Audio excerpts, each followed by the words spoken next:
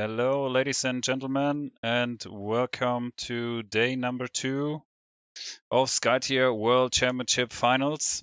It's a big pleasure to me to introduce you today to this final stage of the event that we were waiting for this year.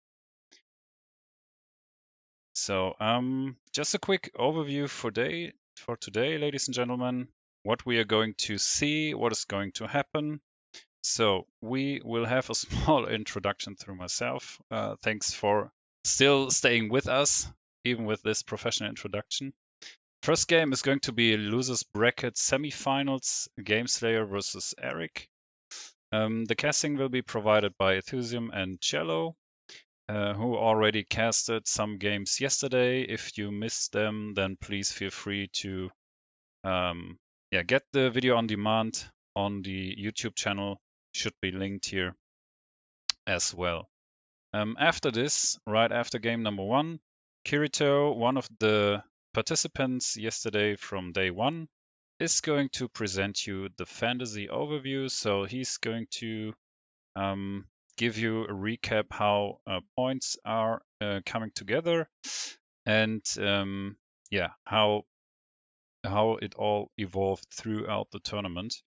Game 2 is going to be the loser brackets finals between Smios versus either GameSayer or Eric. This is going to be defined in the upcoming match. The casting is going to be provided by Brandy and Pythoner, who was one of the participants yesterday as well. After that, we are going to show Road to Finals, so how those players got into where they are today until day 2 of the Grand Finals tournament. This is going to be presented by Ethusium. And game number 3 will happen then afterwards, Grand Final between Matthias G and one of the 3 other competitors. So casting is going to be provided by Ethusium and Kirito. Right before that game, we're going to have a giveaway, so please stay tuned for that. Details will follow. Afterwards, Champion Coronation presented by Ricardo and Giacomo, of course, as creators of the game. Right afterwards, there's going to be a meta-analysis by Clinton and Bearcat, who was a participant yesterday, and fantasy wrap-up again by Kirito. So we will see who won the fantasy in total, who can be crowned in this category. And last but not least, the final boss challenge between Ricardo Neri and the 2021 world champion. And we're going to see a casting by Ethusium and together with the former world champion from 2020, Timban. So please stay tuned and stay with us. So this is going to be an exciting matchup. So just to have you brackets semifinal. This is the upcoming match, Eric versus Game Slayer. I'm going to head this over to the casters now with just the following questions. Hello, guys. Hello, Ethusium. Hello, Cello. What Hello. can we expect from the upcoming match? Hi, everyone.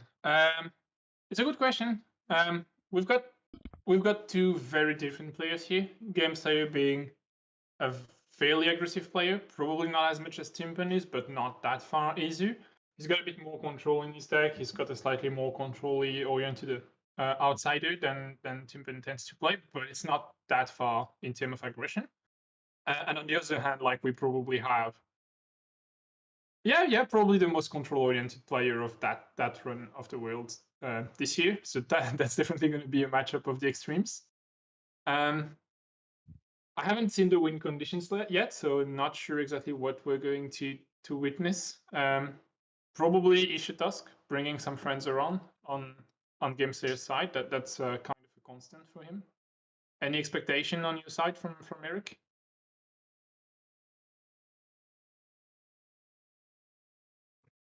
Chilo, if you answered, Oh, you okay, know it. okay. Sorry.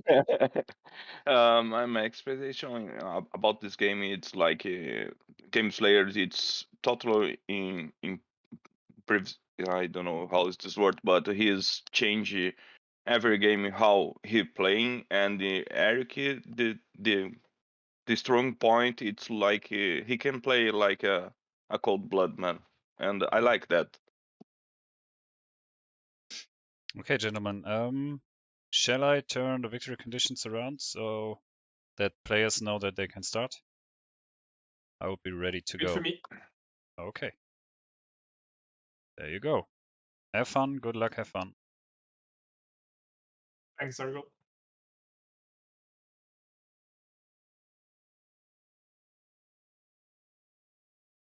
So what do we see? We've got it's interesting. We've got outflank, onslaught, and shutdown. So like control token number 2. So it's on the one on the left lane. Sorry for. I'm just gonna check if we're looking at the stream in the same direction, but I do think we are. So yeah, it is the one on the left lane. Coin toss just happened. So yeah, Alfang is taking the number 2 control token 3 times in a row. Well, 3 times in total, sorry. Onslaught is killing 3 heroes from your opponents. So that one's definitely going to play much more in Game Slayer's favor. I would say the outflank is a bit more in Eric's favor. And we've got the Showdown, which I think would favor a little bit more Game Slayer, but it's not out of the picture for Eric either. Like he's playing Shilovi, he could be killing someone. Um, it might depend on who's Game Slayer is also bringing as a leader, and depending on who's winning the coin toss and who's first player, we're gonna see. Because the interesting thing with Showdown is that like the first player also announces what's the leader first, so it gives a bit more information to the second player about what he should or shouldn't choose as a leader. Because you, as a reminder, you win Showdown if you kill the opponent to leader with your leader. So there is two aspects to the strategy. It's like picking a leader that is able to defeat your opponent's leader, or your opponent leader is going to struggle to kill. So I would assume that in the current setup, Eric would pick a leader that is hard to kill for Game Slayer. That might mean Brilval. Yeah, that would probably most likely be Brilval, but we're gonna see what's chosen, and depending on what, if Game Slayer goes first, then Eric will have the flexibility to choose a leader after knowing which is the Game Slayer's one, which might then be a chemo.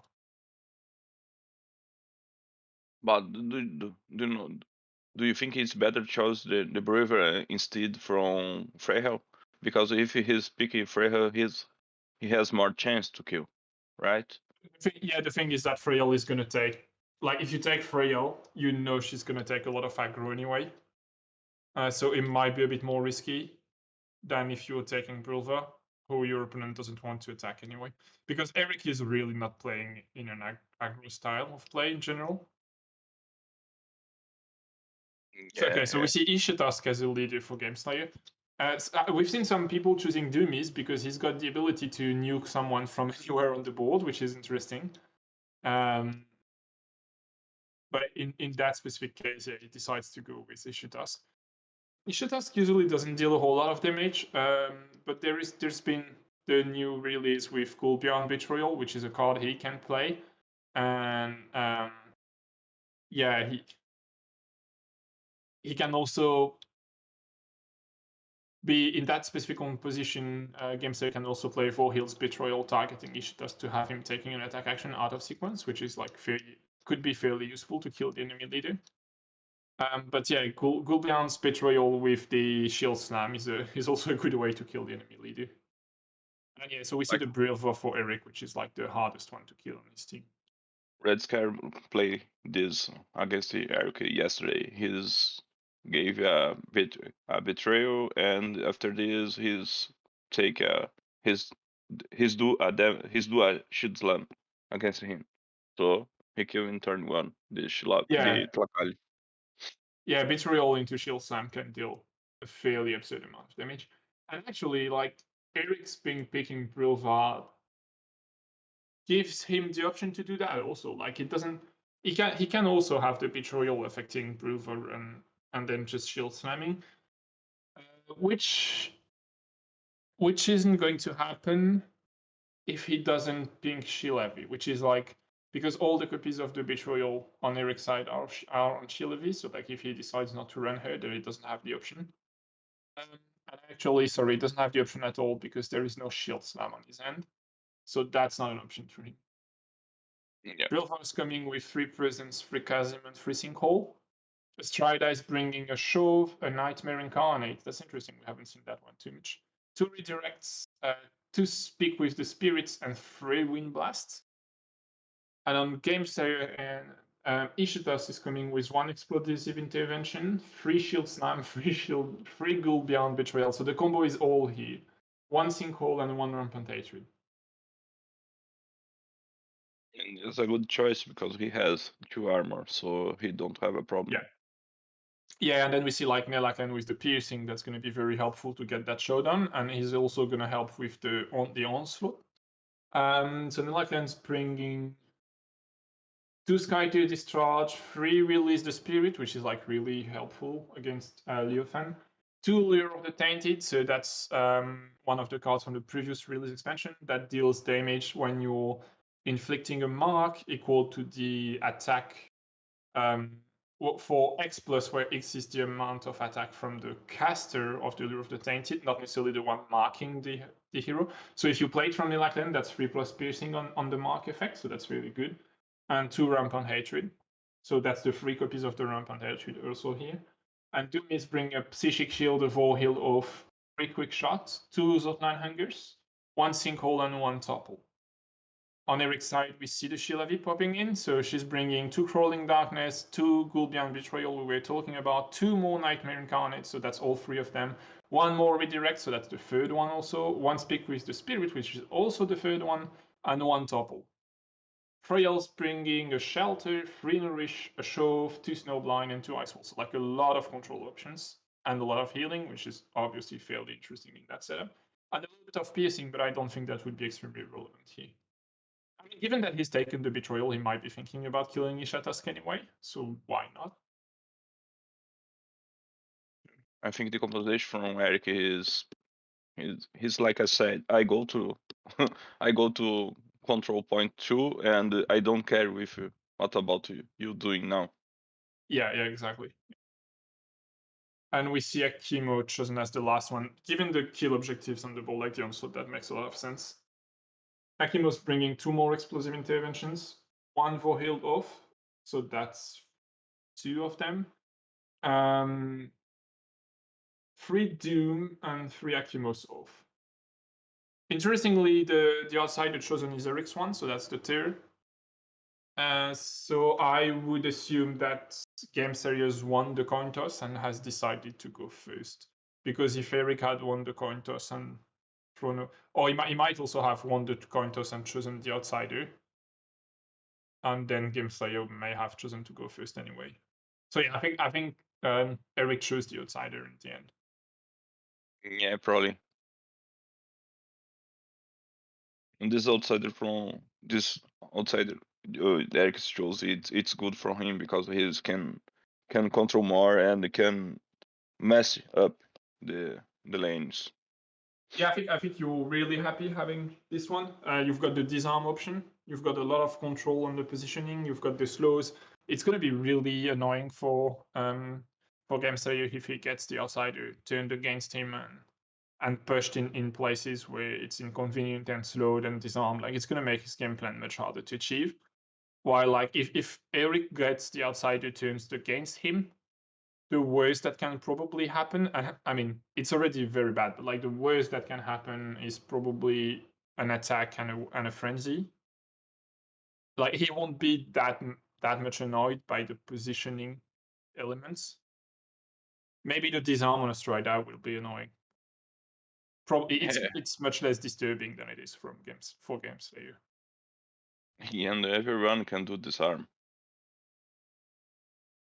Yeah.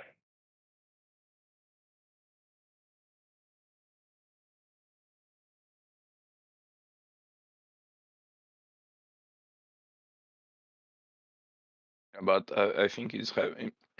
Sorry, it's a good risk to totally abandon the lane one. I think, man. I don't like this. Well, it's risky, but at the same time, you don't have any objective that is tied to lane one. So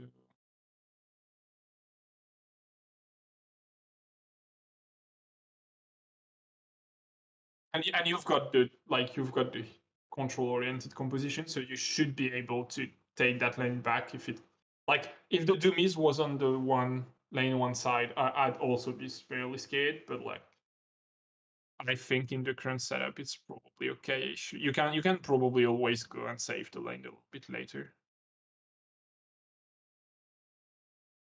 Not that there is a risk into doing that. Oh yeah, there goes the frail. Like she's gonna take that lane control. Equalizing and going into the dome with the skirmish.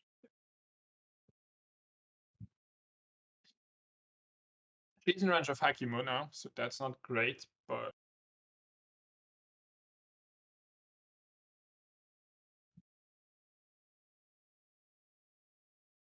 you would have had to position her fully into lane one to be sure Hakimo couldn't reach her. So that's not necessarily that wouldn't have been too good either.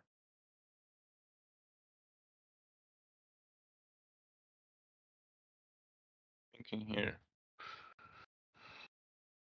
Well, Yeah, but I agree with you. Yeah, having the card draw is a good thing, but also if you can ensure you've got it on the two other lanes, then it's good. I guess it's only about mirroring what your opponent is doing so that you're not losing the card draw to him. Like if you're evening out lane one and you get a card draw from lane two and maybe the dome, then that's good enough. yeah, You shouldn't be, but I agree with you that like you shouldn't be giving up the card draw to your opponent because then it's a 2-card advantage, which is significant. but do you think it's not well he's don't put the Chilive on the side from the towers. If he's doing that, he can kill 2 minions, right? It's Yeah, you could. I guess that's the one interesting thing with Shilev is that like if she's worshipped by someone else, you can just go and kill 2 minions and lead. She could even do it by herself without leading and still kill 2 minions. I think he intended more to have her available to jump into the dome. Because they're like, if Akimo goes and hit Freyel, then Shilevi can go and hit Akimo, and if Nemaklen goes into the dome, then he's also at risk of taking damage. Where like if you put her very much into a lane, then she loses a lot of threats into the dome. I think he's put here from our defense. He's putting Chilive close to the dome for a defensive, a more defensive strategy. Yeah, you've got the revenge trigger from Shilevi also, so yeah, you probably don't want to send her into a lane alone when you know they're going to be pressure on the dome anyway. You want her to be close enough that revenge is going to trigger if people try to hit you. Yeah, but he don't have any cards with him. Rune one from take the shapeshift, so he can do that on turn 2 or in the next activation he can use the other guy from do that.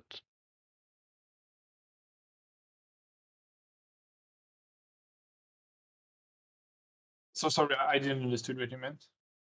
Oh, you mean he doesn't have a card to shapeshift them at instant speed? Yeah. Yeah, okay. Yeah. It's Yeah, only sure. turn Yeah, 2. that's true. He in turn 2 he can do this bait. Yeah, he needs speaks with the spirits. So that's 2 mana. Yeah.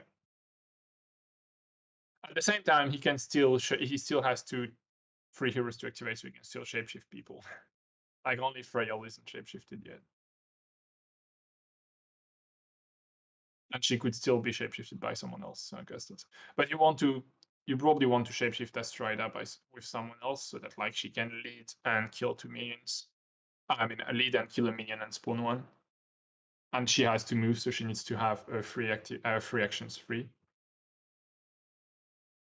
Do you think it's the best choice the game player take to player one instead from player two? Because if you wanna kill heroes, I think, in my opinion, when you take the player two, it's better for you because you can play counter your opponent, right?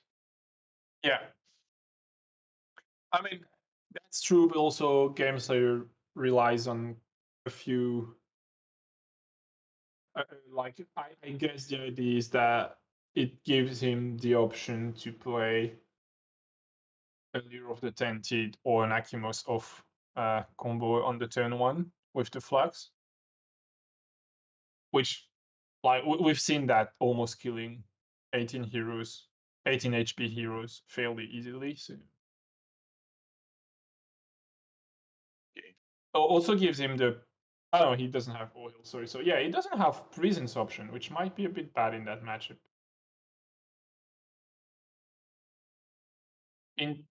Where like Eric does have free presence on Brilva, so he has got those if he needs. Doomies can compensate for that.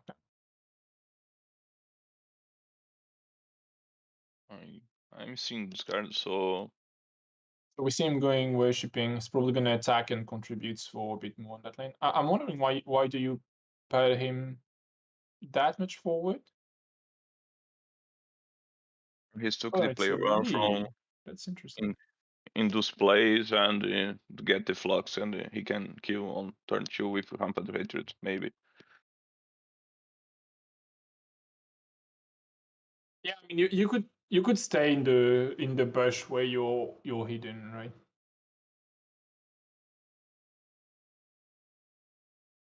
You're one hex further away from your opponent. It's not great, but at least you can't be attacked. Yeah. Obviously, sorry, he's getting here because he knows he's not going to be attacked anyway. Like a Strider wouldn't attack him, and Brilva probably wouldn't either. It makes a bit easier for Brilva to go and shapeshift. Like that would require to like move skirmish and shapeshift, but then Brilva could be shapeshifted just aside Doomies, which can be a little bit annoying. Because then you have to attack Brilva, which is like for Doomies, it's kind of negating everything. You're not you're not attacking a minion, which means you're not getting your minion advantage on the card. It's a bit more annoying. From the Flux, we could also see like a Zotland Hanger, but you would need the pillar to be in a much better position than the one he's put it now. So that kind of tells that he's not going to do that.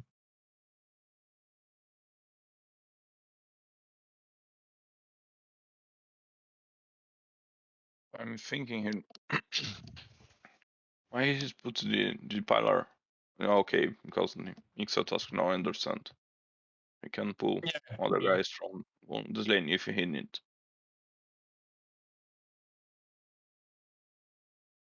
Yeah, but I mean, it could have been putting the pillar in a place where it was threatening a little bit more the minions, but it's not. Yeah, it's not bad either.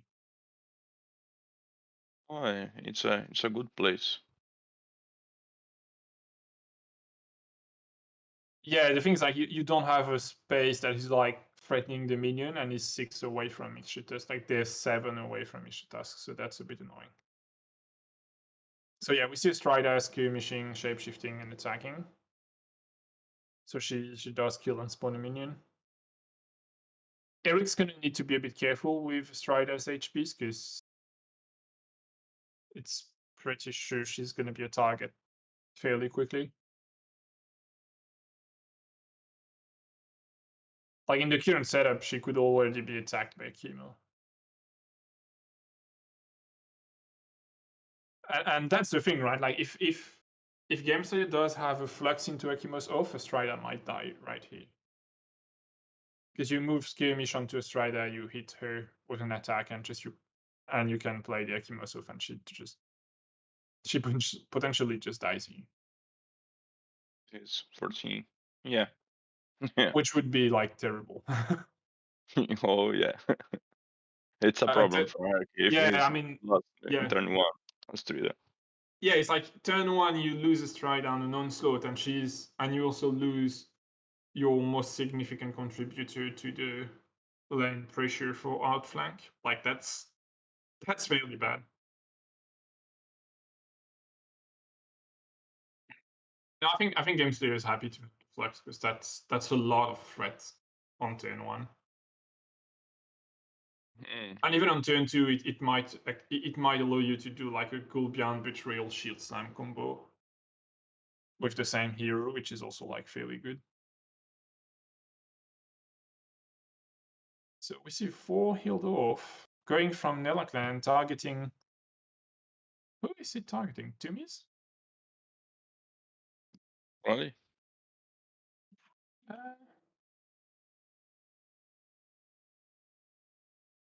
yeah, it's Tumis. Yeah, sorry, obviously it's Tumis.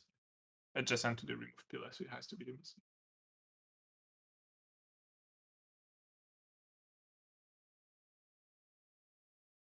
And discarding with domes, it's Well, you've got the. Sorry, go on. no, it's dumb, man. Well, yeah, actually, this card it's dumb because he can combo with a lot of things for High Wolf. Yeah, you're right, Magus. He would need something else to get a Strider killed because with the 1 armor, you don't get her down to 0, even if you're attacking twice. Well, actually, no, that's not true. But you could kill her, but it requires really good flips, unlikely ones,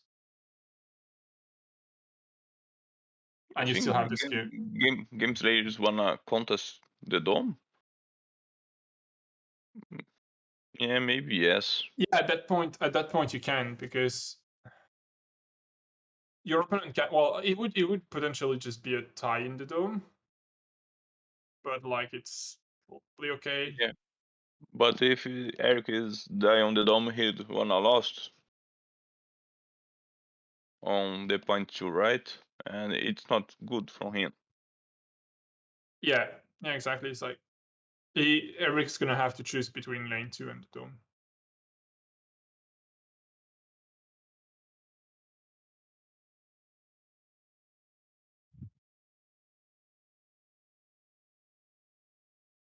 Yeah, nice play from Game Slayer. He can split. It's not a lot of split, but he can split the strategy from Eric. He's need to choose now if he wanna lose the point 2 or the dome, and the dome is important for him.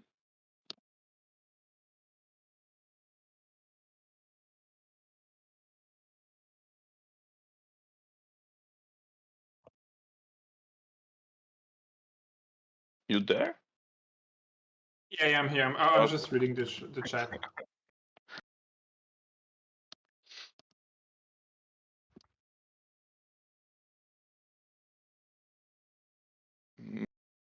We wanna see what Hakim is doing now, if you're right or not. I think he won't go here anymore because he can't get the skirmish damage anymore. He can't finish adjacent to her anymore. Yeah. Like the positioning of Shilov is actually fairly good because it's shutting down that option.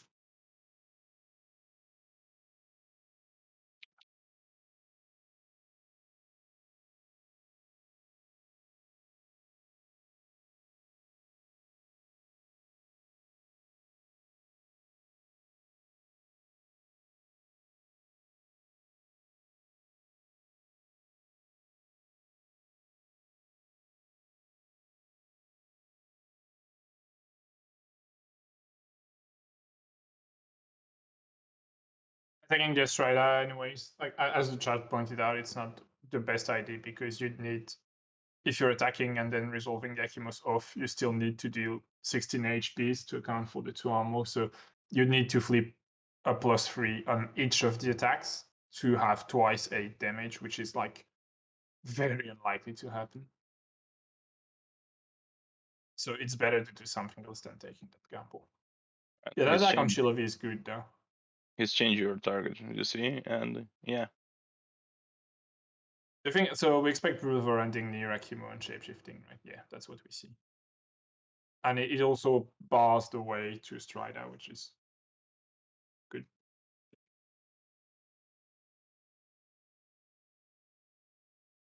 So the thing is, Ishatas can always move someone away from Bruiser.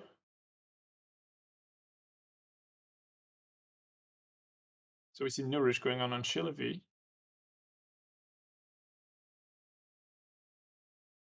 The dome's going to be tied, most likely. So Eric decided to give up the lane too, which isn't too good for him. And Dom is winning, I think, this lane because he's lead. He has lead. Oh, he And does have a lead. Yeah, sorry. Yeah, No, and it does. I'm sorry. No, As Game Astro don't Theory. have. Yeah, Game Theory is winning lane 2, and the dome is tied. They both led into the dome from hand, so it's probably tied. And in the lane, Strider hasn't led, so yeah, losing that lane by 1.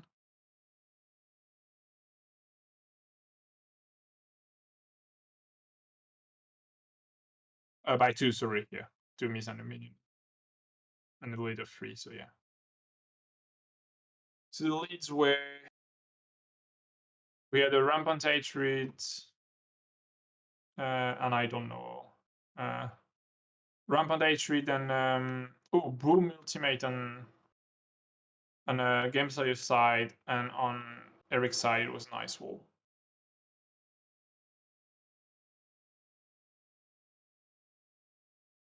Yeah, going for Shillavi Zeus is definitely a much better call, I agree.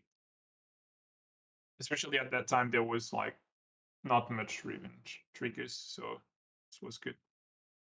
But he don't have a lot of good flips for trigger, and it makes good from him.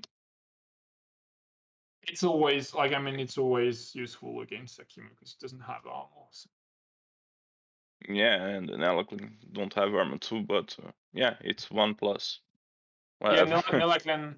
Nelaklen is a little bit less guaranteed to be aside you when you're attacking. In that specific case, it was down. You're right. But yeah, I agree with you. That's not extremely significant because I think the best he could do is 2 damage with that flip. Could even be 0 actually because he's got. Well, no, he doesn't have much -1 in that configuration because they are all on the crit. So Yeah, I he tried has a to see shove, I that. think. -1. Yeah, the average modifier from the damage it's not so high from Eric, Yeah, it's so only 1. Right. it's close to the 1. It's not 1. Yeah. It's not even 1. Yeah. No, yeah, and so I think that it's not a good plan, but like I said, Eric have a cold blood, and I mean, I like that. it's not about making that a plan, right? It's about like it's kind of an advantage you're getting passively anyway. So let's use it, and maybe it's gonna lead somewhere. You don't know.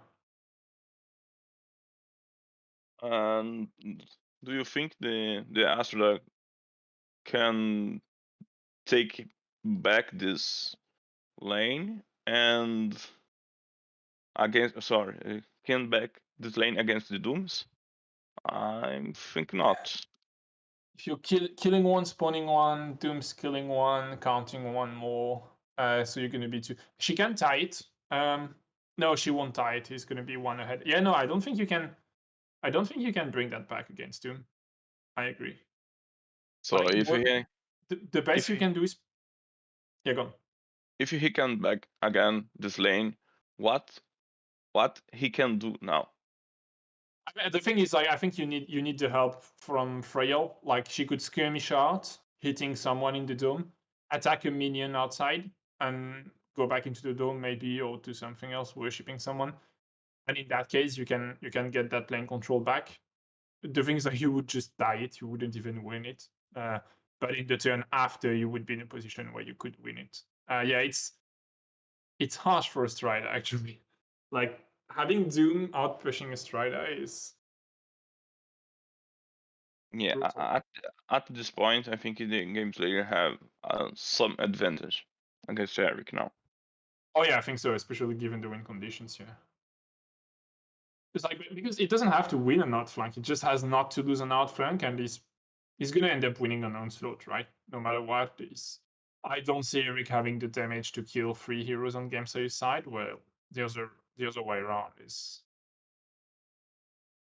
very likely.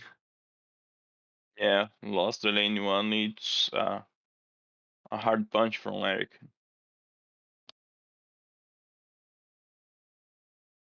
Yeah, and it's like he got one less card that turn, and now the lane dynamic is in place. So like he's gonna have to do an extra effort to even out the lane. Or yeah, there is an explosive intervention, so we're gonna see the hands. I wonder what you're calling. Like, do you call the presence? Of course, I Yeah, hate it sounds presence like the right one, right? when I don't have.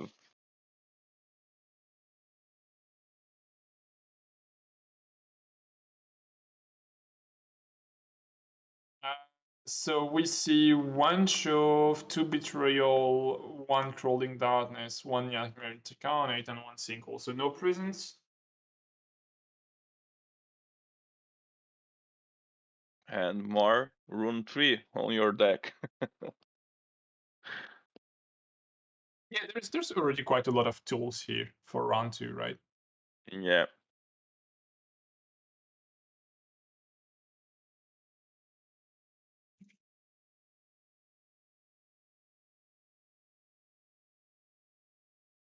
So now it's like a funny time if you've got another explosive intervention and you're just like, yeah, so now I'm gonna call something else.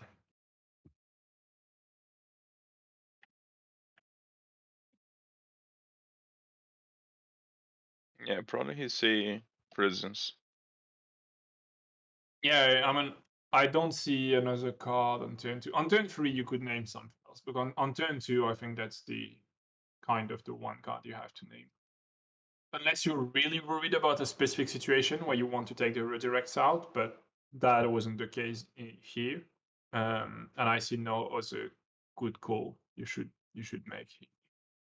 Maybe in some situation, naming the Guardian's Betrayal might also be relevant, but you don't have a setup here where it makes sense.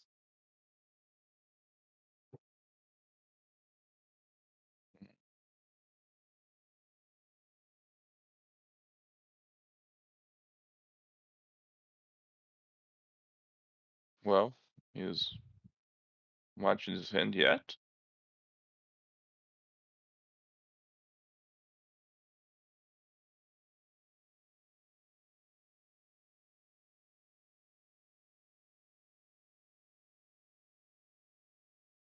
So Dummy's moved and play Explosive Intervention. What you doing next? You're attacking a minion, storing it to contribute +1 at the end of the phase, right? Yeah. And then the Or question is like, do you skirmish into the dome to have that minion counting into the dome? Because you want the outflank token once. Thing or is like he need to maybe you move should now just because he see Eric has a shove on your hand. yeah. I mean, you can you're in a bush, right? Like you're not. You could always not move and let if Eric really wants to play the shove to push you into the dome, then you can let him do, right? Because that gives you the dome.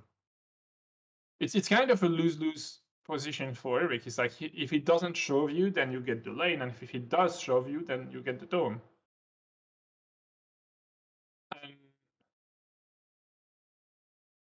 Yeah, like if it's a hard choice. if he does pushes you to save the lane, then he spent the shove and he's had to move a strider so that like she has or someone else so that he's got visibility on the dummies because you're in the bush. So yeah, here is the yeah okay we see Brilvo's. Brilvo's probably gonna the show. You're probably right that the shove's gonna cool against Holy betrayal. shit.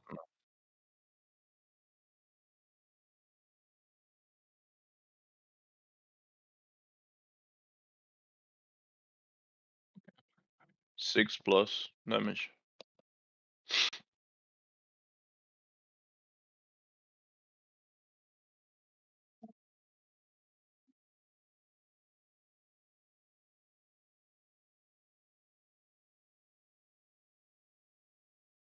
Yeah, that's a lot of damage.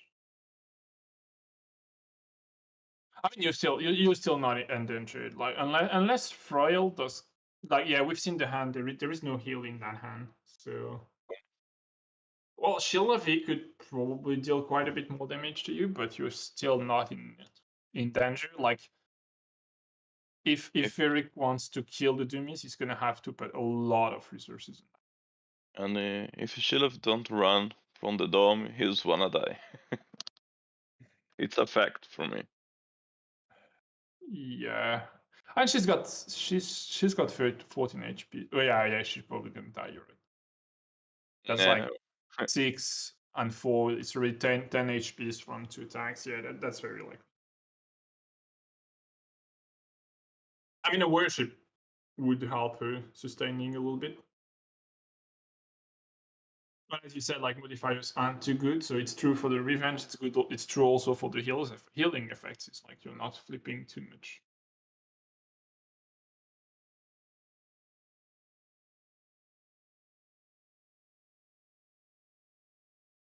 do you think Ericus is gonna contest this point and abandon the rest?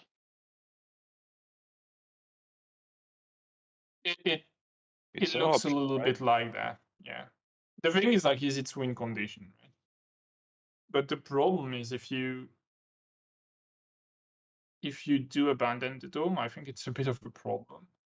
Like, Akimo is gonna get a frenzy, and My that's gonna question be. is if he can hold from turn 4 against a lot of damage. Well, you don't really have a choice, right? It's like if you can't, then you can't really win in that situation. Because I don't see another win condition for him than the outflank token. I mean, he could win on Nexus on lane 1, but that would still take a few turns, and he's not in position to do that anyway. So yeah, I think outflank is his win condition. Killing Ishitask doesn't seem to be anywhere near realistic here. So yeah, I think he needs to kill the Doomies and get that lane back, and that means he has to play until turn 4, and he's got to win the lane 3 times, the next 3 times. And as you said, like, that means he has to be able to keep 3 heroes alive for the next 3 turns. I mean, this turn and the next 2.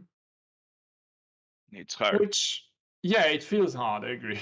Especially It's if hard. you're abandoning the dome, you're losing terror to your opponent, which is going to be like a 3+ attack and probably some positioning and a scheme and a frenzy, maybe. So, like, yeah, that's really not good. Has a Akim with 6+, beating everyone, so it's really dangerous. I mean, at that point, the frenzy could be too much, and also it doesn't matter too much unless you've got the Akimo off, obviously, and then you're like, yeah, it's counting twice. I mean, 3 times if you put a skill machine.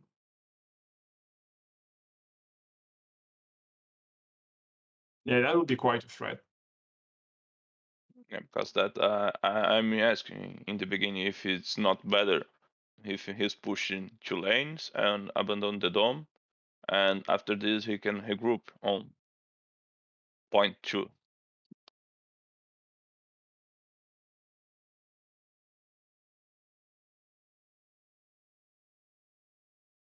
But for this, I think he's takes some risks and high risks, and everyone don't like to ride high risks.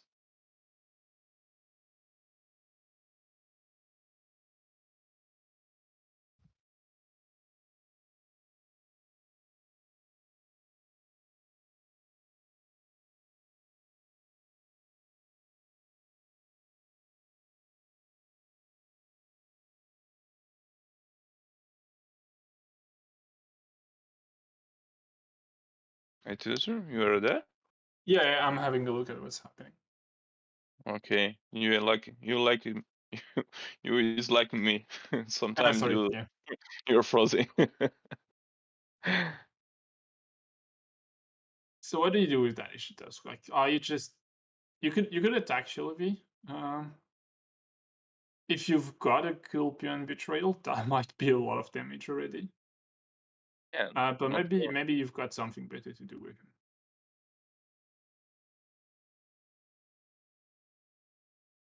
I mean, yeah, it could be a skirmish and a betrayal attack on. Oh no, we see a worship ring. Yeah. Mm. Do you? Yeah, you just place a pillar and you just don't use the ability.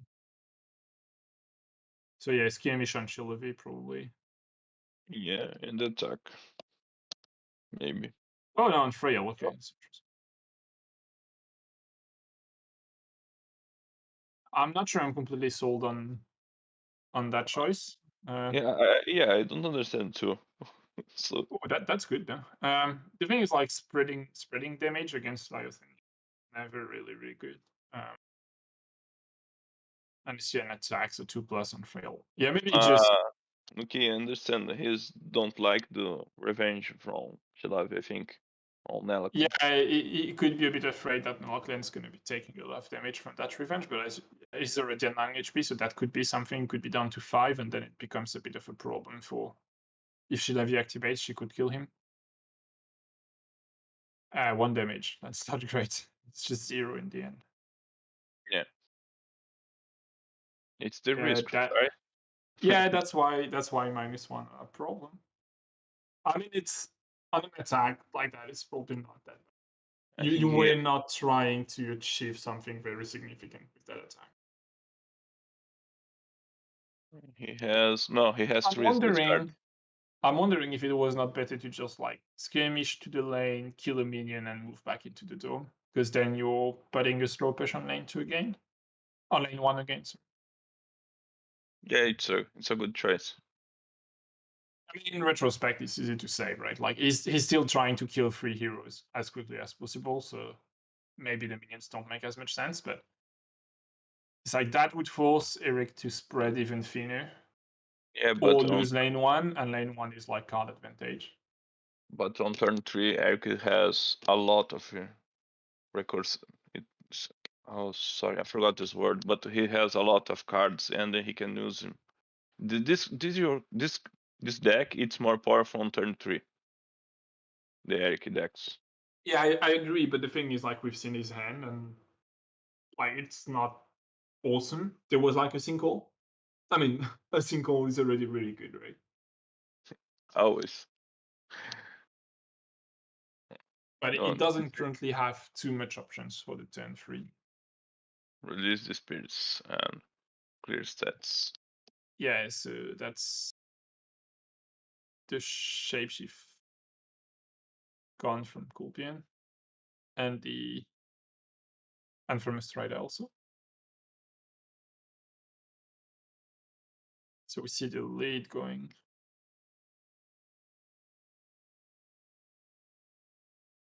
Yeah, that lane is definitely. It's going to be hard to crawl it back. Lead from deck on both sides. Game Slayer doesn't have a lot of free mana. And given he's had to put the boom. Oh, Crawling Darkness from Frail. Okay, so that's Nelaklen being slowed and disarmed.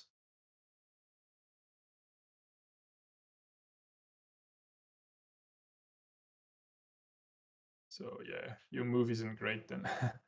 What did you skirmish away from Shilovy probably? Oh no, Rampant. Yeah, you'll still skirmish away, but like 1+. with a nice skirmish. Yeah, 3+. No, it's not 1+ You're because he got disarmed though, so turned. it's 1+. Yeah, yeah, that's a bit sad. Wait, how do you Rampant in 2 though? He needs to use the flux, right? And he's don't flip the flux, I think. Yeah, I think that requires the flux to be flipped.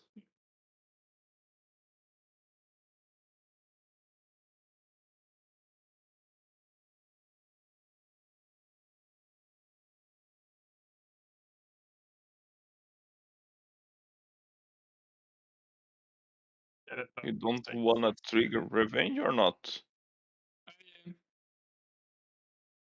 Because he's do the damage on Shilavi, and Shilavi Yeah, it could be a chemo. Yeah, could be hitting a chemo. I think. Yeah, I mean, you probably should. But it's like if you don't do damage, you don't do damage. But like if you But you can should probably take the cycle your damage. deck. Yeah, and you've got no reason not to try to do that damage, right? Yeah.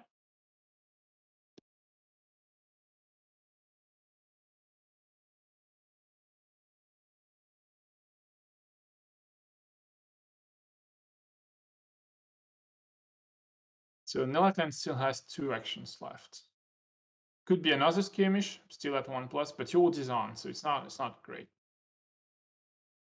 But it's like I said, it's 1+, right? I like. Oh yeah, it's better than nothing. I mean, it's like it feels bad to have played the rampant hatreds and be like, yeah, most of your damage is gonna go into the disarm. Yeah, I think he's forgot to flip the. Yeah, The he's flip. forgotten to flip the flexi.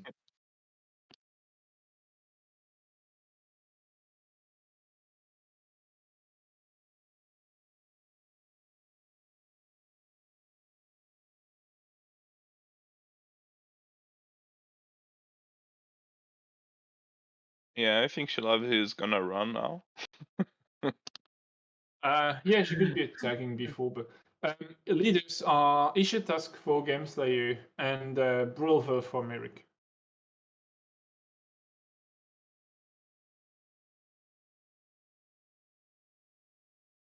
So I would say Game Slayer's leader choice is a bit more, or he has a bit more chances to reach Shodan.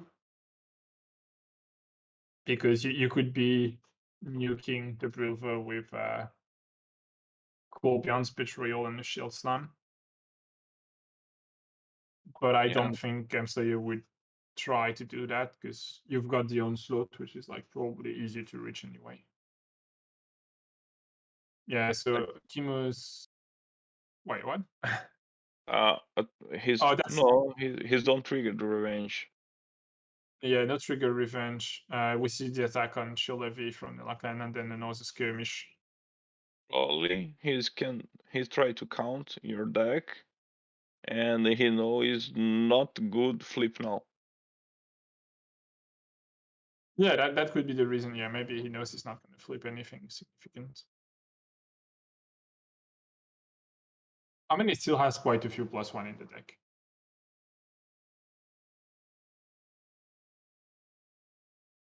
Yeah, now he flipped the flux. Yeah, maybe also want to draw those +1s. But I mean, it's a fallacy, right? Like you don't know what you're gonna draw. It could be removing just the +0 and then makes it I easier think for you to draw your +1. It's just you don't know about that. I think he don't trigger now because have more chance to come rune 3 than plus damage. So he don't. Maybe he don't wanna take the risk. Yeah, I don't think. I don't honestly. Maybe it's just like, yeah, it doesn't matter. I'm not gonna try to kill anyone, so that damage doesn't make any sense. Let me It's see like the maybe it's just like decks, I'm and gonna just try to kill Nerf. I can see But like, this. why are you trying to? What's a bit intriguing is that like he's brought Shilevi, which is definitely trying to kill someone. So why aren't you triggering the revenge for that then? I think he flipped Wind Blast and another card I don't remember. And yeah, every card it's important for him now. So Skirmish with a damage on Kimo. So yeah, okay, skirmishing away, attacking dummies. Yeah, yeah, he's gonna try to take the dummies down. Like that's what we were mentioning a bit earlier. Like if you want to recover that lane, it's your best option.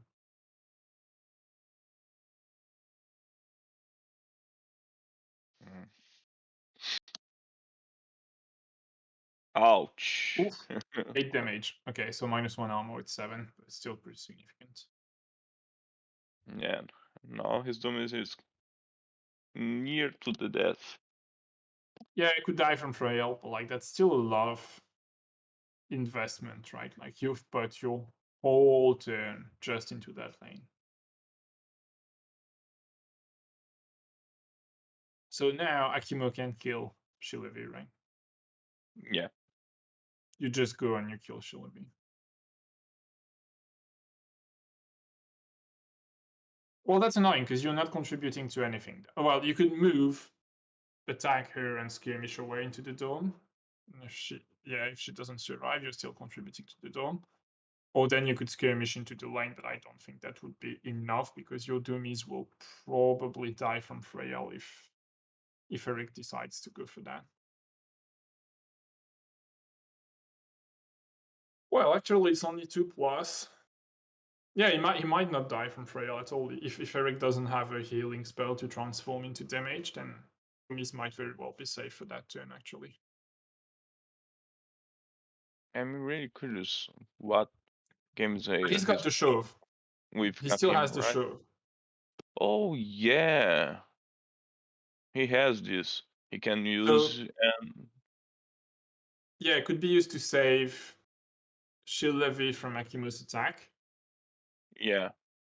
and put him into a position where he's completely useless, or it could be used to push Doomies into the dome and be like, yeah, you're winning the dome anyway, so I'm just going to save my lane. But if you're doing that, then But with yeah, Akimo, it's like I said, it's not bad that you move, attack, and skirmish and win 2 lanes. And like when you're gonna attack Shilovish, is gonna shove you back into the dome. yeah, and when he got the outsider, he can kill Shilavi or Yeah, sure. it's the thing not is, a like, problem. no, it's not. Yeah, but you're gonna lose the dome anyway if you're Ririk here, right? So yeah, you could also push Doomies back into the dome. Be sure to win that lane. You're at 3-4 to 3-4 because Doomies has a minion on his card, right? So it's 4 also for Game Slayer. Yeah, it's 4-4 on the lane currently. Non counting the leads from deck on each side. Oh, there comes the Akimos off on Frail. No, the damage Yeah, is coming. that's yeah. So that's like 4 damage or more, and then you've got an attack for 4 damage or more. Oh, sorry, it's 5 or more because she's 5. armed. Yeah, 5. Yeah, no, but that's it. She's got 1 armor, so it's 4. Oh yeah, but you got the frenzy effect, so yeah, No, it's it's 6 more. or more. 6 or more, yeah. So it's 8, and then we're gonna see another attack, and she's dead. If Eric doesn't have an answer, so are we gonna see the shove here? It's too much damage. Yeah. Yeah, there goes. Yeah, she's dead. Oh yeah, you can't see the shove. She doesn't have mana. She cannot shove. She's at 0 mana. Yeah. Yeah, he's crawling darkness. Yeah.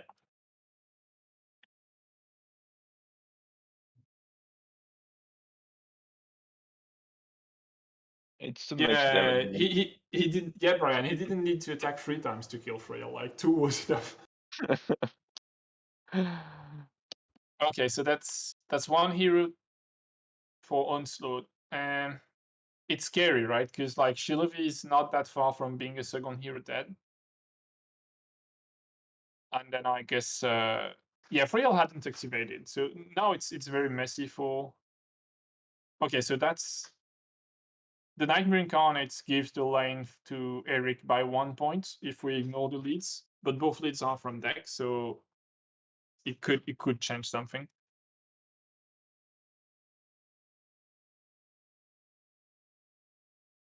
Yeah, but So Eric lane 1 has is still tied. a Shalavi with 6 life, so it's really dangerous for him. She's gonna die from the outsider, right? Or like if she doesn't, she dies at the opening of the next turn. It's like lead from deck is a 3-4. Yes, 1. So Ishita's ultimate to once for Eric, so that's Doom is winning the control point. Oh, that's terrible. Yeah, That's really bad. like I said, when Dooms win the every lane. Akimo moved before the Nightmare Incarnate, so actually the lane was tied despite the Nightmare Incarnate, so it was all about the leads. So like you're winning by 2.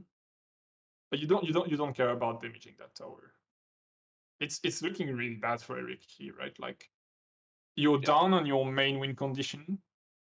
So now if you want to win, you have to go to turn 5 and win the lane 3 times. And you have 1 hero dead, almost 2. No, Tyr has to be in the bushes. So where is like you spawn the Terror in the empty bush near the minion. You use K-Mission to a crit maybe. No, because you that's sad. Yeah, you could give frenzy to you to miss. I guess that's not the best. Mm. Or he can kill Shalavi. Yeah, maybe what you can do is like instead of that, you just skirmish on. So you start in that bush, you skirmish onto a Strider, you attack a Strider, and you push a Strider and pull the back, slowing them. Shilov is dying anyway, right? Like whether it's now or later, she's dead. I think it's the best choice.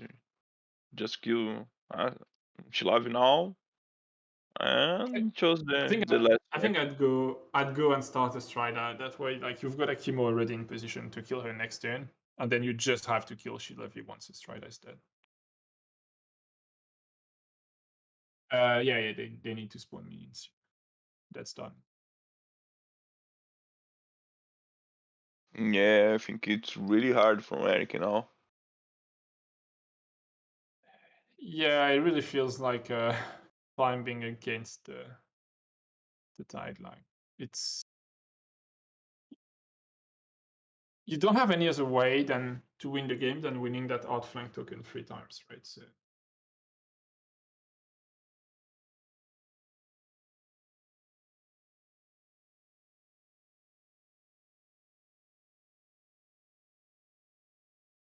Really, he can kill the domes, but that's a I'm really not good point, Matthew. Actually, sure. Yeah, I'm not sure if killing it's Shilavi is probably better to remove mana from the board.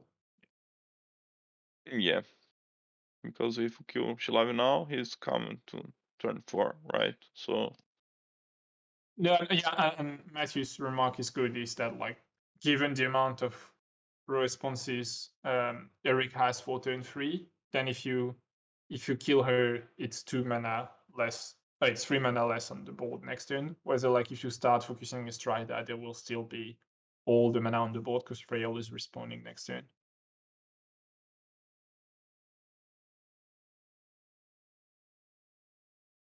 I'm curious from see what games later he's doing with outside man.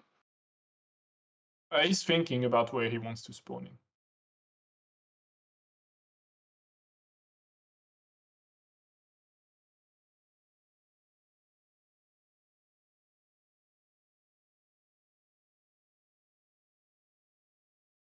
Yeah, but like I said, I think it's the best response is kill Shalavi because Derek has a lot of responses on the next turn. So if you deny three runes, okay, Yeah. it's good. It's good for him if you wanna kill more heroes. Because Freyhel comes, but he don't have ultimate more, but it's a 3 rune and they have a green. So sinkhole. Yeah, I mean, yeah, the green runes for Sinkhole will still be on. He's not going to be 2v4. He's going to be like 3v4 because Frail's coming back on next turn.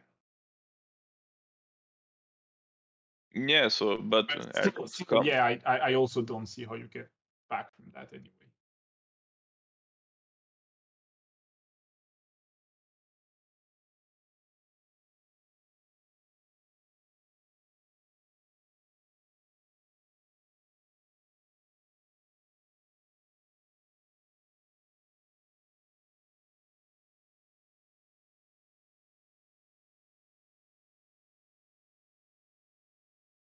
So we see Skirmish targeting Shillavi.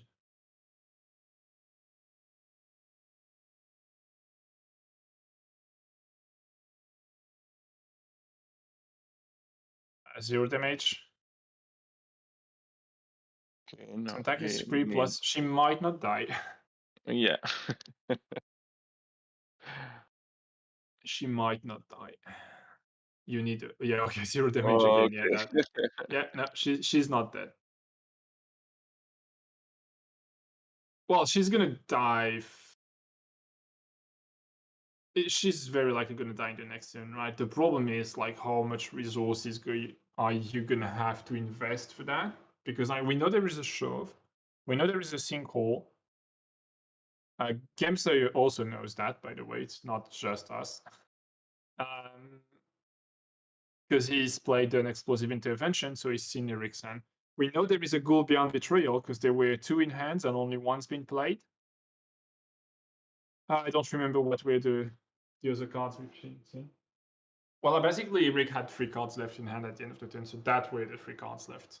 And he's drawn 2 more, so there's 2 cards we don't know about, a Betrayal, a Shove, and a Single. So it's still going to be difficult to kill Chilavi, actually.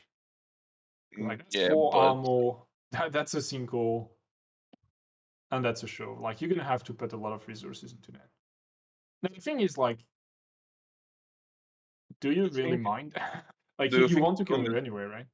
Do you think Dooms has come from the other lane? It's swap lanes, right? I think it can. It can also be just Ishitas bringing him back some way. Okay, explosive intervention on Chilavi. Okay, no more sinkholes now. We know. So that was to be safe from direct. Would that be? No, you can't.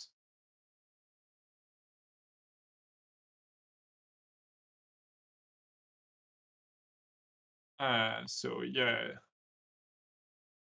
What are you naming now? Like sinkhole, right? I think you're right. That's the one card you really don't want to see played on turn 3 against you. And if you have more than one, it's a bad from him. Yeah, and you know So your opponent bad. has one anyway. You know your opponent has one, so it's like you're getting value out of that explosive intervention here.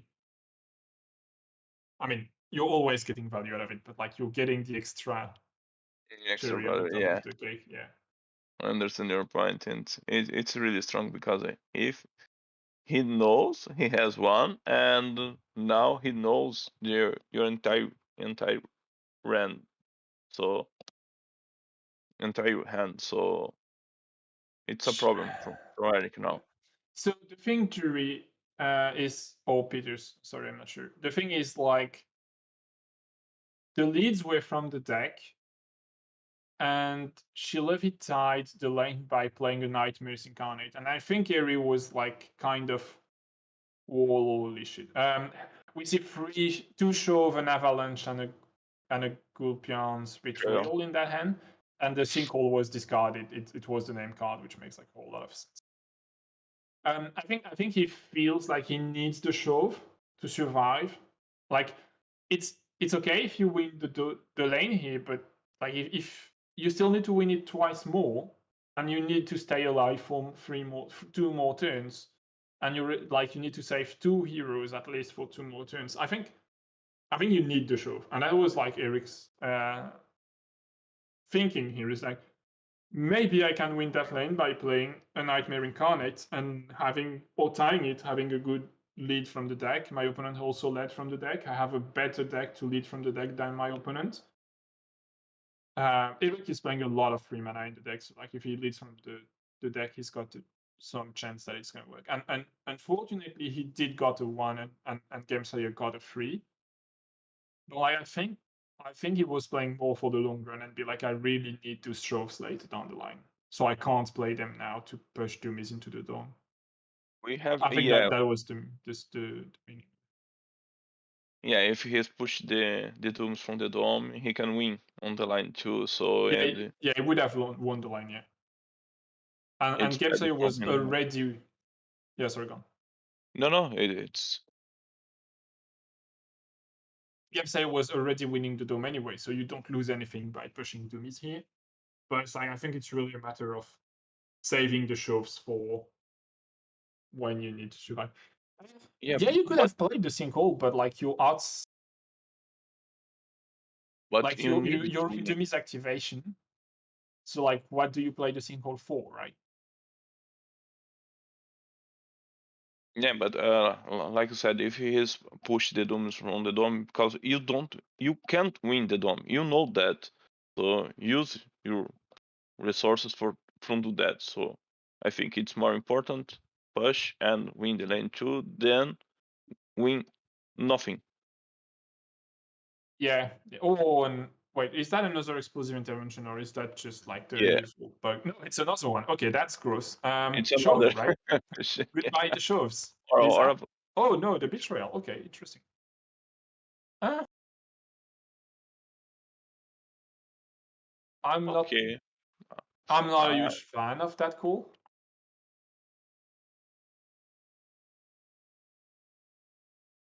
Yeah, I think. Yeah, I get what you mean. You play the show. You play the single in reaction to the explosive intervention. Yeah, I think that could have been decent. Yeah. Well, Eric still has cards, right? He's got the shove. He can do things with that. So we see Doomies pushing the other lane now. So that's just like putting more pressure into the body. You were right that Doomies would go on the other side. I think Game Slayer is like, yeah, no, I can ignore outflank because it's like doesn't matter, right? I'm gonna win on onslaught anyway. oh yeah. So Kimit's a machine from the death. No, sorry, it's a death machine.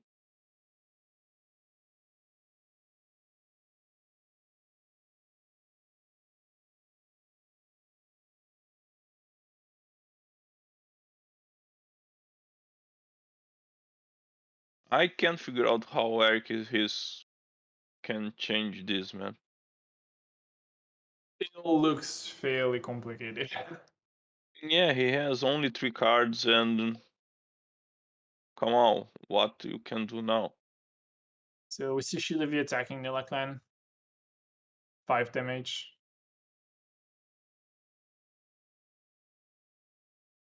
Skirmishing away, damaging Nilaklan.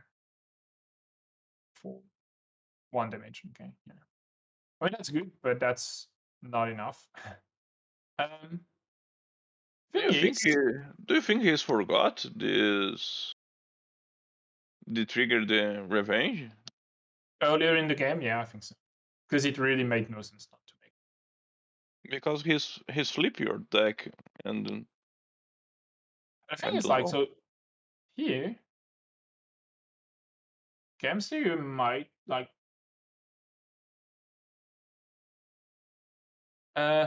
Gamester might be in trouble here, right? I mean, in trouble is a big word, but, like, there is a way where you can actually, yeah, you can actually lose 2 heroes and you're not too far from the onslaught either. Like, Akimo is probably the next one to die. There's a bit more work to do for Eric, obviously, but I think I understand why he's chose the betrayal from Akimu. Don't die or don't take a lot of damage. yeah, that's probably right. Yeah. It's like you're protecting yourself from losing to onslaught. Yeah, but we know Shovits have some extra value. Well, Shove's gonna be annoying because it's gonna like make you survive longer for sure. But yeah, you also he also didn't knew he had 2 Shoves. He knew he had the Shove. He knew he had a betrayal. So it's like, do I throw away the Shove or the betrayal? For us, it's easier to say, oh, it should have been Shove because like we saw there were 2 of them, but he didn't knew that. I think Ryan agree with us. Eric missing the revenges on the last turn. Well, I don't know because like yeah, well, I mean yeah, Nelakan could be at 1 HP. Yeah, Yeah, look, if he's doing three revenges, Nelakan he's dead now. the thing here is like Nelakan can kill Shilavi, right? Like you move into the bush where there is the pillar, and you just kill Shilvi, right? Yeah. I don't see how Eric can avoid that. Because you can't shove someone you don't see. So I think Shilvi's dead here. And she's activated, so it's like fairly good for you, and then you just have to kill the Strider. Or anyone, yeah, Astrida or Frail. Probably not trying Pilfer. Everyone just use one hero, right? Yeah.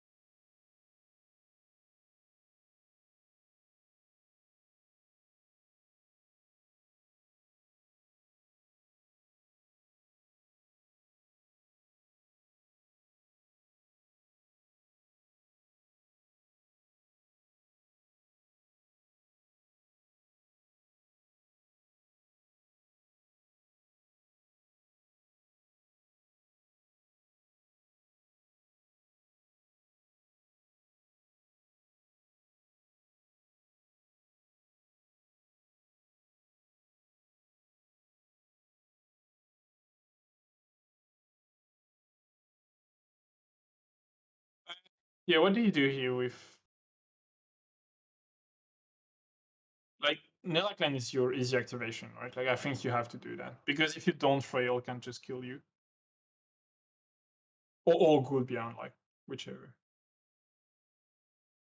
So I think you kind of have to play Nelaclan. Yeah, but he know he wanna lose this hero. Just kill.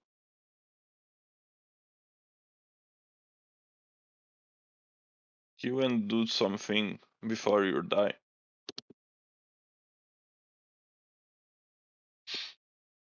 Yeah, it's the thing. Like, you can play him, kill Shilovi, and put you in a place where, like, if Frail really wants to kill you, it's going to be annoying for her. Because, like, she's going to have to use 3 actions to kill you, and she's going to be outside of any control stuff.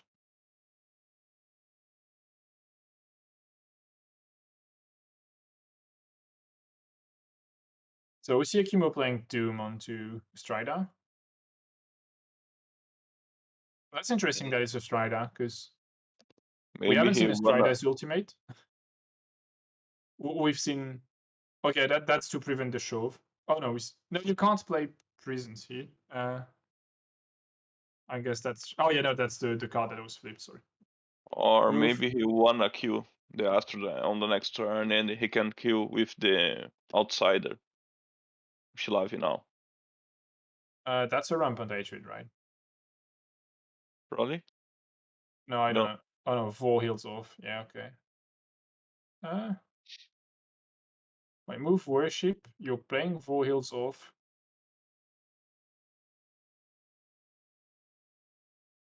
Okay, so Akimo can take an attack action. Yeah, so that's like 5 damage. -1, so it's 6.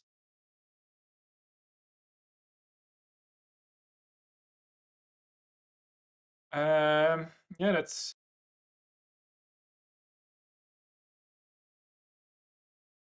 And you lead. That's interesting.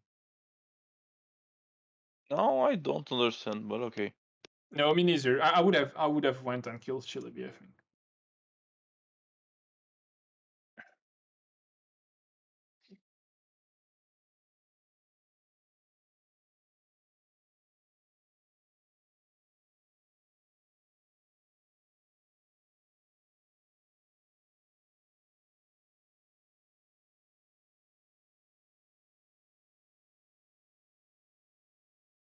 Also, maybe it's like I'm just gonna kill Shilby with his task, right? Because Yeah, he no, can yeah. worship.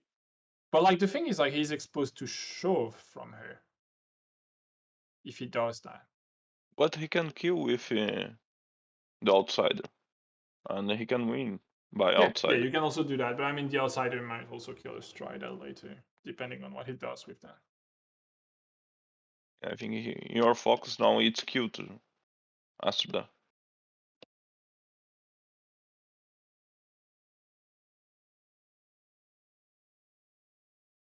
And Akimo can do He's that. also forcing Eric to do something about it, right? Because Shilvis has played anyway, so you're like, yeah, she's not going to do anything, but like he's forcing Eric to do something about that Strider positioning when he's going to play Strider. Because if she stays here, I mean, I don't think she dies. Like he's going to get shoved. Right? Like you just put Brilver aside Akimo and then like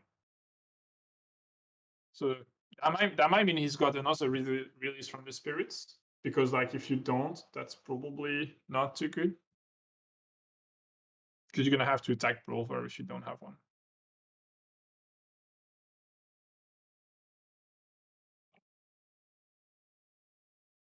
Yeah, I can't figure out yet how Eric can change the I think situation, man. no, I don't think Eric can easily get out of that. I mean, his best chance is actually to also go for onslaught. I think at that point, I think you should just give up on the outflank. The problem is that like you still have to avoid your opponent getting it.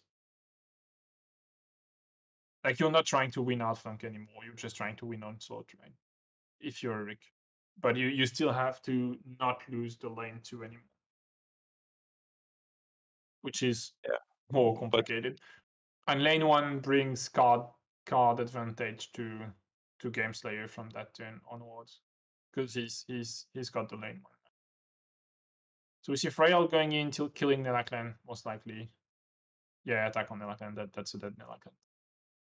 Well, unless you flip a 0 or a -1, actually. He could very much not die. Yeah, okay, he's dead. he don't have a -1 on He this does configuration. have, he does have, but they're both in hand. Oh, yeah. Sorry, I forgot this card. No, but you're right. Like he can't flip them because they're in the hand. Yeah, No, but yeah. it could be a 0 and the Lakland would have survived that, but then Have he it in your probably hand dies in the and skirmish. in one on of pile of its card.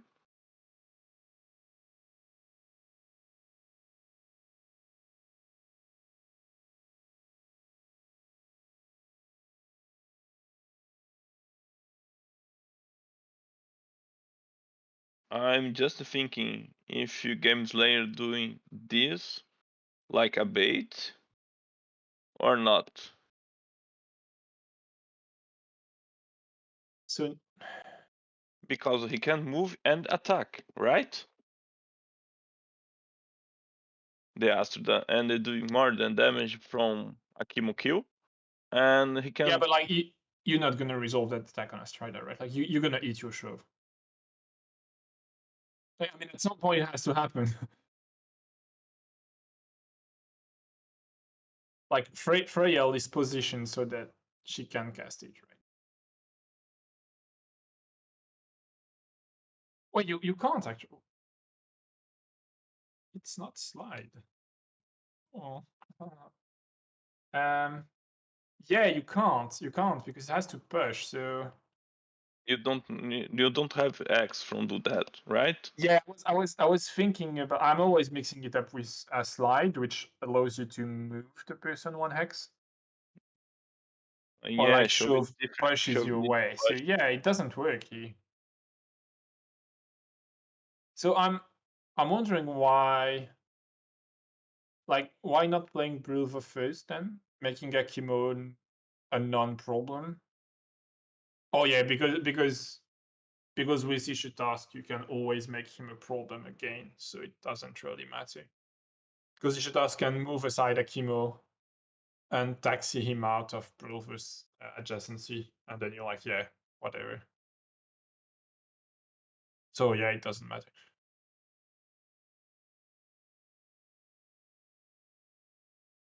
So the question kind of is like, did Eric drew healing cards from a healing card from killing that Nelaklan? Or disarm maybe. That might also do it. At least it would help a little bit. Maybe disarm. I don't think there is a goal beyond Betrayal left. Because I do think, yeah, Eric runs only 2, and he's used 1, and Game Games Slayer they discarded discarded the honor. other one with the explosive intervention. So yeah, no more +5 armor, +4 armor.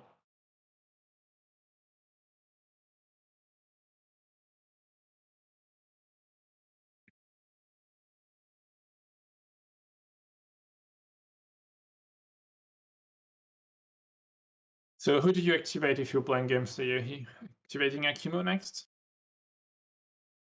Yeah, from tide Yeah, to I think you're. kill. Yeah, you activate Akimo. You try to kill a Strider, right? Yeah, and if you don't, if you can kill, you can figure out how you change your strategy. Yeah, it's been discarded, Ricardo. Yeah. Eric only runs 2 of them. One's been played in the turn 2, and one's been discarded with an explosive interaction. And yes, the single was also discarded using another explosive intervention. So yeah, not much to all see. We've got 2 Shove, 1 card we don't know about, and what was the last one? I don't remember what was the last one. Oh yeah, Brother Ultimate, yeah. Avalanche. Yeah, it's here. You can see my He hand. did, Sorry. Ryan. He did got rid of Sinkhole, and then he just played another explosive right after to get rid of the betrayal.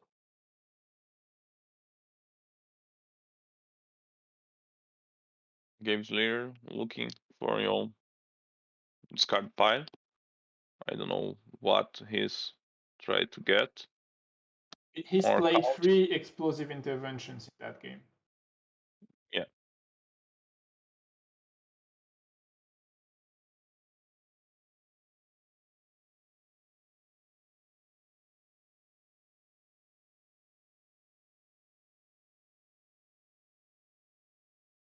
Yeah, games later still looking your discard discard pile. Sorry.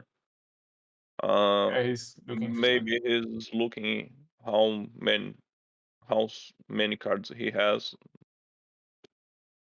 from getting your, because he has only 4 cards in your deck. Yeah, trying to figure out if he's got a +3 left and how many he's got left, probably. Because he's running. He's got 1 psychic shield, 2. Yeah, 1 psychic shield only, so he's got like 5+3. And I don't know how much ultimate he is using from. He's flipped Doomy's one. He's led from the deck with Ishitask one, and the other 2 I don't remember having I think seen. I have other, but I don't remember what 3+ is.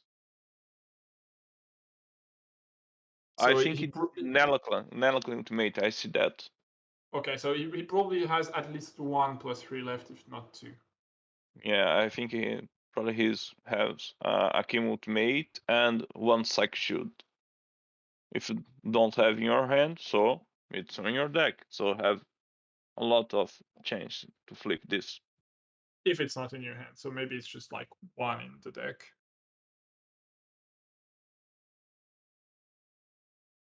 I think the reason why he's checking is because if he marks a Strider and attacks and he flips a +3, she dies in 1 attack.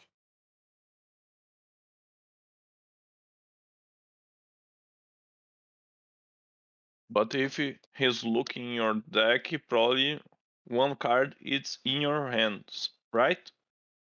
And maybe he's counting how many +1 and +2 his your own pile from.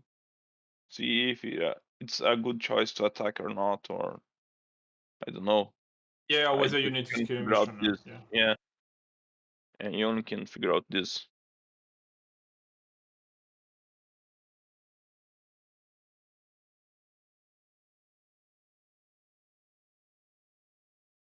It's probably a good choice to attack anywhere, right? Yeah, well, yeah, of course. Attack. It's he won The attack, question, but the question is like whether you're planning to worship before. The thing is, like, if you don't have to skirmish or worship, then you can use your last action to go back into the dome. yeah, it's a good option. But if you do have to use the worship and the skirmish, then you can't.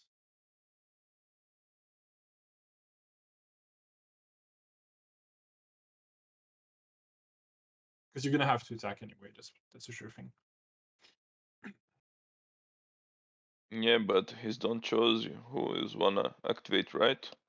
Or no, he used one He action hasn't. He from. hasn't chosen, but I'm pretty. Oh, Ishita's okay. No, I was gonna say I'm pretty sure it's Akimo. So yeah, here I'm standing wrong. Uh, I yeah, am. for me, Akimu has no, it's I don't know. Well, I don't like that because Brilver still hasn't activated, so he can move in a way that Akimo won't be able to attack. Oh, he might be looking for a specific card, and he just decided to kill Shilevy to potentially get that card from the draw. Whoops. Yeah, there it is. As we said earlier, that's gonna happen.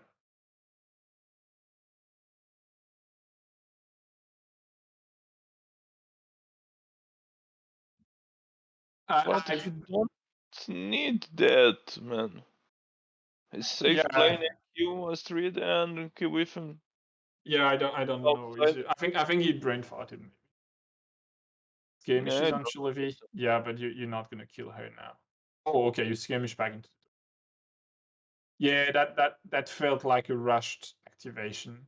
He was like, "Oh, okay, I'm gonna try to get that card from the deck," and it didn't fall through, and because he knew there was a shove here. Okay, here we see the release of spirits from Akimo. I disagree with that because no, you don't have it for Brilver anymore, Yeah, it's weird. unless you've got another one, of course. That might be.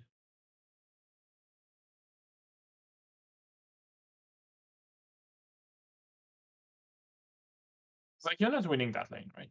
Let's be realistic. He used from Astrid that can't shapeshift and plus one more minion.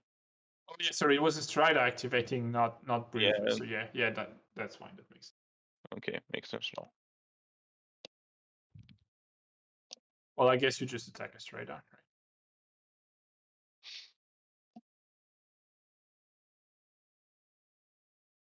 The thing is, like now you can lose the dome, right? Yeah. Move. Okay. Okay, now I'm lost. That's an attempt to win on outflank, basically. And here is the +3 on the attack. Okay. No, that's just trying to win an outflank, I think. But I just don't get it.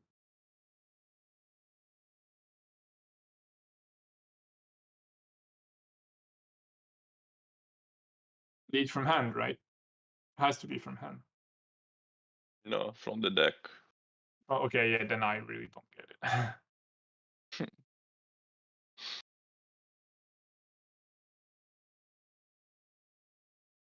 it. Brilver has to stay in lane. Because if you send him back into the dome, you're losing outflank. So that guarantees the terror for you. Well, like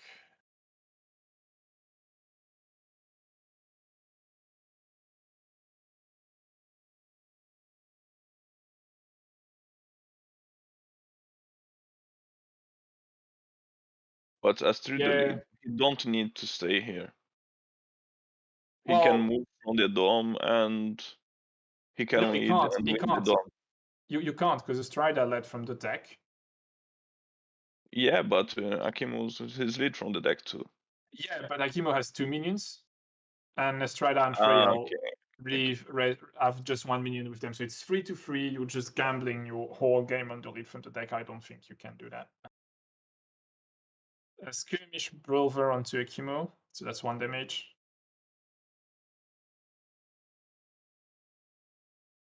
Yeah, he played 1 turn 1 and then 2 on turn 3.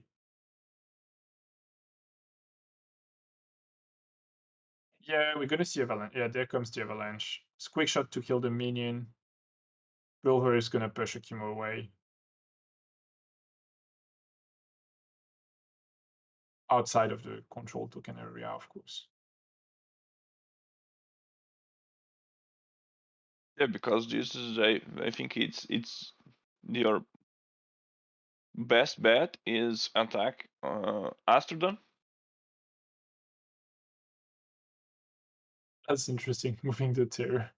Wait, yeah, you're pushing yourself outside of the control token so that you don't win by too much. Is that what you're trying to do? No, that's weird. I don't know why you moved the tier. Maybe just for the fun.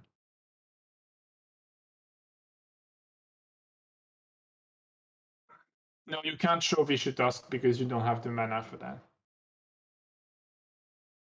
Yeah, but his lead. Yeah, so now you're getting the dome. I feel like Game Theory kind of messed up heavily here. Like this issue task activation was like really weird. Yeah, I don't understand why he's do that. I mean, we said like If he don't have a rune on your hand, so makes sense. before the Nelaklen decided to go and attack. I don't remember whom, but like before we played Nelaklen, we are saying you have to kill Shilevi with Nelaklen because if you do with issue task, she's gonna shove you away. And yeah, that's exactly what happened, right? Yeah.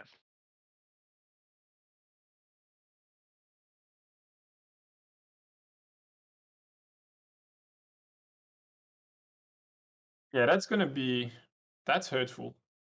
That's actually a good fresh ball of air for Eric. It's like you're getting that outflank token. I mean, Maybe that he's doesn't up matter. You from still rap. have not to lose. You still have not to lose it next turn. That doesn't matter. But you're getting that outsider.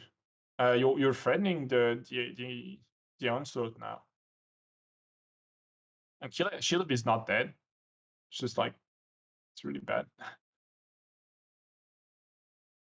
It's really bad. And you still have a shove. Plus whatever you're gonna have drawn in addition. Yeah, but Yeah, now I agree with you, Ryan. I really feel like Game Slayer gave up a chance for Eric to come back here.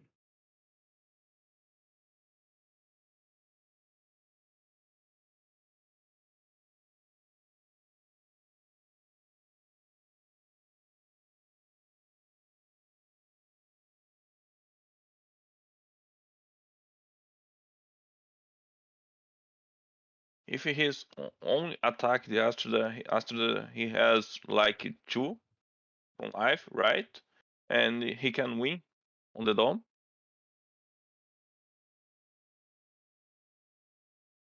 No, he gonna draw if he lead because look, it's running 2 on Akim.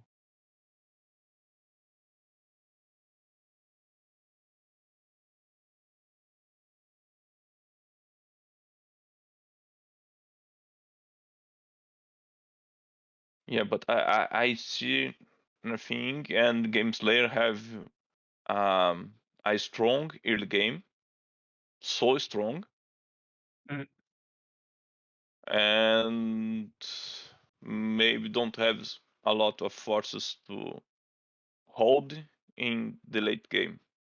Yeah, that's definitely true. Like Game Slayer decks feel stronger in early, and Eric decks feels much stronger in late game. But like I think he had a window here, and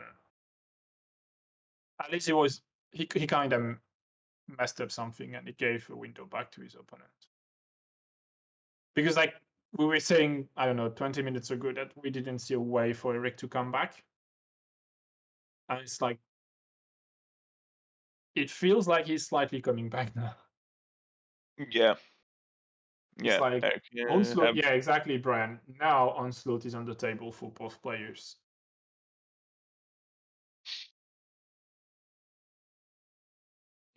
it's really dangerous because look the slide from the dooms, man.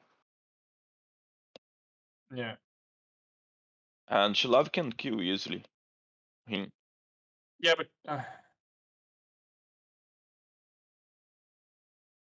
she's not activating first now.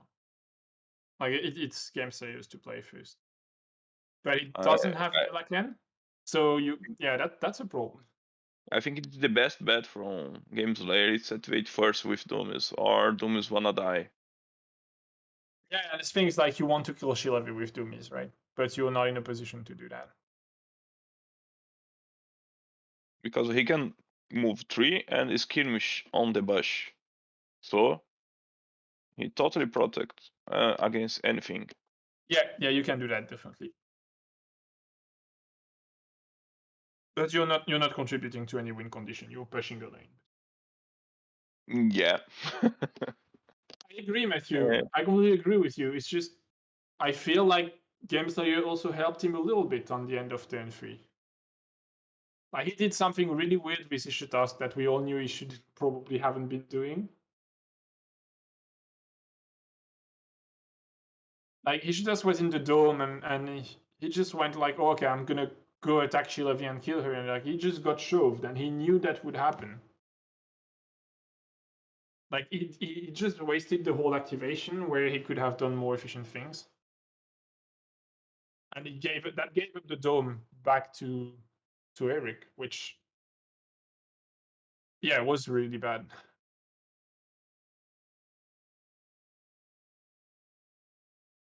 You one little mistake sometimes costs your game, man. Yeah. Um, yeah, Doomies could try to kill Shilavi with the loaded rockets, but It dropped. it's like I think it's the second card from the drop in your pile discard. no, I mean his passive ability, but like Oh, okay. you need to kill a minion. You can't because you need to mark her. You can't do that the first activation. It's not possible because you need a pillar to load up a minion. So you need to worship, but you also need the mark to. No, you can't load the minion if you don't have a pillar in range, right? Yeah, you can't load the minion if you don't have a pillar in range, so that doesn't work.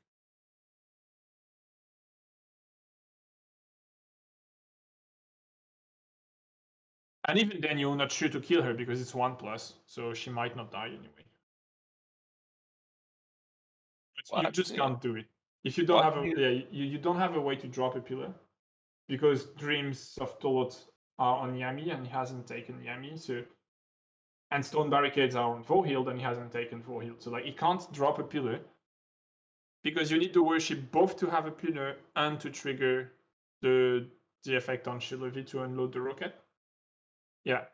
No, I mean it's not completely straightforward, and those heroes are news. We haven't played them lots.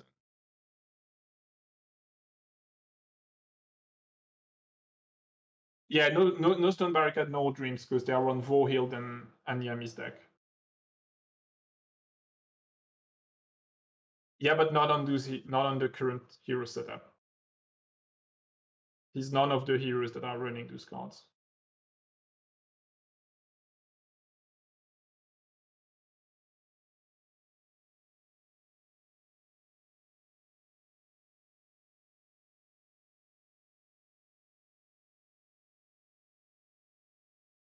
Yeah, but then it's too late, right? Like your Doom is dead. Shilevi can go first. So like second activation basically and just kill Doomies if you don't save. Oh, Skytear discharge, okay. From the Shilevi move. Okay, so Shilevi can't go and kill Doomies anymore. That's too risky. Yeah. Is that a single or a double discharge? No, that's a single discharge and a bug from the It's a single. It's a single. Yeah. But it's enough. It's 2+. I don't think Shilevi can dare to cross the dome here. It's like, yeah, there is a No. dome line just in front of the Nexus, so Doomy is safe. The best bet it's like you run and keep 1 minion. No. Take the risk and hope for a +0. No, I don't think that's a good call. I don't think that's a good call. Yeah, you probably just have to go and kill a minion. But yeah, that. Oh, wait. What? Oh, okay. Yeah, you're pushing Ishita. I mean, he's got a lot of HP, right? Like, does that really matter? No, Wait, it's what? gonna his response from your discharge. Oh, yeah, you're right. Sorry. Yeah, so you can, yeah, you're pushing Sheila V and the discharge is going to trigger later, and she's already on the right side of the dome barrier. So yeah, Ouch, man! What a play. get dummies. Yeah, that's really bad. That's terrible. Yeah, that's really bad. So is Eric going to win by onslaught here? Oh my god. It starts to look like it, right? It really if starts to look like that. if he wins by onslaught, it's epic, man, because of your average damage, it's so low. Yeah. I mean, solo with Shilubi, it's a really good play. I agree, Ryan.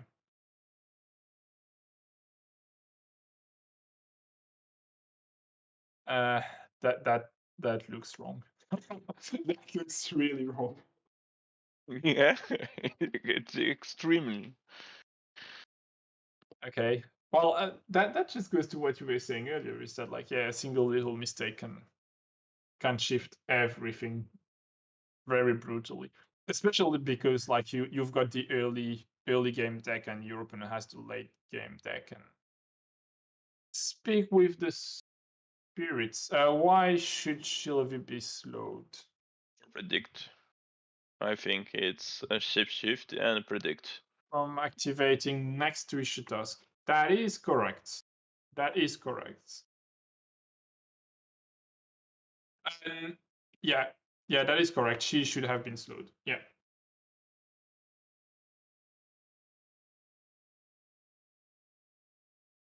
I honestly don't think it changes the whole world, but yeah, she should be slowed. Like she would just like move skirmish and attack dummies, and you would die all the same. But yeah, you're right. She should be slowed.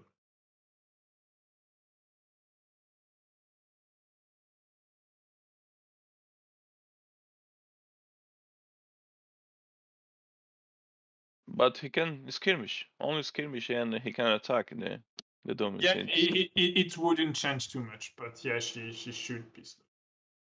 She's basically gonna have one more action than she should have. We can't intervene.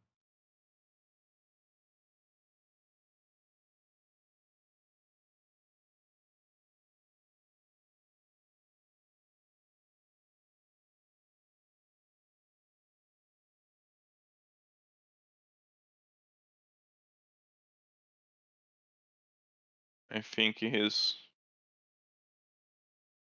So Doom done. Shilavi, okay, yeah. Yeah. So that prevents from yeah, okay. Oh yeah. Oh, Oh yeah, yeah. because that was the predicted card. Yeah, that's why. Yeah.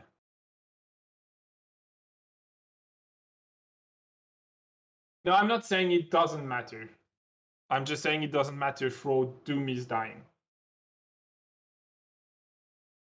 No, it's not a matter of rollback or not, Lorenzo. We're not intervening in the games. So like if the players don't maintain the port state, it's on them.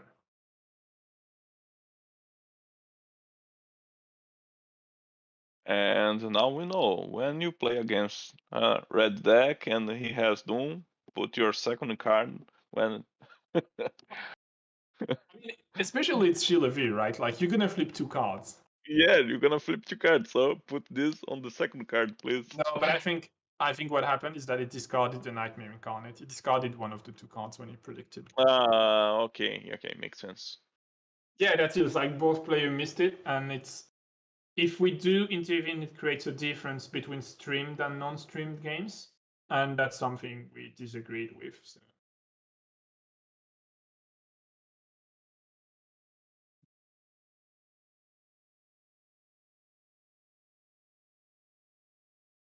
It feels bad to see players doing kind of mistakes, but also like it's part of the game. They've been playing 10 hours yesterday. They're playing again today. That's part of the game. Like you'll probably never play a game without a single mistakes. It's on you to be clean end to end.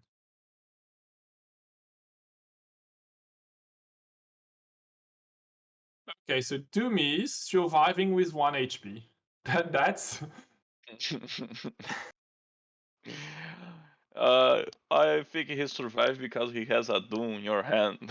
Yeah, that's an interesting one. Like, just yeah, I'm surviving just because I'm messing up with your flip. That's crazy. Yeah, I guess Eric could have felt that and be like, okay, I'm gonna put the +1 on top, keep the +3 behind, and be like, yeah, I'm gonna flip the +3 anyway. I But guess if next time he will get that right. but if he can kill Akimo now, he can kill the Dooms with the outsider on the next turn, right? Yeah, yeah, I think Eric has that right. Game Slayer still has to kill 2 heroes, right? Feels really difficult in that situation. I mean, you've got an Akimu, that's not impossible, but Eric still has a Shove, right? Yeah. There is another one, yeah. Among the cards we know, he still has 3 other cards we don't know about, and as you Yeah, said, like a lot of his but cards are really good late game, and on Game Slayer's side, it's not 2 cards left. So like that starts to feel really, really problematic. but he has only 1 mana now with Slavi. Yeah, with Shrilevi, you're right, but like, yeah, Doomies could kill her, I guess. Yeah, it could happen. Like Doomies could still kill Shrilevi and Akimo kill a Strider. But like that's the thing, is like for Akimo to kill a Strider, it feels a little bit less realistic, right? Doesn't feel like that one is gonna happen.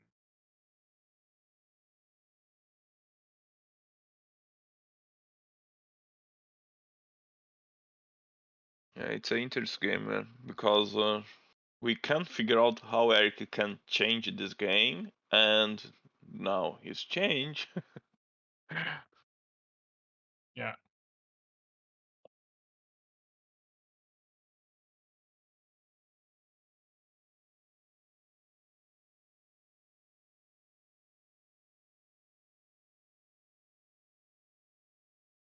Coming back, just fetching a glass of water.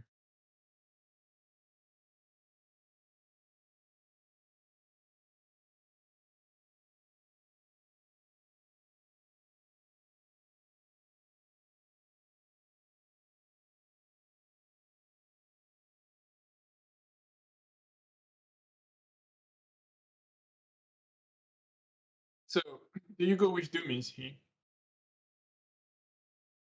Probably, right? Like, given the amount of control cards, you probably have to.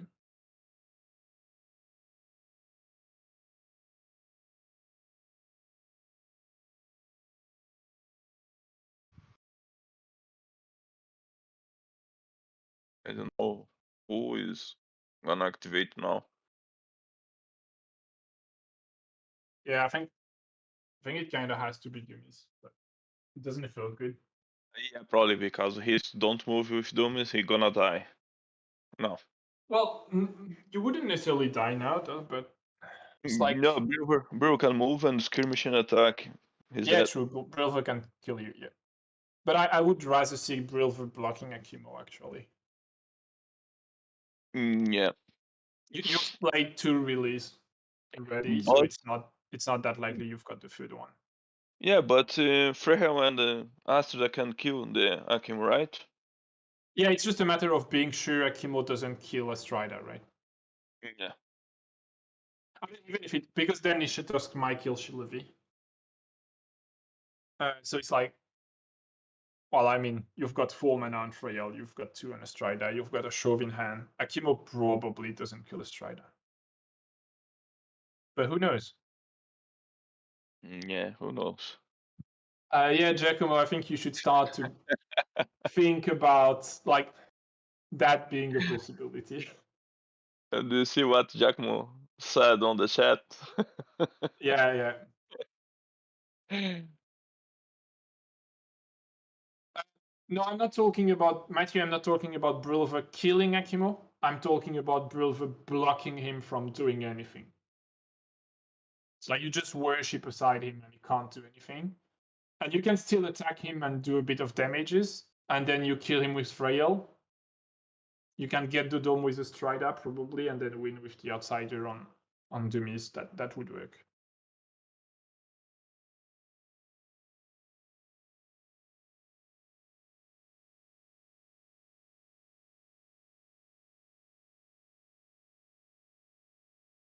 Also important to note that Eric has reshuffled his deck, so actually both players have now. So cards that were played might And now he now has a be on the chance to table click again. Yeah. -1. So yeah, he should task activating actually. Going to kill the Shilevi, yeah.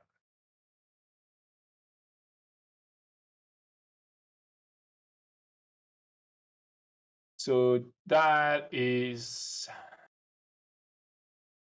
2 onslaught points. I think the best choice now is go with, like I said, with the Brewer. And Yeah, stop just lock Akimo Akimo. now. Yeah, I think so.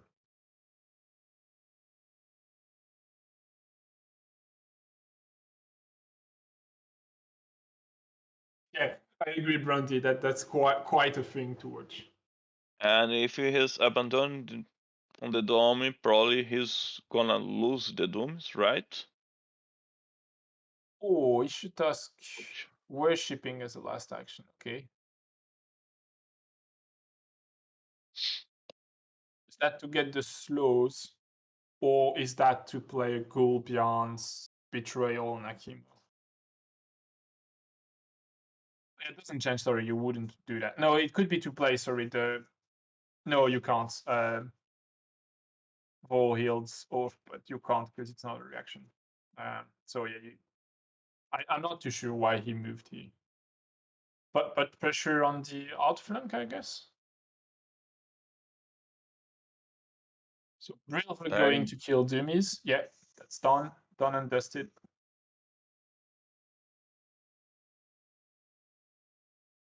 Mm.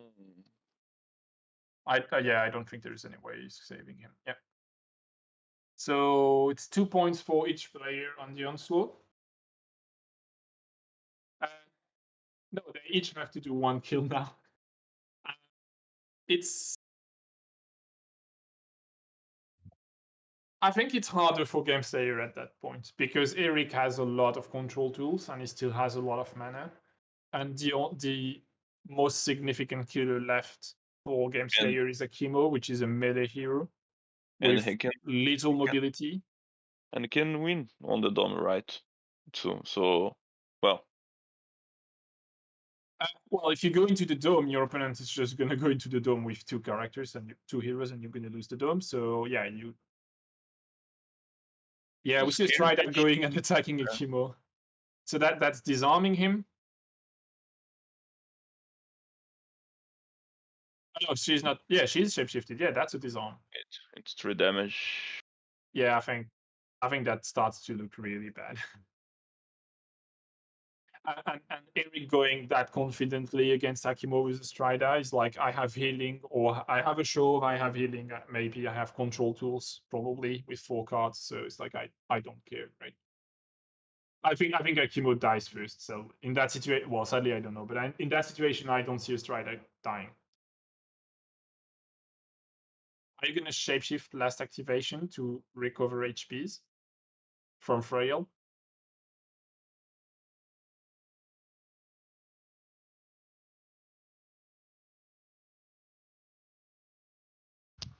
What do you think it's the best safe play now? It's get to the dome and kill with the outsider. Yeah, I think you're fine not trying to kill Akimo here and kill him with the outsider, right? Yeah, I think it's better. but he can't lose on the left now. If he's lose, he's wanna lose the game, right? That's right. Yeah, that's right. He needs to win on the lane. So you just try to kill him with Frail. Yeah, he can go with from the dome. You can lead with a Strider. Oh, yeah, but you're not. Yeah, no, you would lose the lane. Yeah, you have to kill him with Frail. No, he can skirmish with Frail, attack and lead. I think it's the best choice. Yeah, that's what I said. Like you can kill him with Frail. That's fine. With lucky, he can kill.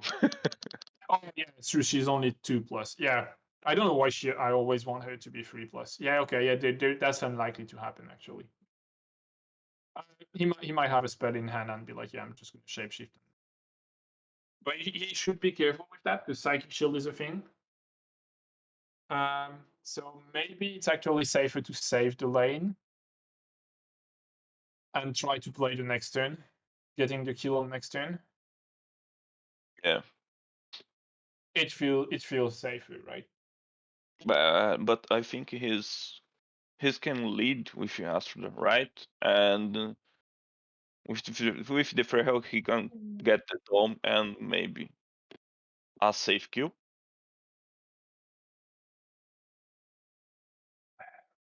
There's a good remark that's been done. He could have attacked a minion with a Strider instead of Akimo. Yeah, the thing is, Matthew, is that like Game Slayer cards are mostly aggressive cards. He's got very little control options. Like I think he's got a single that has like reaction timing that could help. Shield Slam could be a thing, but like it's not gonna do too much. It's like Eric deck is the strong deck past turn 3. You said it earlier yourself, yeah. It's Okay, here's the skirmish and the attack. Okay, now it's make more sense. yeah, but he's got only one single. Like that's unlikely to. Oh, no, he's got two actually. Sorry, he's got two in this. The third one is on Vorhills. Oh, cool Beyond Betrayal from Ishitask on Akimo. Okay, that's really good. Because now Akimo is not dying. That's 4 armor. No way he's dying.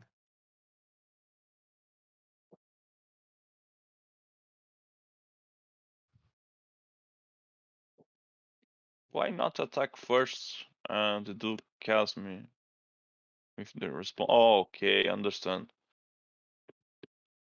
Okay, so that way, if both player led with a 3, he's tying the lane because Ishitask is not contributing anymore. And while Ishitask was contributing, if both player were flipping 3, he would Eric could only be at 6 while Game Slayer could be at 7. Now it's worst case it's 6-6. Oh yeah, but wait. Oh yeah, Frail attacked a minion. Yeah. Wait, what happened? Okay, so And worship Astrodon in the end of our activation. the betrayal was played in response from the skirmish. Yeah. Yeah.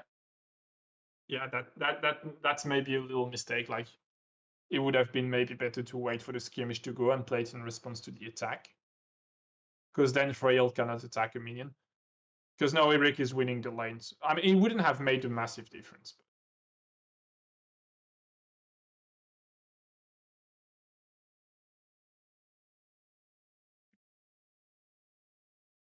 Actually, yeah. Well, I don't. Yeah, it wouldn't have made a difference. I think you're right. It's actually better that way. So. Free. Oh yeah, it's a free on both sides, so that's really good to have pushed the Ishitusk away because otherwise he would have lost the token.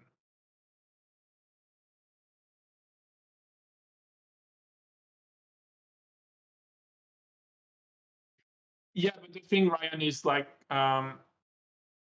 he lost the line of sight anyway with the betrayal, right? Like it was played in reaction, so it doesn't matter. It's just like if Ishitusk doesn't play the betrayal, you just don't have to play the Kazim now, right?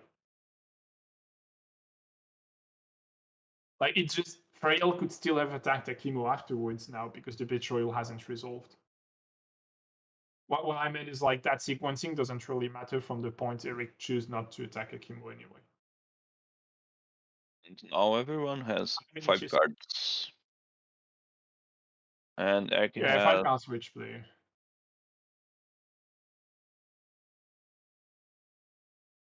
Yeah, that would have been better, I agree.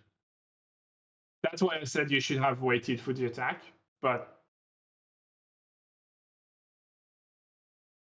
maybe like Okay, so game theory has like 2 heroes coming back at that point. That's really good. We're like Eric still is gonna have to play 1 hero down.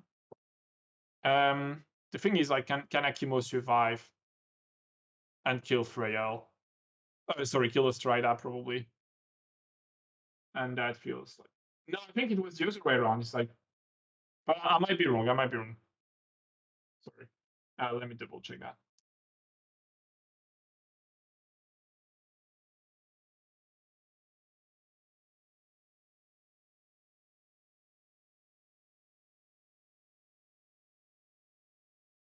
No, you are correct. The betrayal was the response to the chasm. My bad.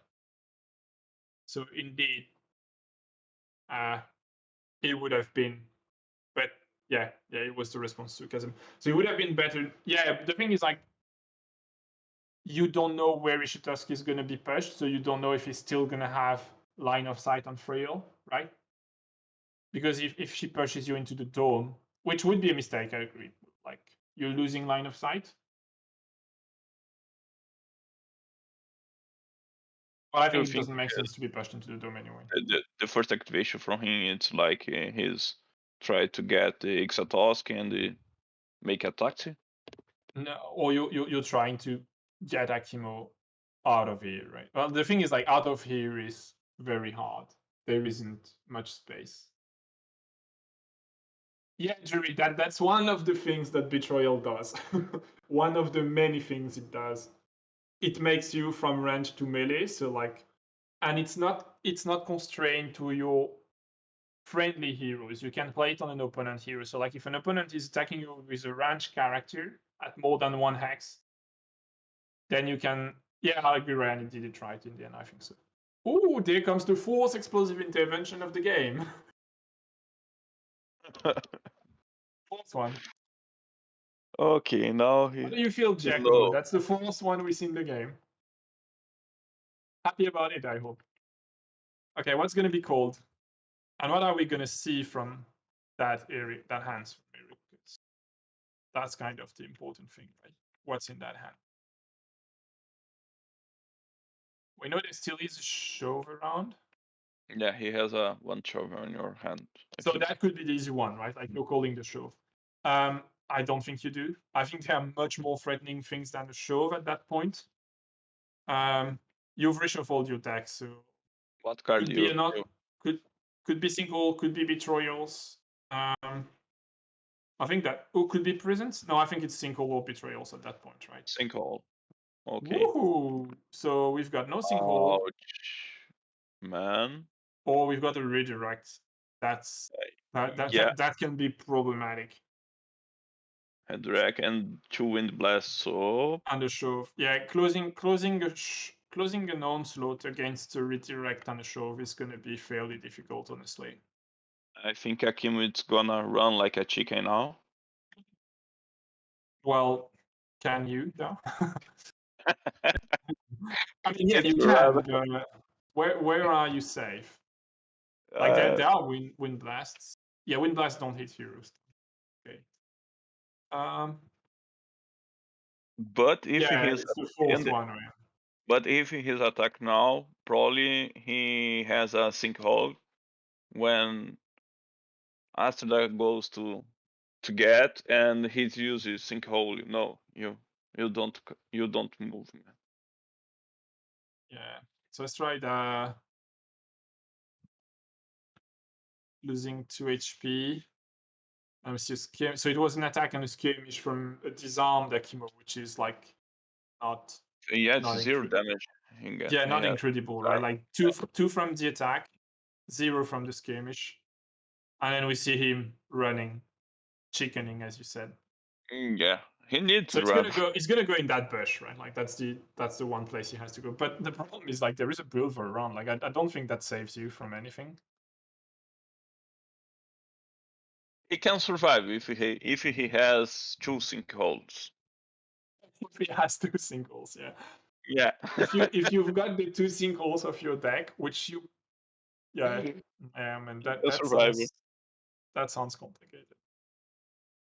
Or another betrayal. Yeah, betrayal would do. Yeah. So in Eric place, I will activate first my Brewer.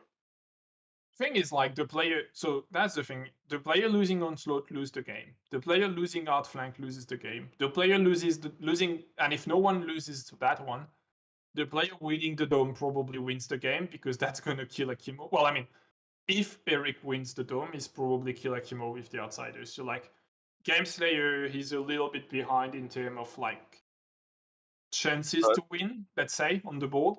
But also, I think, like, his deck is starting to really show limitations. Like, people are always saying Eric has a much more powerful late game, and we definitely see that here. I think Game J has probably one sinkhole in your hand. It's impossible he don't have one.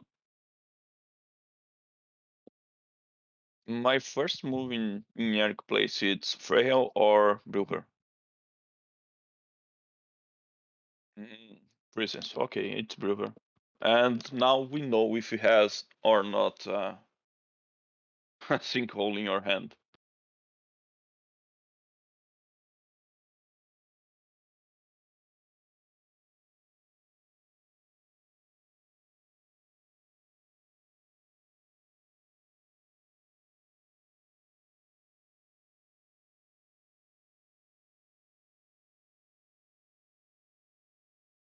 Yeah.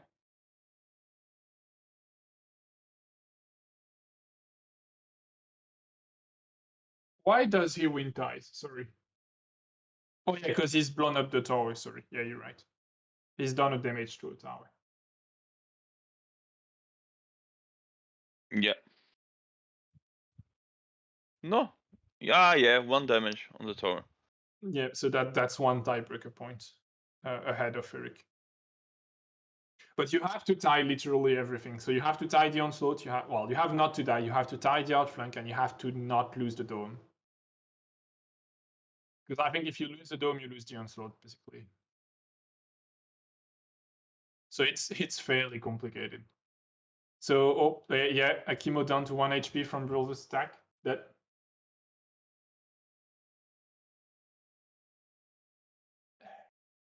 Yeah, that's a good point, Ricardo. It's like explosive intervention is so strong that the player playing 4 of them is losing the game.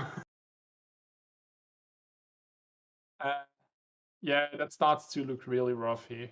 I don't know how you save Akimo. If you had an answer, you'd play it on Brilver's attack, right? So that probably means you don't have an answer.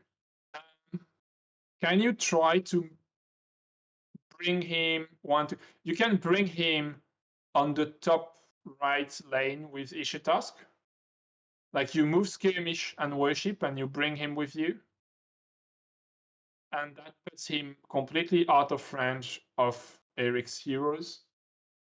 That's probably the best you can do.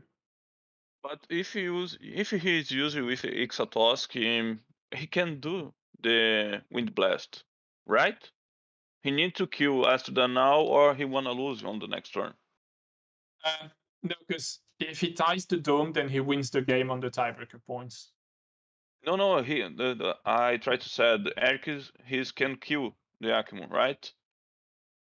Well, that's the thing. Can he though? Like, if you do bring him away with Ishitask and you tie the dome, how do you kill Akimo? Because Ishitask can bring him at the very top right of the map. Okay, you can kill. Ishitask just sits near Akimo with a move and a skirmish, and then you worship your 6 away from the pillar that's at the top of the minion wave on the right.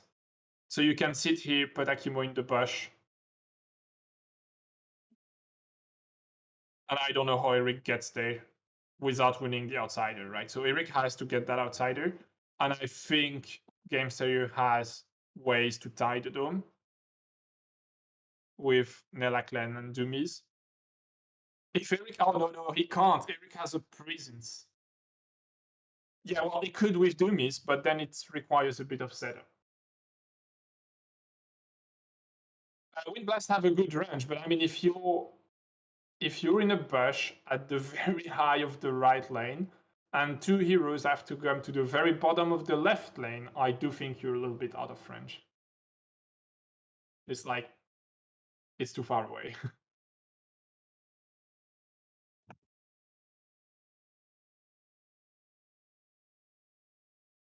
Yeah, I think he need to get Ixatosk, or maybe he wanna lose this game now.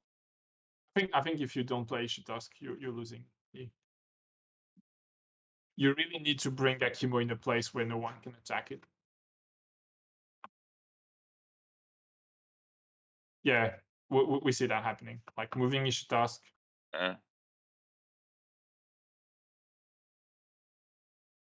You skirmish to be a side Akimo. And worship, yeah. And yeah, he's counting the hexes. Like that's within 6 hexes. He's gonna worship, bring Akimo safe in the bush. And here, I don't see how you can hit him with a wind blast like that. That's just too far away.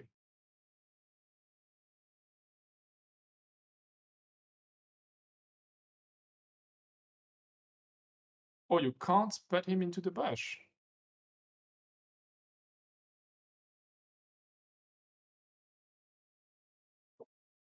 Why can't you? Was that too far away? 1, 2, 3, 4, 5. The pillar is within 5. Why? Am I wrong with that? How does that mean?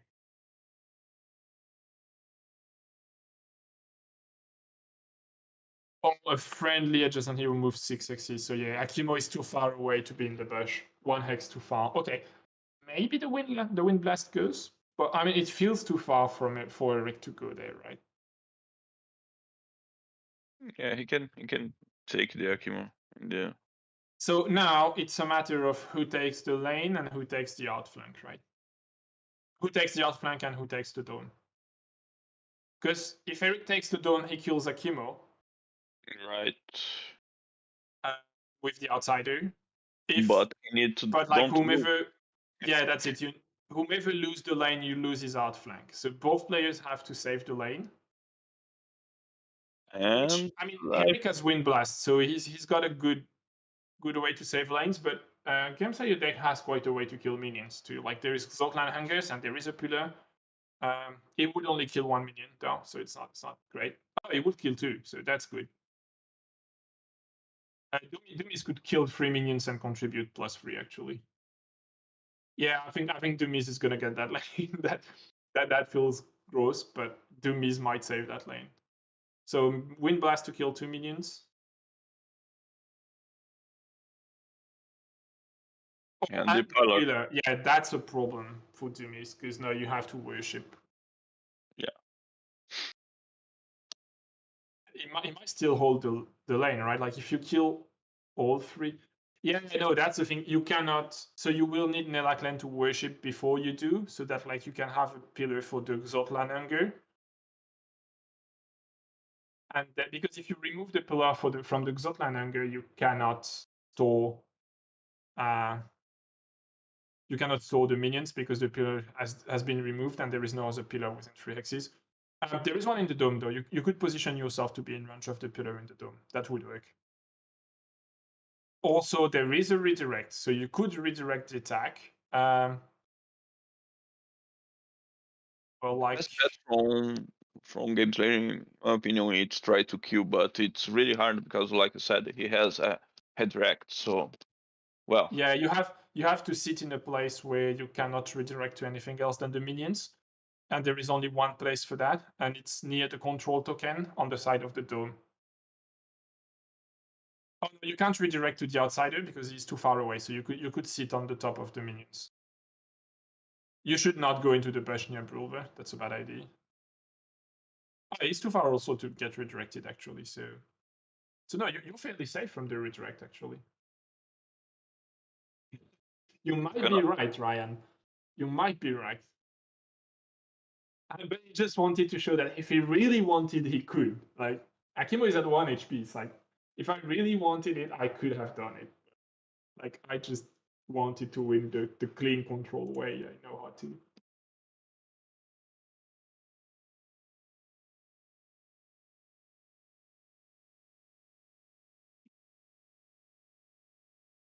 But it's really hard for him, right? To win this lane. Feels. I think. Yeah, he's placed a pillar, so like that's. Yeah, okay. We see Rick attacking the pillar. That's good. That's really good. That prevents Dumis from playing Zotlan Hungers and storing 2 minions with another pillar. What? Cool. Pion's betrayal. What happened here? I don't understand too. Oh, he made Frail melee. You're right. Oh, that's mean. That's really mean. So that pillar is gonna live. Yeah. That's. We could see another. No, we can't see another wind blast. Oh, that's awful. Yeah, that's really bad. That's really bad. Okay, we see a lead from Frail. Your Yeah, hand, the attack so fizzles. Yeah, but because it's a nice play. Frail became melee. Oh my Turn god, 4. man, it's a nice play. Okay, so we see Dumis going. That's the Zotlan Hungers, right? Like you worship to drop a pillar, you play the Zotlan, you kill 2 minions. Yeah, that's what we're seeing. So you're gonna store those 2 minions, you're gonna contribute for a lot more. And Eric hasn't played Prisons. Oh yeah, he has with Brother, sorry. So I think Eric still wins the game. So we see Dumis killing both minions with the Zotlan Hunger, storing 2 minions. And we're probably gonna see a lead, right?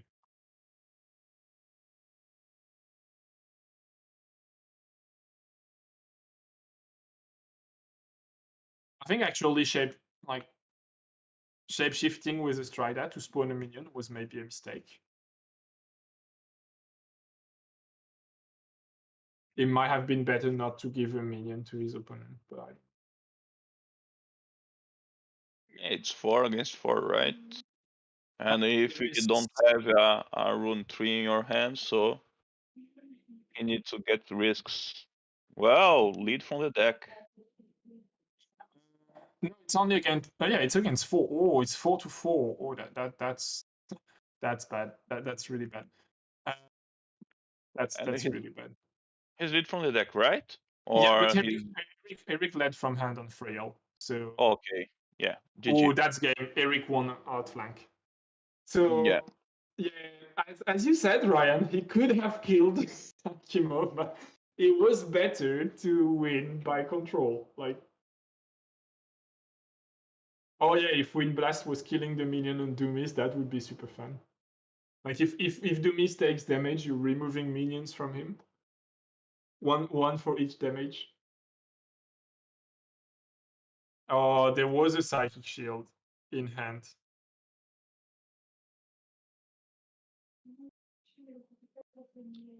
Down to a blind lead. Yep.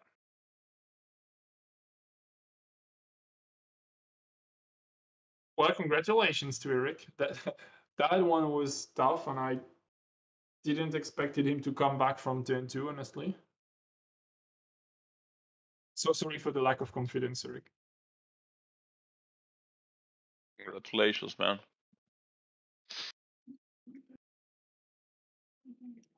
Yeah, like we said, the Eric has tons of responses in your deck Yeah, after. Leofan still good. Leofan still Yeah, good. ever is good. Oh my god, guys. What did you do? What happened? When? Yeah, when? The- so the- many the- spots. You mean when I the- forgot to revenge with Shalavi at the beginning of the game? That ended up being super There was important. that one. Yeah, there was that one on your side, and there was the Ishitask attempt to kill Shilavi. Honestly, I don't know. I think I was just like, he's not going to waste a shove on this, and I need to draw a card. Okay, yeah. Yeah, we felt it was because of the card, because we saw you checking your discard before. We're like, okay, he's just gonna want to kill her. And we saw you going, no, there is a shove.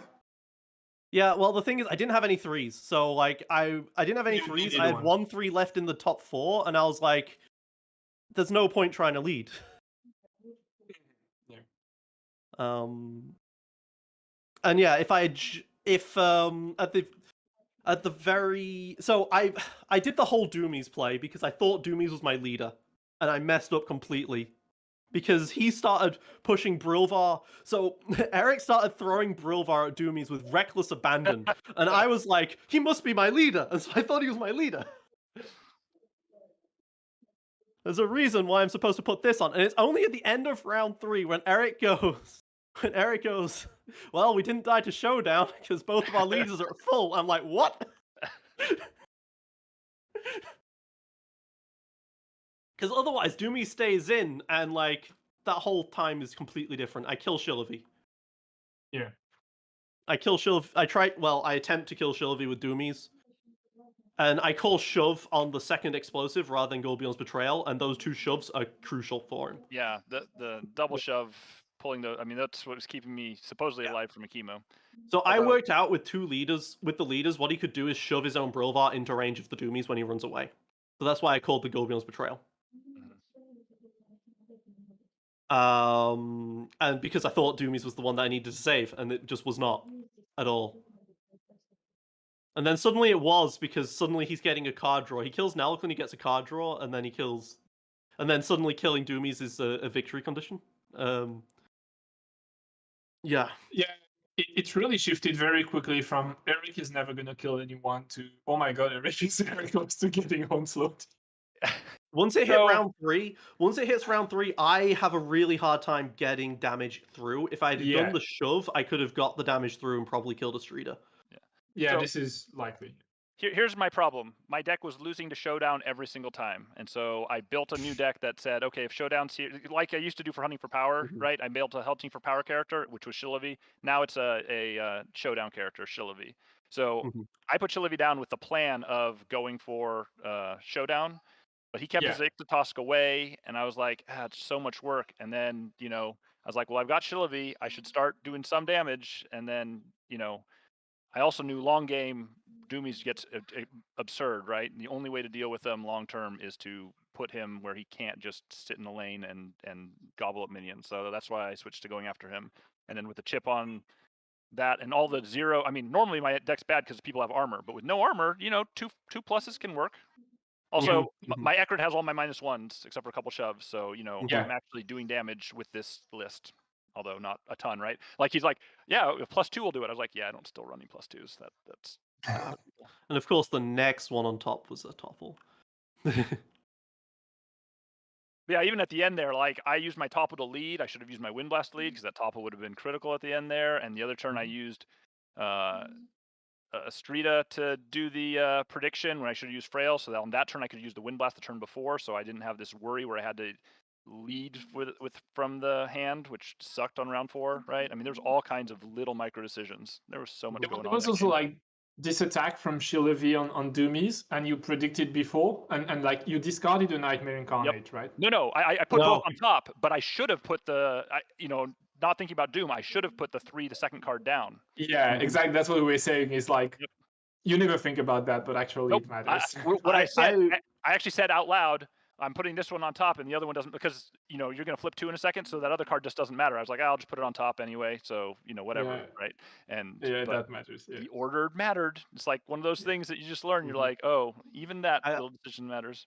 I was so hoping that after that he was rattled and Shillavi skirmished into the dome, and I could have been like, Skytear discharge, baby! The Skytear discharge.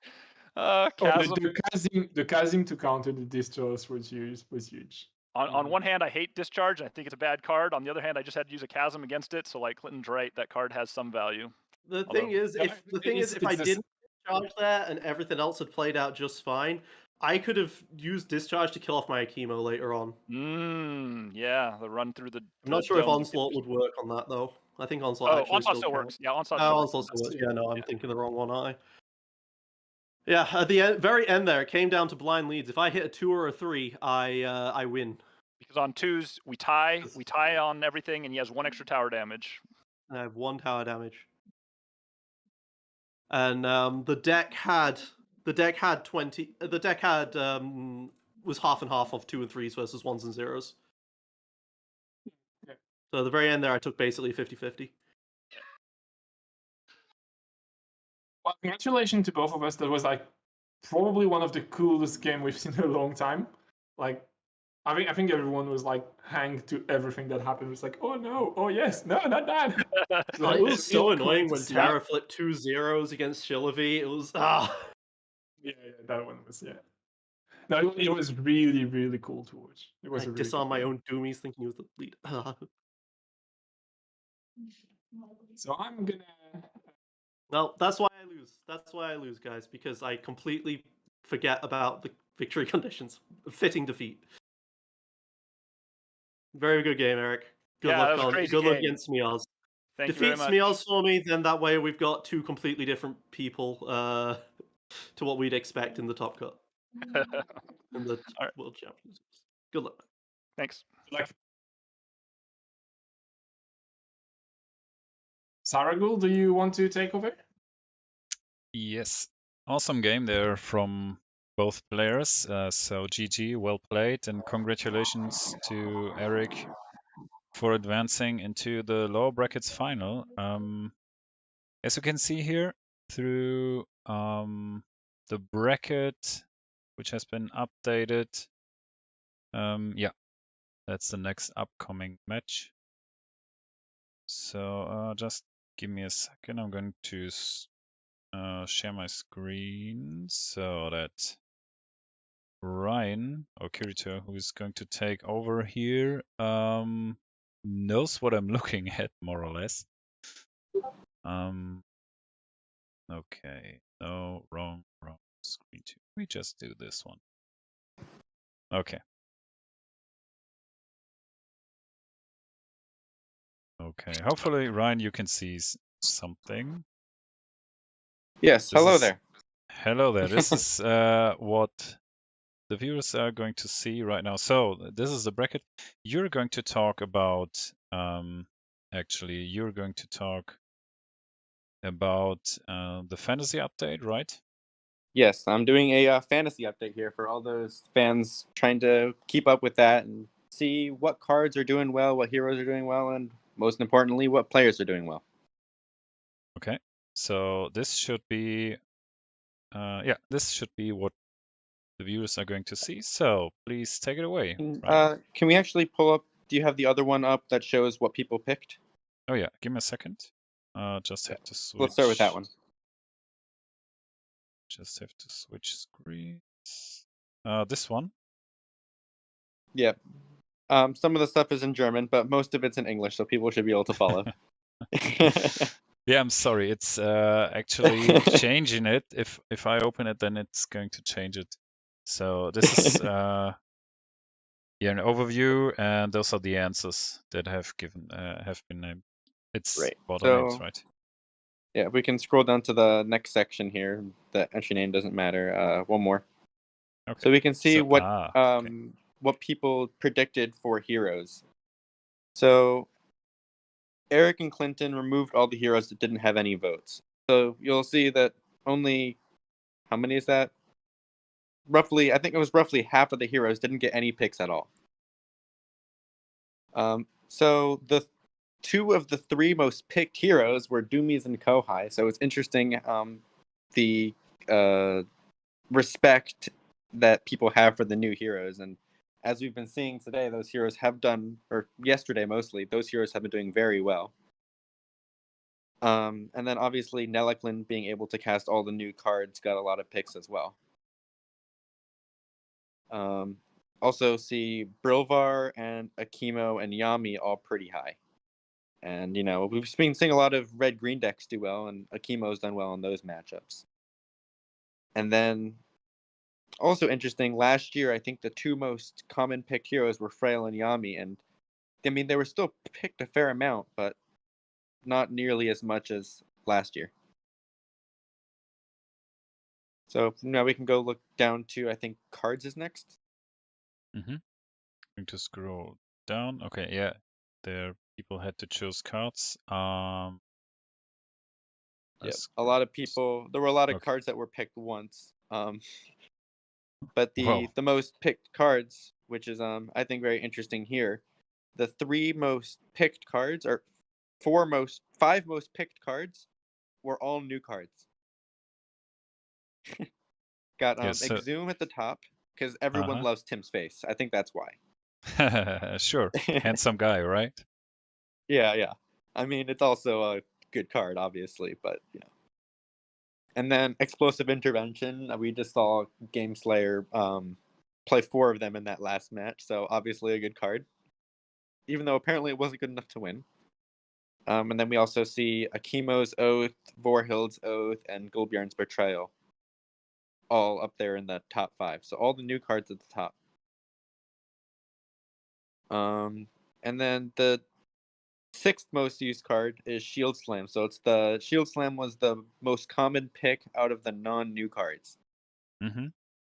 Interesting. And yeah, I think Shield Slam is a very versatile card right now with things with Gulbjarn's Betrayal. It can deal a ton of damage, and with Doomies, it can add a lot of control. It's just a very versatile card at a 1 mana +2. So a lot of the new cards really help it, which is why I think it got a lot of votes. Okay. Is there So more next, to see here? I think Outsiders. Oh, player. Yeah, we can see which players were picked the most. So if you hover over it, you can actually see exactly how many votes everyone got. So obviously Oh. you can see Smeaz with the most votes there at 14 votes out of 39. And then Game Slayer there at 15.4%, 6 votes. Sorry to you guys who picked him and just lost. But we see Eric, who just won over there to the left of that, I believe, in the orange, at 4 votes. So people who picked Eric are still going. And then, who was the other person still left? Tim. Oh, Mateus. How many people picked Tim, Mateus? I believe that's at the yes. top there. Sorry. Mateus. Oh, That there. one. 2 people picked Mateus. I imagine one of them was himself. Yeah, I heard rumors.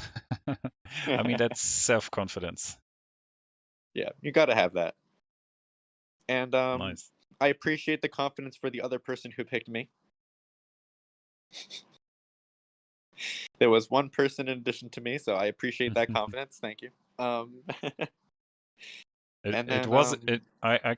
can make sure that it wasn't me, neither RG Commander. Yeah. That would be funny if RG did it. That would have surprised me as well. All right, and then last is the outsider. Mm-hmm. So, Silent Ambassador and OG were both picked a third of the time, 13 for each of them. Mm-hmm. And then Scourge and Terror were also picked quite a bit, and I don't believe the Lord of the Ancestors got any votes. And actually, I was looking at this before the event started. Only 2 people brought the Terror in their decks. I think 1 person brought Dark Vigilante, 1 person brought Scourge, and everybody else brought Silent Ambassador or the Outsider. So the votes kind of match with what people actually brought. Nice. Okay, so now let's look at the fantasy results. Not final results. There's still 2 more games, but Yep. Give me a second. okay. Just need to adjust. Okay, that doesn't work now. I hate it. Give me a second. We reset it here, and then it should be fine in the other overview. Yeah, there we go. I'm not sure if this has been updated for the last match yet or not.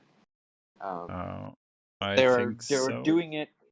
They were trying to do the update during the interview and the first part of that. So it may or may not have been it may or may not have been updated. I'm not actually sure on that yet. Oh no, I think it has because it looks like it has been. All right, so you will see the current rankings right now. Mateus is in first, with 333. Smeaz behind in second. King of Jokes third. Bond fourth, and RG fifth. You can see the rankings there. How everyone else is doing. Ooh, I'm in seventh. Cool. How could that happen? And then not sure how that happened. Probably those explosive interventions displayed there helped. Okay. And by the way, can talk about Mateus here for a minute. And first, I was talking to him before the event, and he was saying he doesn't know what to do for fantasy, so he was just going to kind of pick whatever he was bringing. And considering he hasn't lost yet, he's doing very well because all of his cards and heroes are winning. And he is winning. That's why he is also in first tier. But okay, let's look at the top cards right now. So you'll see. So how they did it last year is the cards are color coded by their colors. Because the new cards are dual colored, they just put all the new cards in purple. Okay. So we So see Shield Slam has given the most points. So even though it wasn't the highest picked card as we were just looking at, it's done very well. And I was talking before about the versatility it has, and obviously it's done well. And then Exhume and Explosive Intervention, highly picked cards have done very well as well. Mm-hmm. And then Quick Shot, Rampant Hatred, Akimo's Oath, all those doing well. Then the top heroes. So for the heroes, they just put them in the actual colors. So Doomies is showing red and Kohai is green, and both of those heroes have provided a lot of points. Both of the new heroes. And then interesting, we see Hokusai, Akimo, and Yami. So it looks like red-green has really been dominating, despite the fact that Eric just won without running those at all. Yeah. And then if you go over a little bit to the right, you can see the top player points. So Mateus, who hasn't lost yet, obviously, unsurprisingly, has the most points right now.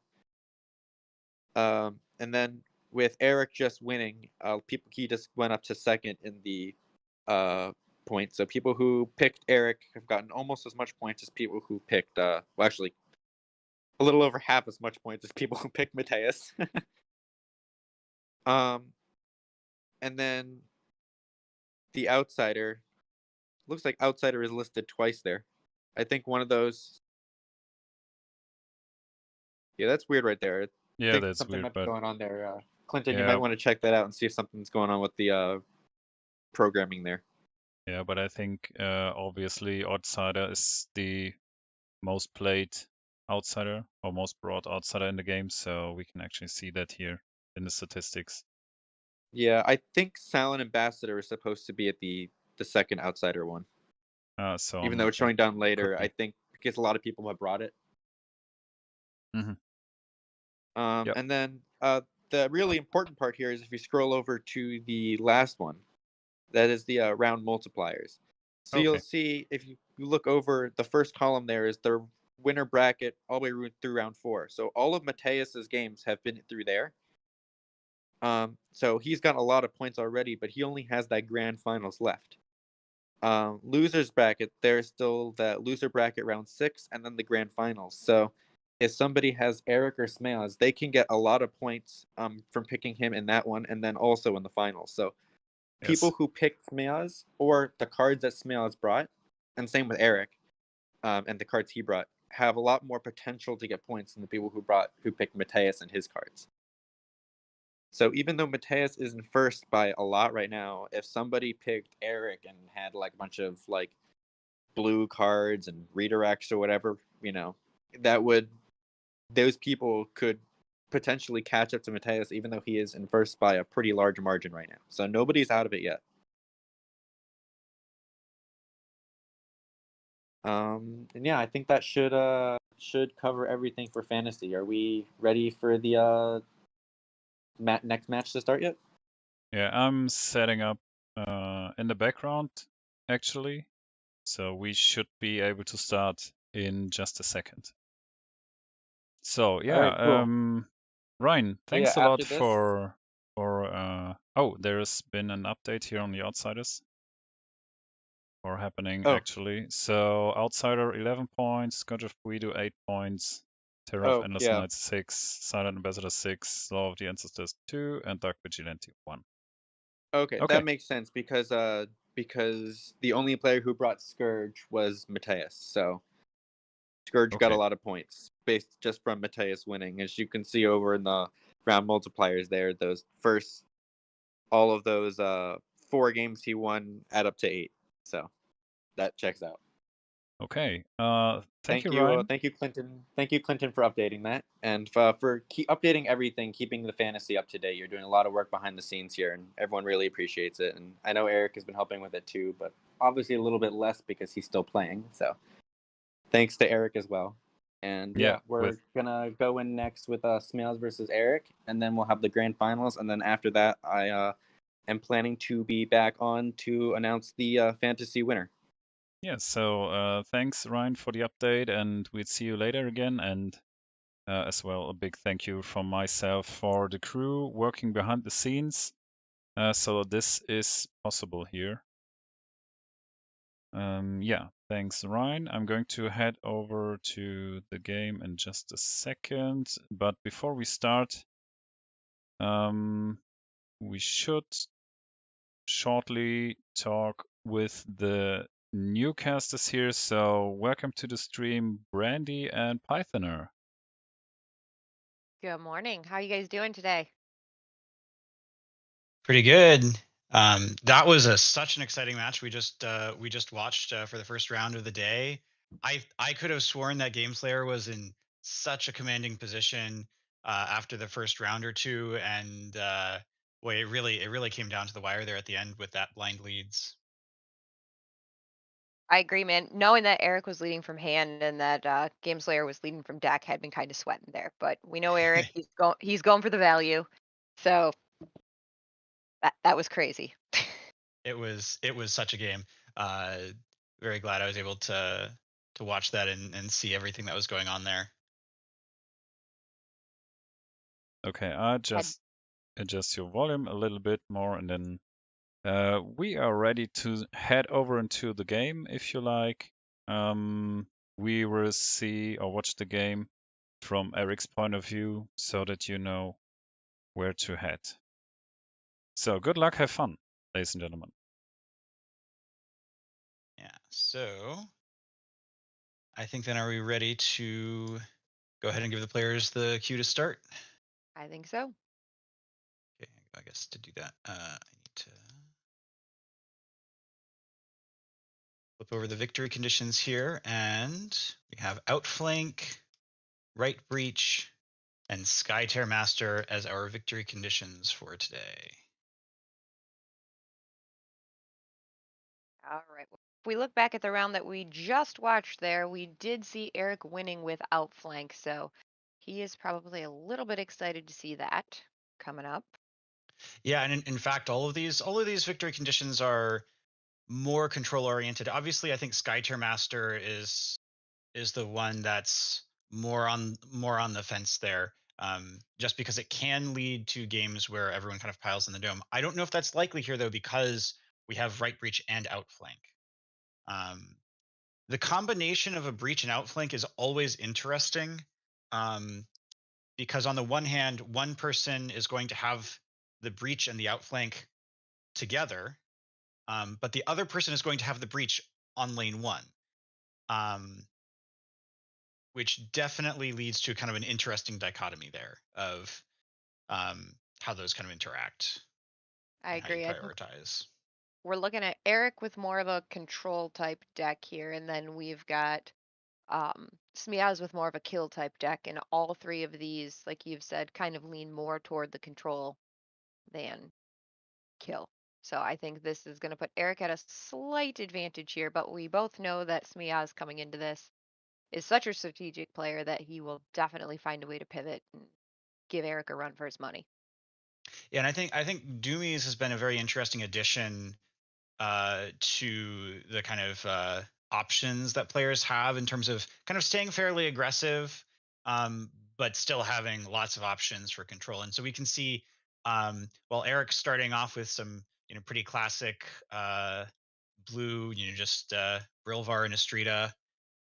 We've got Smeo starting off with a chemo despite all of these control conditions. And I think one of the reasons that it's kind of feasible to do that these days is because of things like Doomies, where now even if you are red green, and in the past that was sometimes harder to get as much control as you might want, especially if you're running a chemo kind of on the red side rather than focusing more on the green and having Tlakali and stuff like that. You now have Doomies, which lets you be the kind of more red-green, but still have a lot of powerful control potential. I couldn't agree more. And yeah, so for Smeaz's second picks, we see Zakol and Doomies, and I didn't get a chance to watch a ton of the games yesterday since I was playing early on, and then had some kind of errands that I decided I wanted to go run. So I don't know if we've seen a ton of Zakol, but that definitely is, again, I think another choice that now that you can pair that with Doomies, combined with his ability to deal the damage to minions while also still retaining some other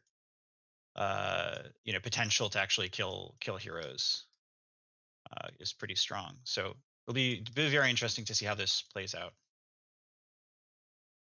All right, and who do we have pulling right there?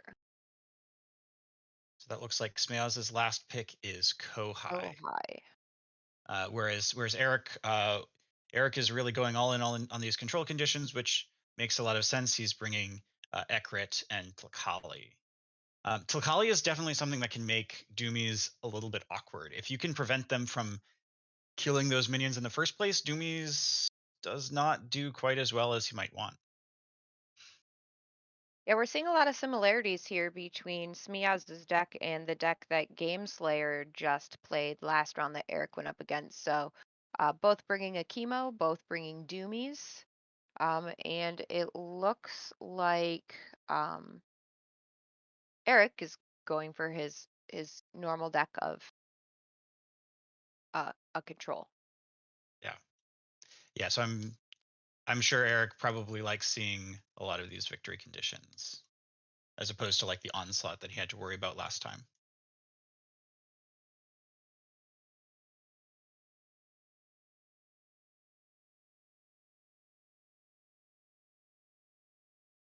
Players doing their mulligans. Smeaz starting off with at least mulliganing Akima's ultimate here.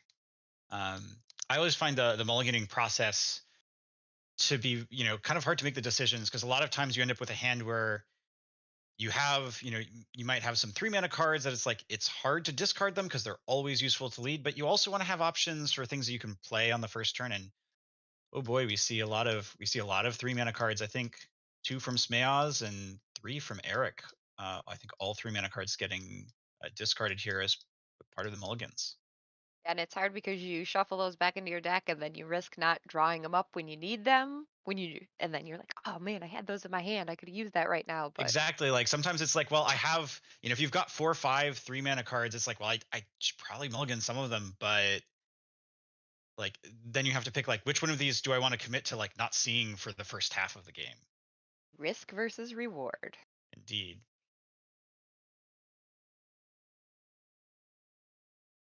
And so we see here Smeaz opening up. Here with Doomies moving into the lane, worshipping and attacking a minion. I've seen a lot of players do this, and I'm somewhat conflicted on this. I think it depends.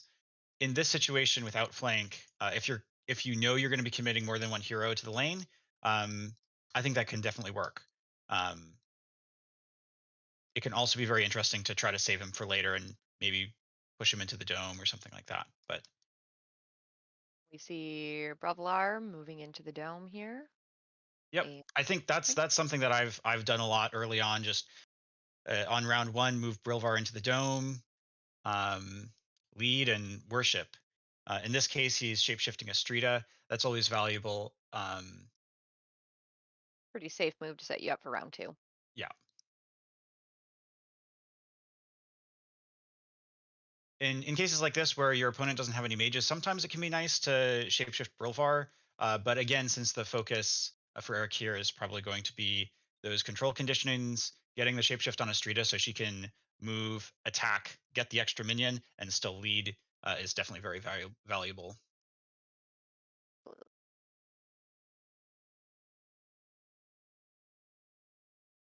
Smeaz choosing to go with Zakol next here. So this will be over in lane 1. which is this is Smeaz's right breach lane.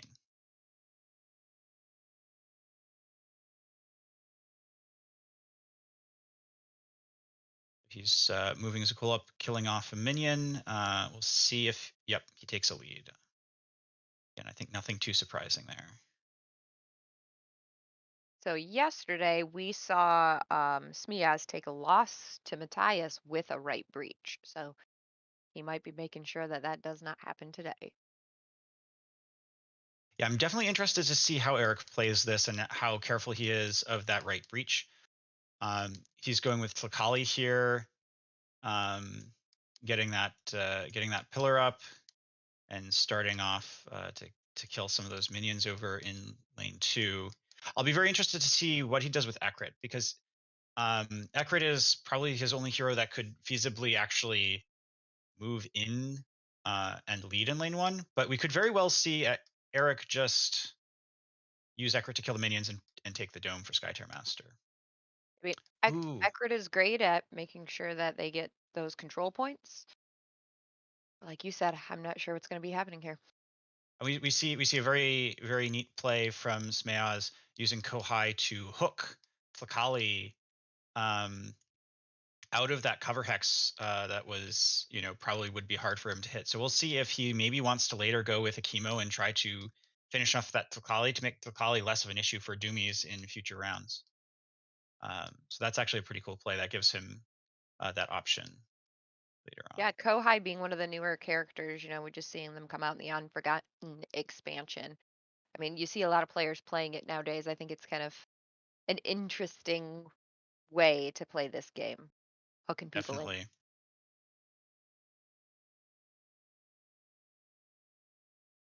It'll be interesting to see too as well how as people get more used to having Doomies and Kohai and all the new cards around, how much Kohai continues to be useful. I think it can be possible to play around sometimes, and so it'll be interesting to see to what extent people are able to deal with things like this. And of course, we see Estrada doing pretty typical plays here, moving and attacking that minion, spawning a new minion. And I can only assume we're going to see a lead here.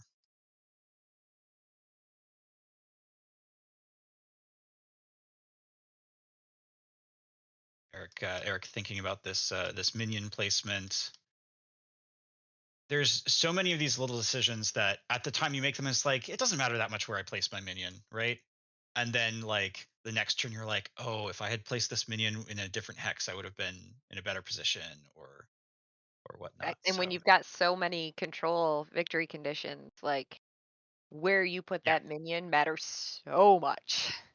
Yeah, it to some degree it matters more obviously to Smeaz with an Ekrit on the field, where you really often want to be trying to line up like, how can I make sure these minions aren't going to get all obliterated by Ekrit? But even in many other ways, it can matter a lot later on as well. Right, we see a chemo coming in with a move and a worship. Yeah, so he's a chemo going right after that Tlakali there. Ooh, and we've got a flux for a chemo's oath. Ooh. And since he just marked Tlakali, Akimo gets the frenzy. The immediate attack gives him, that's 5, 6, 7, 8, I believe. And then he gets his attack action. Is that he just barely hasn't killed Tlakali here, putting Tlakali to 1. That is tough for Eric. Yeah, Smeaz, I'll have to check on Smeaz's kind of average in terms of the flips. He may have gotten a little bit unlucky there if he has better flips, because he flipped +0 and -1 on that on the second attack. If he had flipped at least a +1 there, we would have had a dead Tlakali. Yeah, looking at Smiaz's deck right now, like he is only running 3 -1s in his whole deck. Yeah, so probably getting a little bit unlucky there, unfortunately, and that'll save the Tlakali for now. And of course, now that Eric getting the last activation here means he doesn't need to put Ekrid in the dome. He can just go ahead and move into the lane, get the attack, even out the minions, and get a lead. And he gets lucky with that lead from deck, which means that there's a tie in lane 1, and I think that's really good for Eric, especially given that he led from deck there, because it means that even if Eric were to completely abandon lane 1, either for the dome or for lane 2, Smeaz doesn't have the chance to actually win by right breach on round 2 at least. And we know that Smiaz is such a strategic player, and Eric, he's sitting there running the numbers right now, and his ability to just do the math and keep track of what's going on in all 3 win conditions, both lanes in the dome, it just amazes me. And then Smiaz, just the way that he can combo his cards, just astonishes me. Yeah, and I think if I counted correctly, I think we ended up with a tie here in lane 2. Whereas Smeaz had three heroes plus the minion from Doomies. Eric only had 2 heroes, but also had 2 minions still in the lane, so that evened it out, and then they both led it with a 3. So they tied there. But then, of course, Eric making progress towards victory here on Skytear Master. So I think that was a pretty solid round for Eric, being able to tie the lanes and then take the point on Skytear Master. But he's got to be worried about the fact that his Tlakali is for all intents and purposes dead next turn. Yeah. Definitely within reach for Smiaz to take out the Takali. Yeah, that flux for Akimo's Oath was huge.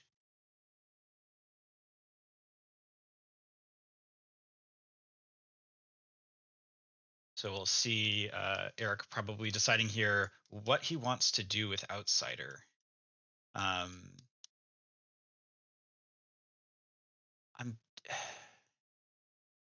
I'm guessing we'll probably see Outsider placed on the lane 2 side, perhaps. Although with the number, with all the heroes and minions in the way there, it could be a little bit annoying to actually place the Outsider in that lane.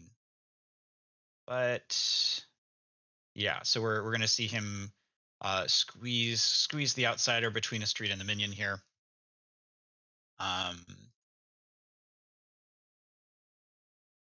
Yeah, so this was not the Outsider that Eric brought to the game. This was Smiaz's choice for the OG Outsider here.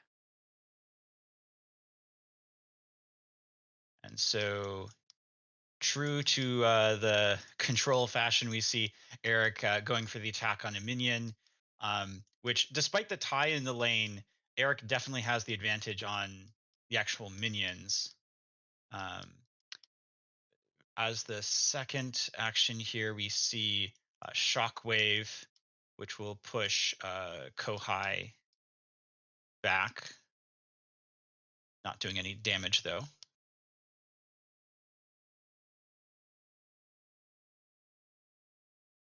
And then finally, it looks like Eric's taking a worship. Shapeshifting Estrida, I believe. So what do you think we're going to see going into round 2 here? Well, with Smeaz as the first player, I think one of the things that the first player really shines at, obviously you get the flux. One of my favorite things about being first player, though, is getting that first opportunity to finish off an opposing hero. I definitely wouldn't be surprised to see Smeaz start here with either Kohai or with Akimo and just getting that Tlakali dead. Yeah, having the one character up on Eric definitely gives him an advantage. Exactly. And the other, I was assuming we probably wouldn't see a Doomies as the first activation, but I suppose this could make sense, especially if he's got yes, he's got combustion. So he's going to use the combustion here to both try to kill a minion and Tlacali's. And because combustion just defeats the minion, this gets around Tlacali's ability to normally save minions through damage. So he gets to defeat the minion, and then as long as that minion is adjacent to Tlacali, likely finish off Tlacali as well. Awesome play on Smia's part. Indeed, it looks like Eric is thinking about a response here. He's got to speak with the spirits being cast from Tlacali. We'll see if he goes for maybe, is that a disarm he's thinking about perhaps on Doomies? Yes. And predict 2, it looks like, as well.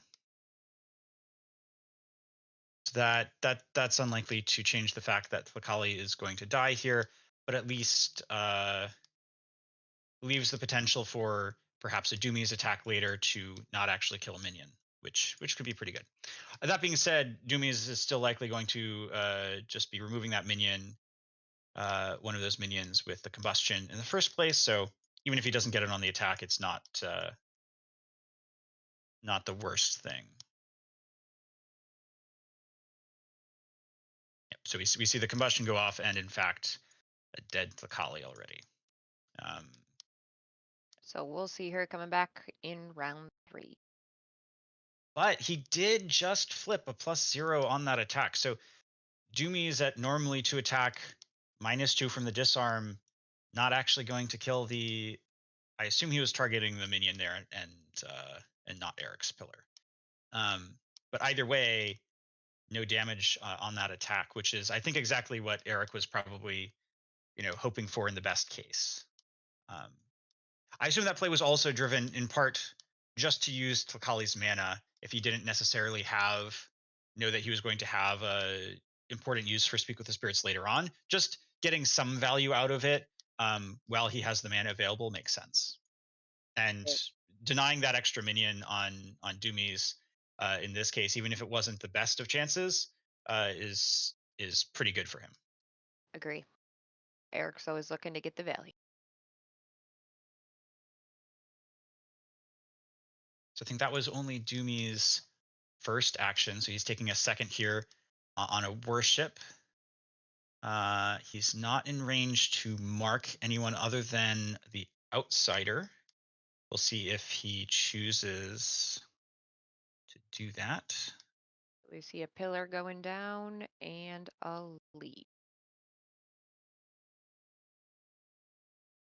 Yep, that makes a lot of sense.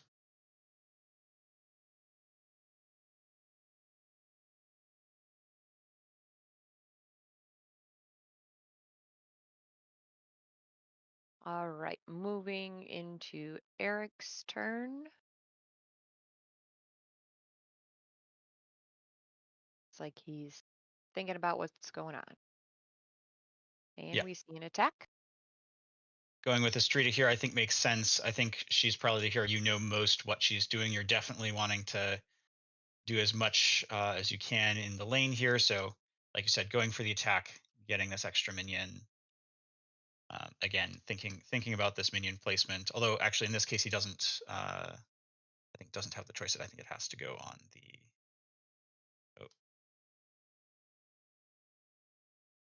did I? All right, and now we see a lead. Yep. Again, nothing surprising there. And finally, yep, an exhaust and worship. I assume, yeah, it looks like she's just keeping herself worshipped. I think right now the value of having Brilvar worshipped is shapeshifted is not very high. No one adjacent to him, not likely to be taking a ton of damage at the moment. I suppose we could see an Akimo rush in to try to kill Brilvar, but I think it would be much more likely that Akimo would go after Estrita if anyone. I agree with you there.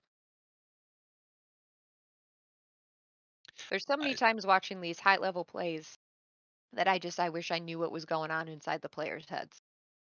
Definitely. There's definitely times where I'll think it's like, ooh, I think I think I see where this is going, and then they do something completely different. I was like, oh, that's actually pretty neat. I think that's one of the things that makes Skytear such a unique game is that there's always so many ways to play and so many things that you need to take into consideration Yeah, that definitely. something different every time. Yeah, no, Skytear is one of the kinds of games that when I'm playing, I often feel there's like 50 things I want to do, and I can't do half of them. Right? And so like I say, it's a very delicate balancing act sometimes. And even when you think you've got this huge advantage, sometimes a small mistake here, a small mistake there can uh, really start to erode that advantage that you might have had. We see a chemo here activating, starting with an attack on that minion. I think that makes a lot of sense. As much as Smeaz probably would like to be using that, large attack value of a chemo to take down heroes, uh, with the amount of minions Eric had in the lane, I think getting rid of the minions is probably takes priority. On the other hand, though, he's setting up a chemo here, moving up next to Estrida, which will both grant him um, line of sight if you wanted to say have Kohai come up and attack Estrida, but also just preparing a chemo for the next round, I assume. Um, getting Estrida marked as well, preparing for an attack next round, I assume. Yeah. What is your opinion on that? We see the fact that Eric's still in the dome there, and I haven't seen Smiaz contest the dome at all here. It's definitely interesting. I think obviously either this round or next round, if Eric continues to at least have at least one hero in the dome, eventually Smiles is going to have to deal with it, and that's definitely an awkward position to be in if you let them take 2 points on Skytear Master or Outflank or what have you. Letting them get to the point of if you let me have this, I'm going to win is always very awkward. On the other hand, though, because Smiles managed to kill Tlakali, which will make dealing with Eric's minions easier, and also obviously just remove Tlakali from the field. That might give Smiles a little bit more opportunity to deal with that. We see Eric here, who in fact isn't going to get the last activation because of the dead Tlakali, actually just moving Brilvar into lane 2 here. I assume we're going to see move skirmish. I would not be surprised to see a last action. No, it's not a shapeshift like I was expecting. He's going to attack the pillar. Interesting. Yes, because Doomies has already activated, so shapeshifting next to Doomies would only set up for the next round. So getting rid of the pillar is always good. Smiles does still have that other pillar. So as soon as Kohai kind of runs up into range of the lane, he will still see that pillar. Doomies obviously also still being in range there. It'll be very interesting to see if he has a way to deal with that other pillar. Yeah. We see a lot going on in lane 2 here, which is Eric's right lane. So, yeah, I'm not even sure if right breach would necessarily be the most likely way that Eric would win. I wouldn't be surprised if it ends up being more likely that outflank would be the way that Eric would win over right breach. Obviously, for Eric to win a right breach before outflank, he would have to win the lane a little bit to push it up and then obliterate the tower all at once. And with how hard Smiaz is defending the lane, at least at the moment, I don't know that that's very likely. yeah, we've seen them both win with outflank throughout the tournament, throughout the World Championship. So, yeah. Ooh, and this is one of the advantages of Eric running Estrida and Ekrit, heroes that can cast yellow, over a lot of people focusing more on the blue-green and the green-red, which is redirect. Redirect is incredibly powerful. So we saw I missed, is Kohai attacking? I missed who Kohai was attacking. Either way, I assume Eric is redirecting that. to the outsider here, which makes a lot of sense. I assume that's what's happening here as Eric is grabbing the outsider's health token. Yeah. So Kohai flipping a +1. That's going to do 1 to the outsider after armor.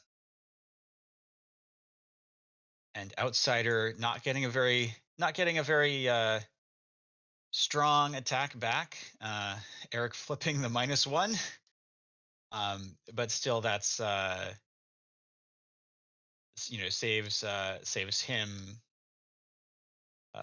Either his minion or a street or whoever Smiaz was attacking originally. Yeah. Eric's only running looks like about 1, 2, 3, 4, 5, 6, 7, 8, 9. Quite a lot of -1s. He's only running. Oh wait, a lot. Only a lot. Pretty Indeed. much. That's all Ecrit's bringing. -1s. So. Yeah, the -1s have some pretty strong effects. We saw the shoves last game. And this game, obviously, we saw the Bewitch that just got discarded. Is just strong, and Ecrit going into the dome with a presence. And so this, like I mentioned, I think last round, this is a big advantage of Eric managing to tie lane 1 last round. Is it gives him the freedom to say, sure, you can take lane 1, which is your right breach. You're not going to get it this round. I'm going to go for that Skytear Master, and get closer to winning that way. Yep. All right, we just saw a lead there. Now, moving on. So that gives Smeow's last activation with Zakol here. I don't know if it's likely that we see much other than just kind of push this lane.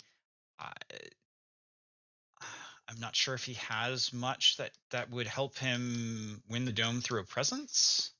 It's not like Ecrit is particularly low for being able to kill her or anything like that. I don't think Zakol can make it over to lane 2 either. So I think we're just. Oh no. We are gonna see him move into the dome. That's interesting. The worship. Okay, so this is an advantage. One thing that's pretty neat about Zakol, he's going to remove that pillar and help out in lane 2, even if he can't get over there by flipping on that minion. Fortunately, not flipping a -1 and getting the kill there. And last, just the attack on Ecrit. So the unfortunate part about this is Eric again has an extra minion over in lane 1. So by moving out of lane 1, he is kind of conceding that to Eric. Aha, but we see here probably why he's considering doing this, which is he's got an Akimo's Oath, which will at least give him a second attack on Ecrit.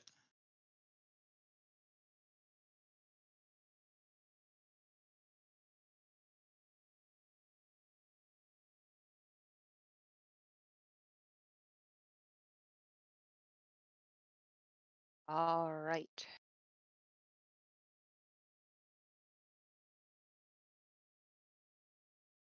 And because that is so crafty, with Zakol getting an attack at reaction speed, that does mean he gets this double push, which pushes Ecrit out of the jump. That is insane. And the chat is going crazy right now with that play. Yeah, this is where Eric's lack of Ecrit's illusion must make him a little bit sad. Ecrit being one of the few heroes that can prevent herself from being moved on her own, but just not able to, not having that out at the moment means that Erica is going to actually lose the dome here. So that definitely lends a lot of credence to the play of moving Zakol into the dome. I was definitely a little bit confused by that, but with with Akimo's Oath, to push Ekrit out, that is very cool. I agree. Matthew in the chat, I agree with you. Play was so good. Eric, of course, here, as we said, winning lane 1. I haven't yet done the math on lane 2. It always gets a little bit tricky when you've got doomies and everything going on. And minion math is the hardest math. So You have to count. Unfortunately, it looks like Smea's not getting good leads here. Flipping 2 1s from his deck, whereas Eric managed to get a 3 on Astrida. I mean, if you take a look at Smiaz's deck, the likelihood of him pulling a 3 is pretty slim. I mean, he's only running about five or six threes in his entire deck. So it seems like leading from hand might be a better choice for Smiaz there than taking the risk of leading from deck. It looks like even with that, though, Smea's managed to win. Let's see, he had 3 heroes plus 4 on doomies versus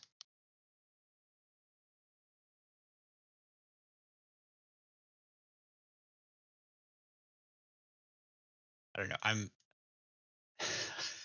I feel like I must have been doing the math wrong there. If Smea's somehow won, even with just the ones.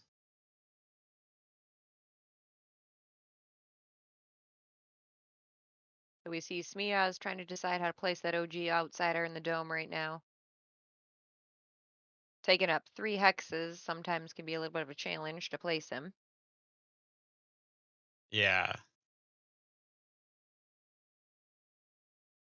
I'll be interested to see if he tries to go after Ekrit, who he's done a fair amount of damage to. Or perhaps Astrida. I assume he might prioritize just kind of going after hero's health here, though, as opposed to what we saw Eric do, taking out a minion. So as we move into round 3 here coming up pretty soon, I think we're going to see a lot more of Eric's deck doing what Eric's deck wants to do. With Smiaz being such an aggressive kill player, I mean, he's had to shift to try to kind of a more controlled game, which is not what his deck is designed to do. Yeah, someone pointed out in the chat why my math was not adding up there. Even though Eric flipped a 3 with the sudden distraction on Astrida, it actually only counted as 0 because of the mark and being within line of sight of Kohai. That's how that math goes.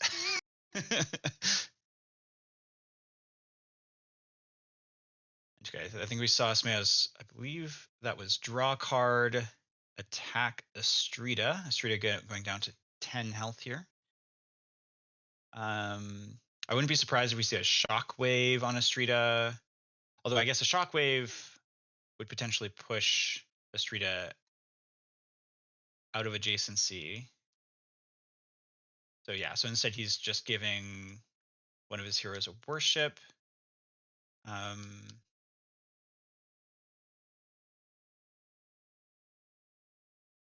See if he takes.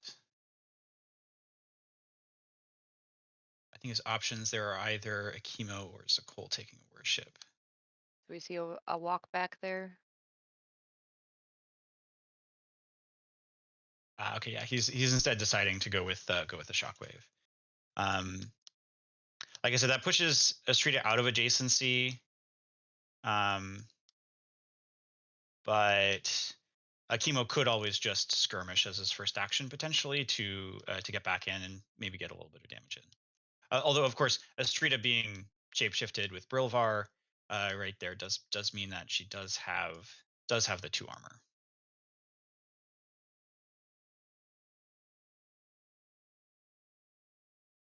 All right, And of course, and we see Takali coming back here. Yep. As we head into round 3.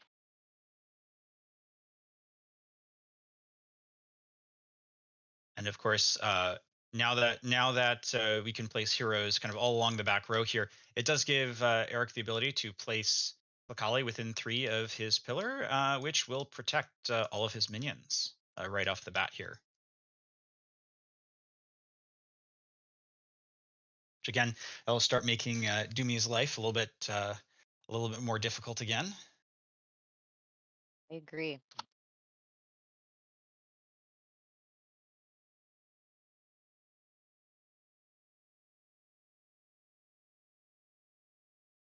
So we see Smiaz here contemplating his next move.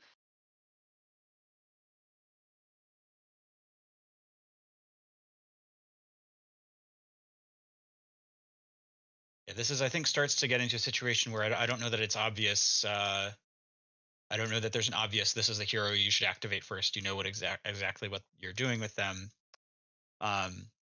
Because it looks like you might be thinking about a chemo here. I think that definitely makes sense. I assume he's going to go after some damage here. Perhaps on a Strita. I don't think he can get to Ekrit in any useful way, and Tlakali has significantly more health, but Estrita does have that extra armor, which will make actually finishing her off, I think, fairly annoying this round. Yes, and I think going after Shrita does also make sense because of her ability with the minions. And this is a really cool play. He's going to mark Brilvar with the worship, and that lets him move 1 step closer to Estrita, and he has a blazing edge.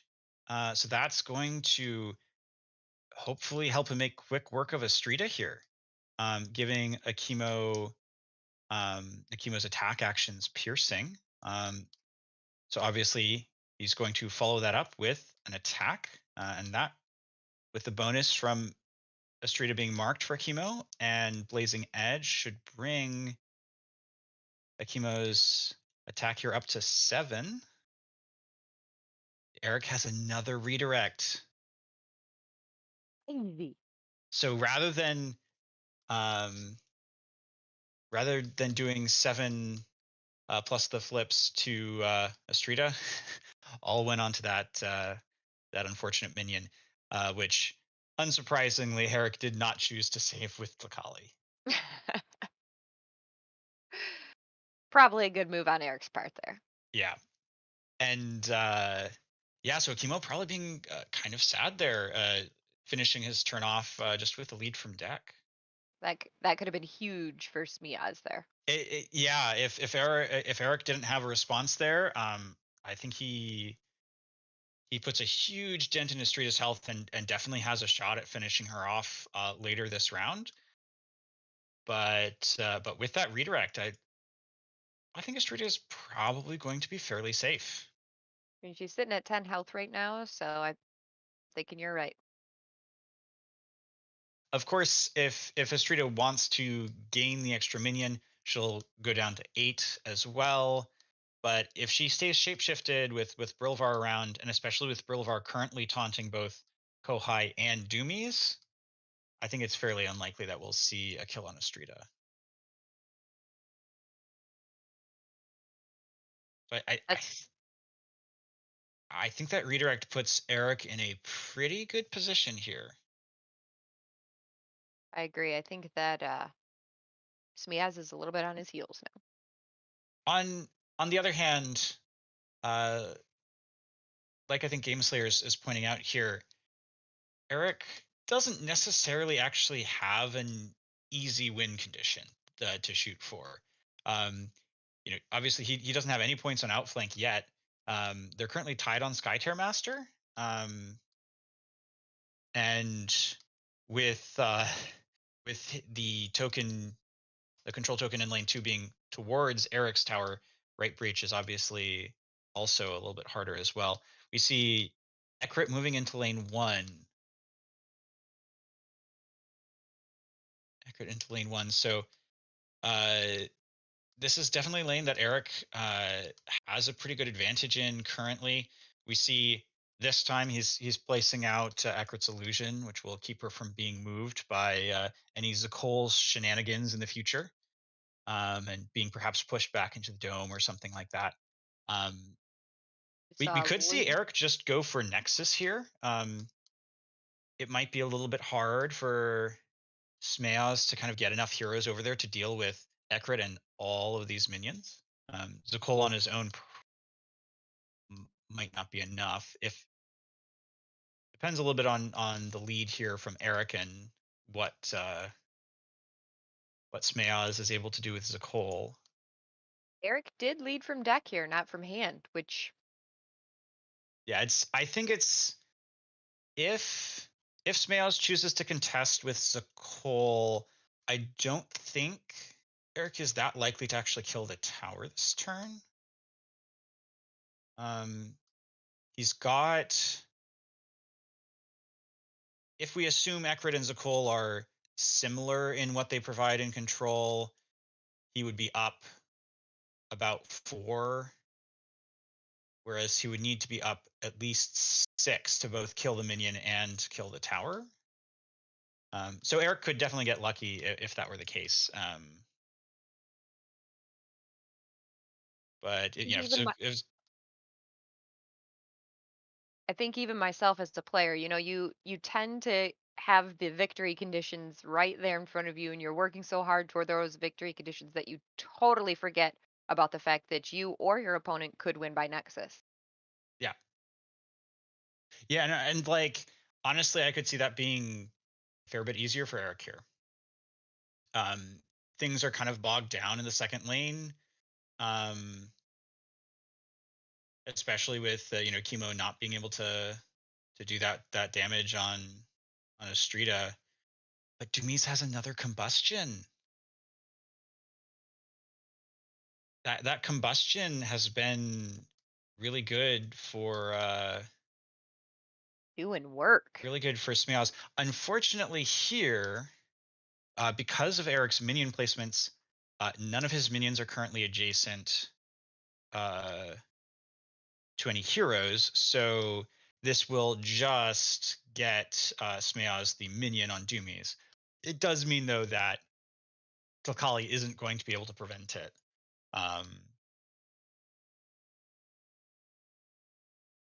Being able to use that minion on the Doomies could. And really... Eric responding with Endless Disciples. So I assume we're going to see spawn a minion. He just put one on the control token, and I wouldn't be surprised to. Is there any way? I did miss which minion is being targeted by combustion, but I assume he can use Endless Disciples to yank the minion that was being targeted into the cover hex, or just make it not not able to be defeated. I guess that works as well. As we see the minions survive and a lead action. I assume Smail is here deciding if he wants to lead from deck or perhaps from hand. And after consulting with his discard pile, he leads with the last card in his deck. So he's got I a think pretty it's good idea of what's yeah, on that lead there. It's probably fair to assume that's at least a 2 or a 3. Otherwise, he would potentially lead from hand with something. Although that's always hard sometimes if you have cards you actually want to cast. Especially moving into round 4 here. All right, we see a lead from Kale moving into the dome and leading. That definitely doesn't surprise me here.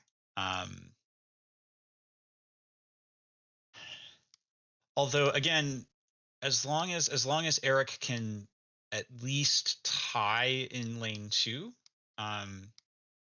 if he can focus on the dome and or the lane 1, I think he puts himself in a good position.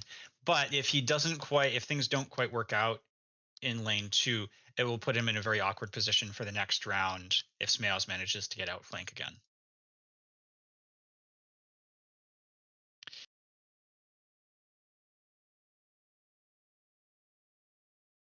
and of course, as we saw last time, Kohai can make Eric's leads somewhat awkward potentially.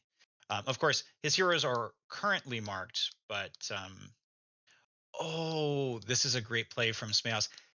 I was thinking that Eric had lane 1 in pretty good shape, but Smeos just moving in with Zakol and using a Dragon Punch to clear out all of those minions, which were which were in fact perfectly positioned to be taken out by a single Dragon Punch.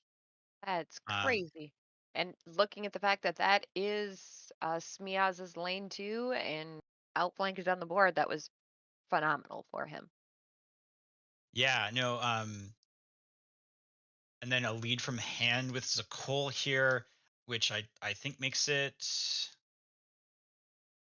pretty likely that Smiles is going to take lane 1, and that depends a lot on what Eric's lead is, but it could push that lane up to the point of having a potential for right breach, at least threaten next turn. Although Ekrit might be fairly capable of helping defend that threat. Switching back over to Eric, we see him killing a minion and spawning one with Astrida. I'm sure to no one's surprise, we see yet another lead from deck. We've seen a lot of leads from deck this game. I know I have tended to often lead from hand just because of, then I know what's going on. You know your odds. But at the same time, it definitely kind of hurts your card advantage. And we see both players making a ton of use of cards from their hands between the combustions and that Dragon Punch to the Blazing Edge countered by Redirect. So Seems like we've got a lot of the players here having the right card at the right time. yeah. Played very strategically. With this Astrida activation and Herrick having therefore such an advantage on the minions, it seems, I think, reasonable that he's probably got a good shot at the at taking lane 2 here. But I think it will come down somewhat to the lead. Brilvar taking the last activation here will be pretty fortunate for Eric, because that means it won't likely be messed with by Kohai, which was something that he didn't have the advantage of last round, given that Kali was dead and Smeos got the last activation.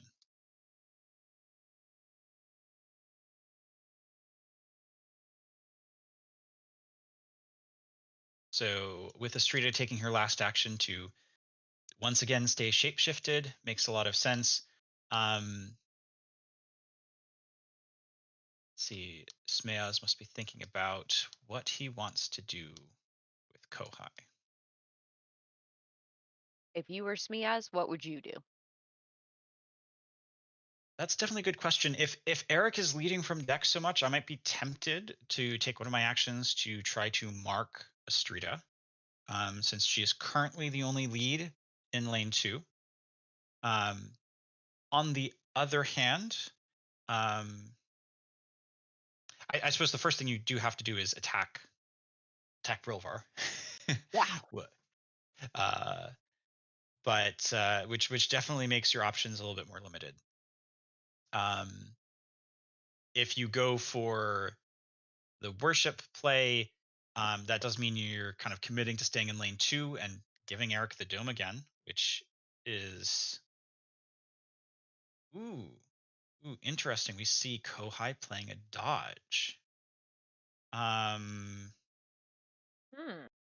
So if Kohai plays a dodge during his, like when he declares the activation, that'll be when Brilvar is forcing the attack to happen if possible. He might be able to dodge out of having to attack, but Eric has a sinkhole on Brilvar here to keep probably keep Kohai in place.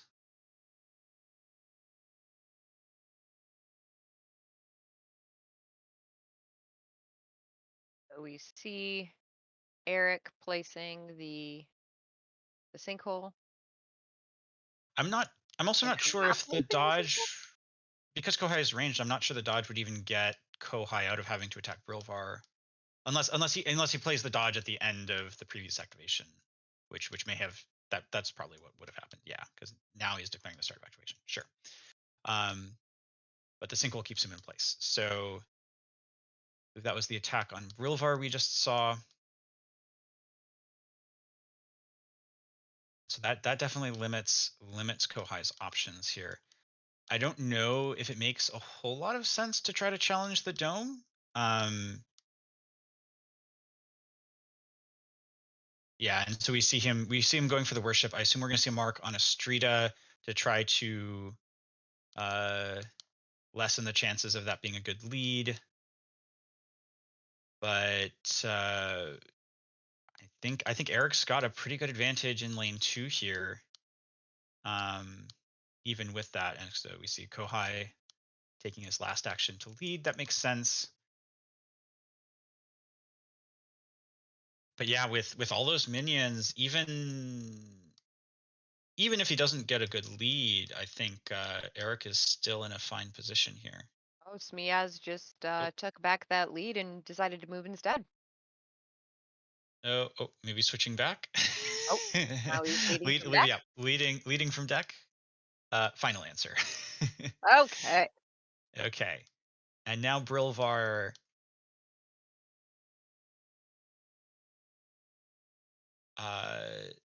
Yeah, this is looking really good for Eric. I assume we see Brilvar staying in the lane here. He probably likes Brilvar right where he is, to be honest, adjacent to Doomies and Kohai. So we're going to see the lead. Again, continuing this the tradition of this game of just leading from deck everywhere. Yep, taking the attack on Doomies while he can, and then I think there's no question that the last action here is almost certainly just going to be an exhaust and worship. Is. As much as I'm sure Eric would have loved to have been able to attack a pillar more than Doomies, Doomies was what was in range. Yeah, we're getting a lot of love for that Brovlar in the chat. So over in lane 1, we've got Eckert with a 2 versus Zakol with a 3, which I think just ends the that 2 Zakol with the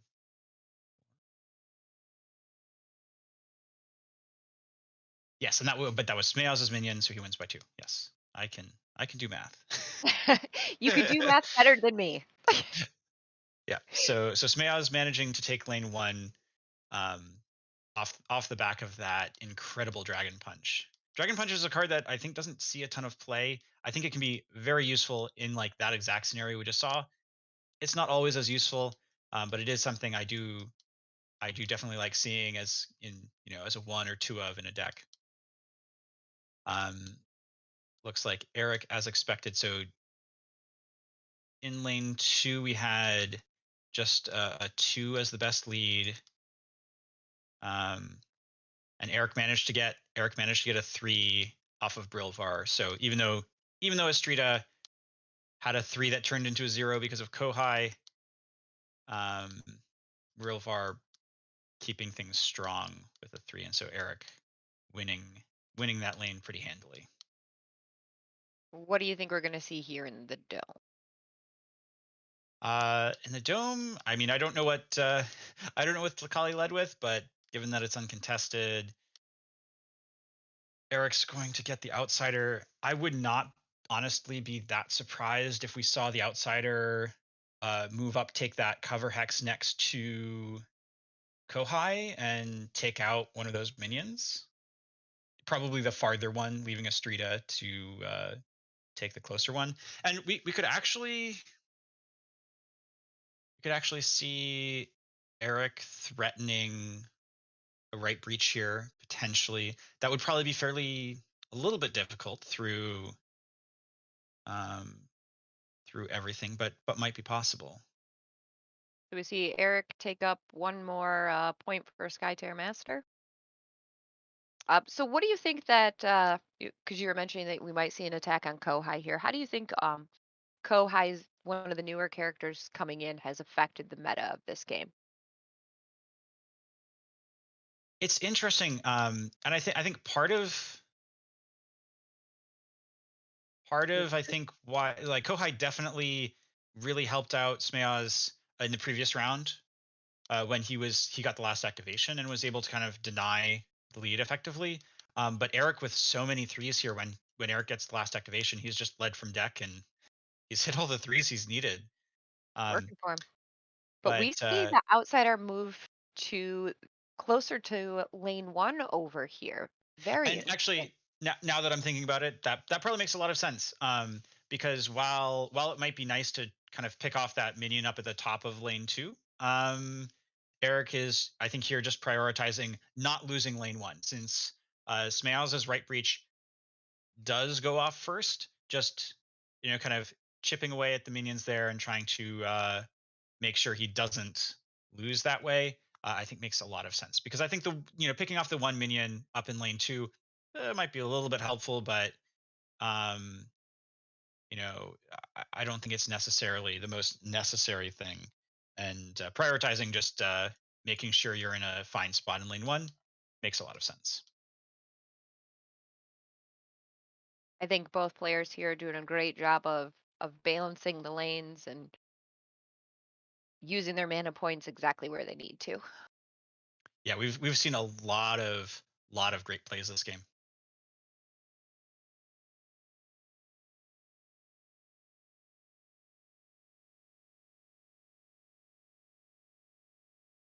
So in the chat, we see that if Takali had have died round 1, this game would have definitely taken a different turn. I could not agree more. The fact that Takali just went down to 1 health there, but yet made it through to come back into round 3. Yeah, because if that Takali died, Smeaz would have gotten that first point on outflank, right? Mhm. Yeah, that was definitely very unfortunate for Smeaz to see just get a little bit unlucky with those flips and just barely not kill it. And we've seen a lot of really good uses of new cards, especially Akimo's Oath. This time it's Exhume. It'll be very interesting to see. There's quite a few cards, a fair amount of cards at least, in Smeaz's discard pile. So let's see which 3 he pulls back here. Unstoppable, Zotland Hungers, and Combustion. Those are all. Oh, I have to imagine he's got to be snap picking that Zotland Hungers. That has to look incredibly appetizing. With he's got a pillar adjacent to every single minion of Eric's in lane 2. So that Zotland Hungers, unless Eric has something to do about it, that could change the course of the game here in lane 2. And he's got an explosive intervention as well, casting from Akimo, targeting Street, it looks like, and that's going to help him decide what he needs to worry about. Unfortunately, I don't think we're gonna get to know necessarily what he names with the explosive intervention, unless, of course, that card actually gets picked out of Eric's hand. Do you have any thoughts of what you think Smeaz might be most afraid of here, that he might want to name with explosive intervention? I honestly have no idea. Oh my goodness. We're looking here at the state of the board, and that was just a huge play for Smiaz, right? Like you pointed out, the fact that he's got towers, or sorry, pillars next to all of the minions. Oh, so I don't know what Smeaz named. If he didn't name, I'm not sure what he named, but Eric's hand is looking pretty good. So many 3-mana cards here. We've got 2 Endless Disciples. We've got both Brilvar and Estrita's Alt, a Nature Reclaims, Bewitch, and Slide, all of which are just And incredible looking at cards at that, this stage in the game. you've got to think that Eric, with that number of +3s in his hand, has been saving those up for a big play. Because he does not have that many +3s in his deck, so.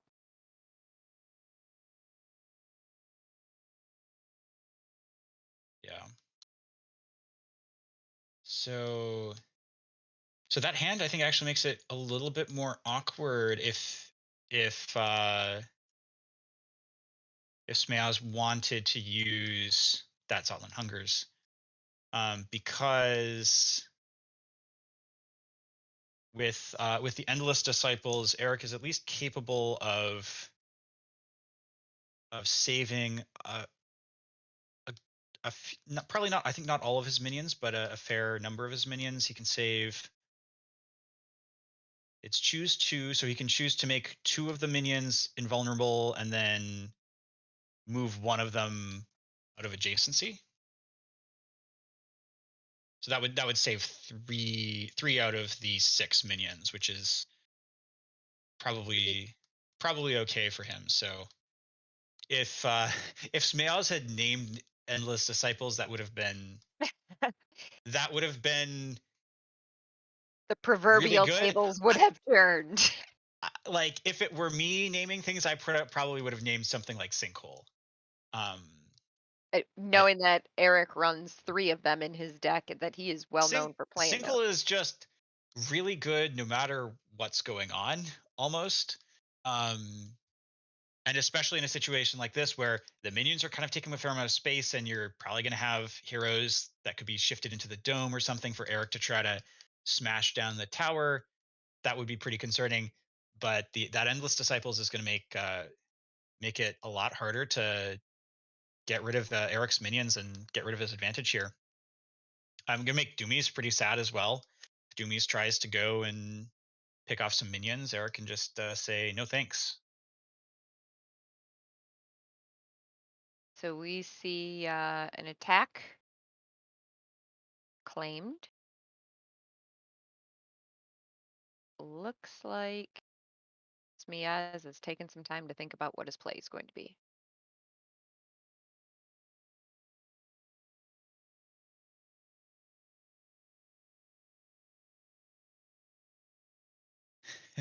Gameslayer pointing out from Smeaz's perspective, I think you've seen Eric cast 1 Endless Disciples already. What are the chances that he has both of the others? And I think that's very fair. And a reason why you might not name Endless Disciples, because again, I think there's probably other things that, obviously, without knowing Eric's hand ahead of time, that you'd be more worried about generally.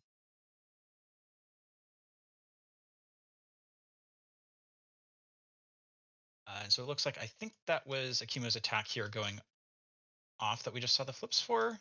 So that was 5, 6, 7, I believe. Like Strida, then with 2 armor going down to 3. And then he has a Kurumo's Judgment. I believe. Yeah, that should be a kill on a Strida. 3 damage to each marked enemy. So that's just the only thing that's going to do is kill a Strida, but that should be a kill on a Strida. Depending, of course, on, I don't know if anything in Eric's hand can save her. I don't think he has a response here. Yeah, that's a dead Astrida. And I don't think any of his cards. Yeah, he actually didn't have anything he could cast with Astrida either to use her mana for anything useful. Yeah. Like, I mean, that does take 1 hero out of the lane for Eric, which sometimes 1 point's all you need. Yeah, I mean, I think getting Astrida dead is particularly useful because it does mean that, Eric isn't going to continue snowballing all of those minions. And not being able to have her activate in this round is tough. Yeah, and so Akimo with Astrida nice and dead, it just skirmishes into the dome. And that definitely makes makes a fair bit of sense, because he has to be concerned about Skytear Master. And as much as he also has to worry about Right Breach, with still 2 minions left to help defend, and right now only Brilvar in the lane. Obviously, Tokali could join as well. He probably thinks he has some tools to help with that. But if he doesn't commit heroes to the dome early on, then Eric can just pile in the dome and win by Skytear Master. So we see Eric going with Ekrit here and just starting with a nice Nature Reclaims to fill up his hand even more, as if his hand wasn't already Fantastic very enough. powerful. Yeah. All right, and we see a move into the dome with Ekrit here. Unsurprising. This is maybe a little risky, though, in my opinion, because it does mean that he might have a little more difficulty defending lane 1 from Smails' Right Breach. He still has a Tokali that could get in range. But I guess he. But is the likelihood here of Eric winning the dome and taking a Skymaster victory greater? The issue with that, though, is that if he goes all in on the dome, but Smails just wins by Right Breach, the Right Breach will go off first. That is sticky. So Tokali is still capable. Tokali is still capable of getting into lane 1, but it would take 2 actions to do that. Ooh. See a dodge out of Doomies. Interesting. That where is Doomies dodging to?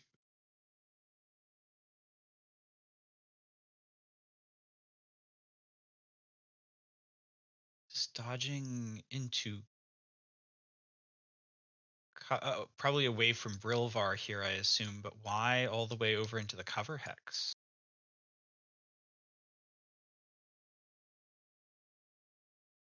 Perhaps to avoid a slide? But he could dodge far enough away. Yeah, I guess the sticky thing here is now Brilvar can slide Doomies to the left 1 hex, and that will make the hex that Doomie's targeted with dodge 3 hexes away, which, while normally then a valid target, dodge is within 2. Which, yeah, so that actually makes it, I don't know if Doomie's had a way to dodge away with the slide, because he either targets a hex 3 away and gets slid out of range of that hex so that the doom doesn't happen, or dodge doesn't happen, or you dodge only 2 hexes away and then Brilvar just pulls you back 1 hex.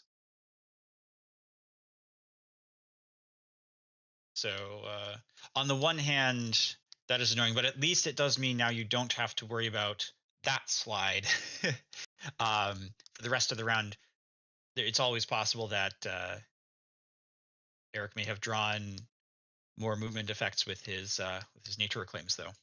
Yeah. So let's take a look and see if Eric has any minions on his Doomies here, because he could be moving them into position to use those for damage. It doesn't look like Smails' Doomies does have any minions at the moment. I think he's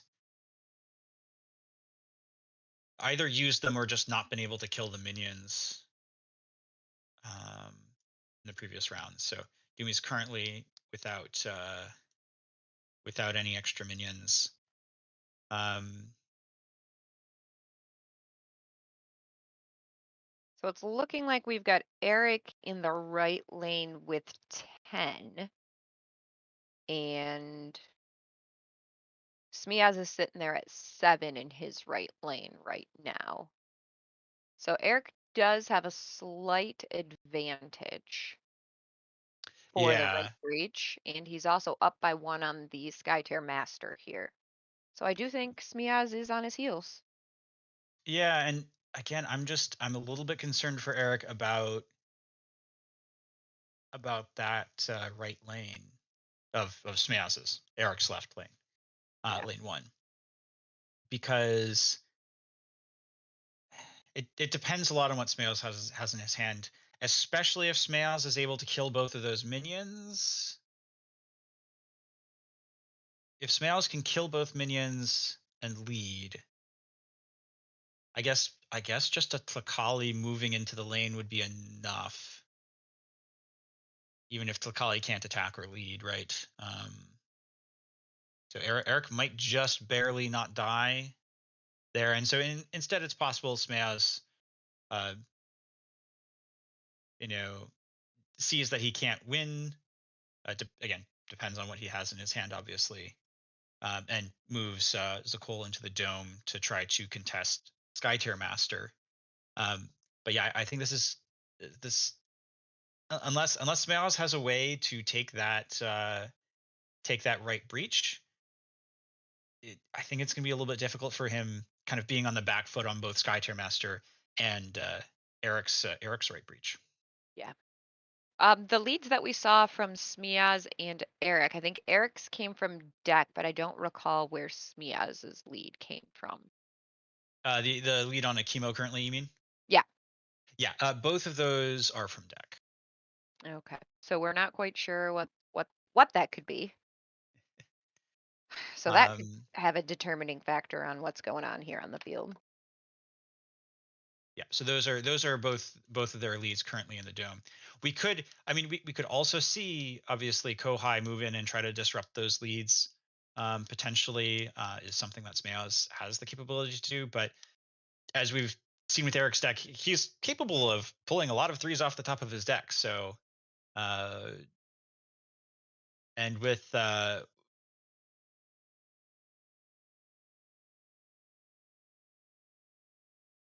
So Kohai's ability here does require line of sight. It does. So that would require Kohai moving into the dome, which remains to be seen whether or not that will actually happen. And he could try to disrupt leads in the lane as well, but yeah, again, this is Smiaz in a little bit of a difficult situation, because if he moves into the dome to try to, like you said, contest for that, he's moving out of the lane that is already a sticky situation for him. Yeah. Now, on the other hand, because Smiaz killed Estrida, it does mean that Smiaz again gets last activation. So Smiaz will have the ability with that last hero to put them where they're needed most, whether that's defending the dome or defending the lane. So this will definitely be very interesting to see. So I assume he's got to be thinking hard about what he needs to do next. If I were Smiaz, the thing I would be looking at is, do I think I can actually win by right breach with Zakol? And if not, I would probably consider taking Zakol first and just moving him into the dome, because he's probably not doing anything else. But instead, it looks like Smiaz is going with Doomies here. So that could mean either he has a way that he might be able to force right breach with Zakol, or perhaps he wants Eric to think that that's still a possibility. We see an attack on Brovlar. Yep. So Brilvar, of course, being shapeshifted and taunted.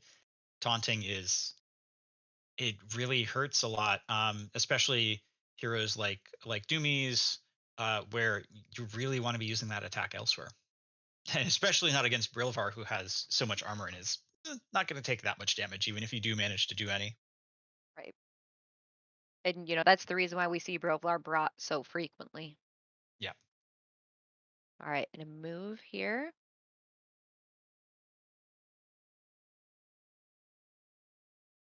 Taking time to consider. Doomy's moving into the dome.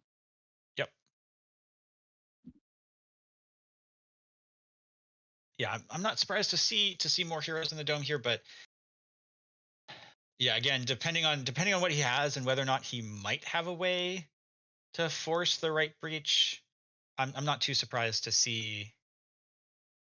I wouldn't have been surprised to see Zakol as well. The other thing he could be waiting for is seeing if he can get Eric to move Tlakali first. I think right now Eric has an interesting decision though of does he go with Tlakali or does he go with Brilvar? If he goes with Brilvar, he has to commit Brilvar either to the lane or the dome. And if he commits to the dome, now he's not taunting Kohai anymore. But if he goes with Tlakali, he has to commit Tlakali to either the dome or lane 1. And so that is a reason that Smeows might want to try to hold out on Zakol, because if Tlakali gets committed to the dome, it gets a lot easier for Smeows to just bash down on right breach. Yeah. I think he would have to have at least some card to help kill off the minion, but it might be possible. So I wouldn't be that surprised to see Brilvar activated next, just because committing Tlakali might be more awkward, but it's a tough decision.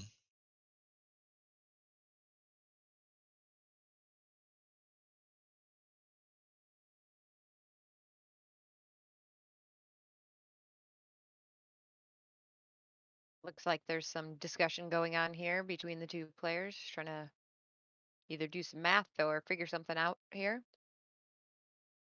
So if we look back at how these two players got here today, both of them have worked very hard. Obviously, Eric coming up from the loser bracket to face Smiaz here today. Interestingly enough, in the previous rounds, both Smiaz and Eric played Tim Bunn, last year's world champion, and both of them beat Tim.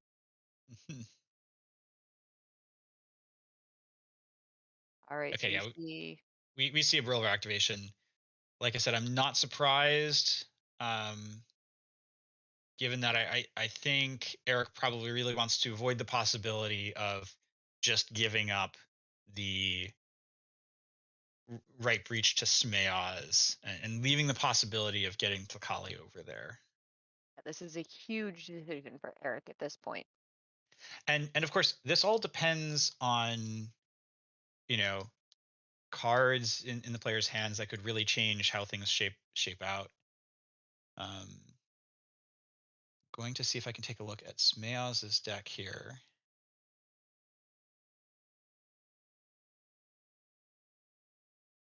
Because if for example Smeoz were to have a sinkhole, Kohai could sinkhole and keep Tlakali from getting over to the lane while he, maybe tries to go for a right breach, which could be devastating.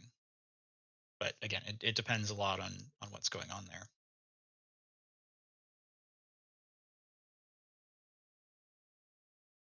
But yeah, Brilvar having moved up to be in range of the minion to bewitch and leading.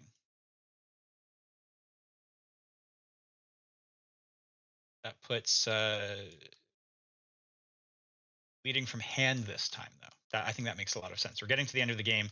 He might not be able to cast all of these cards in his hand.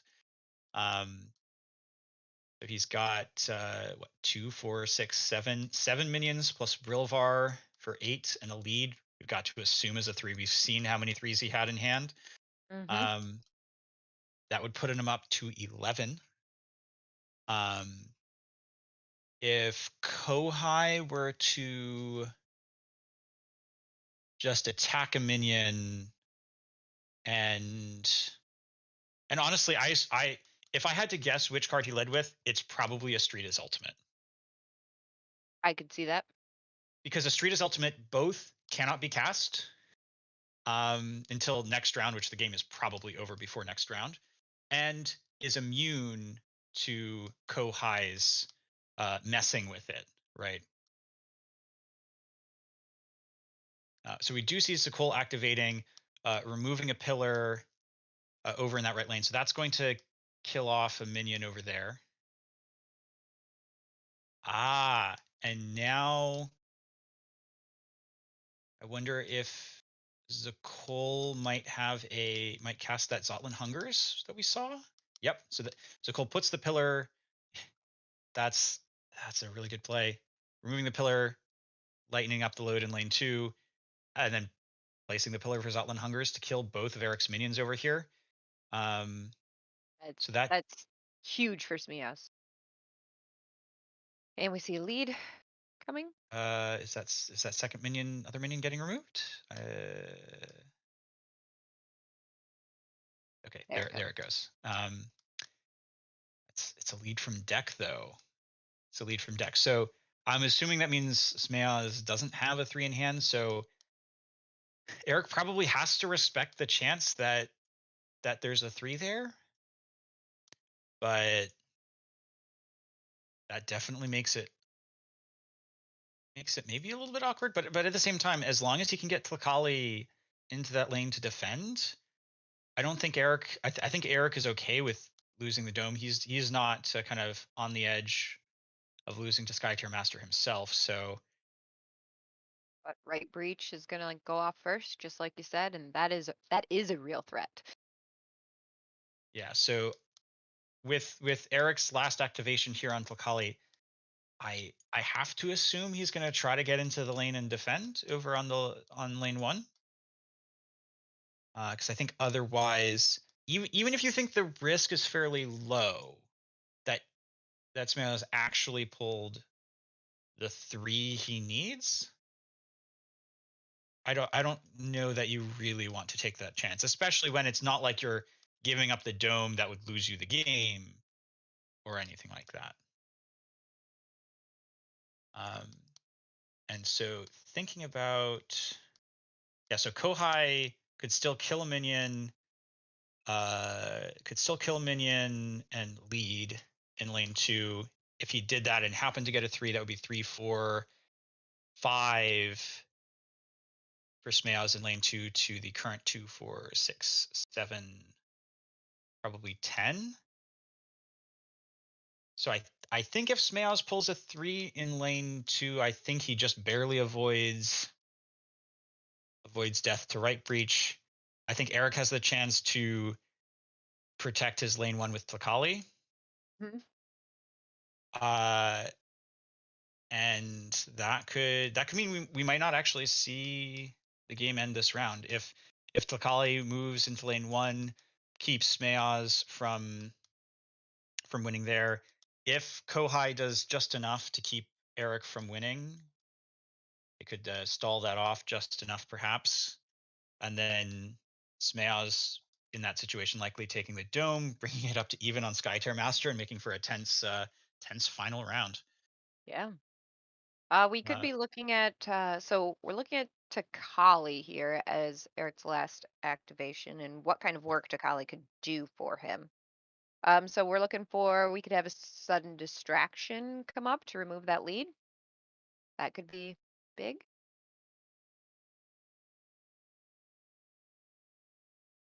Yep, that would be really big. Let me see what else.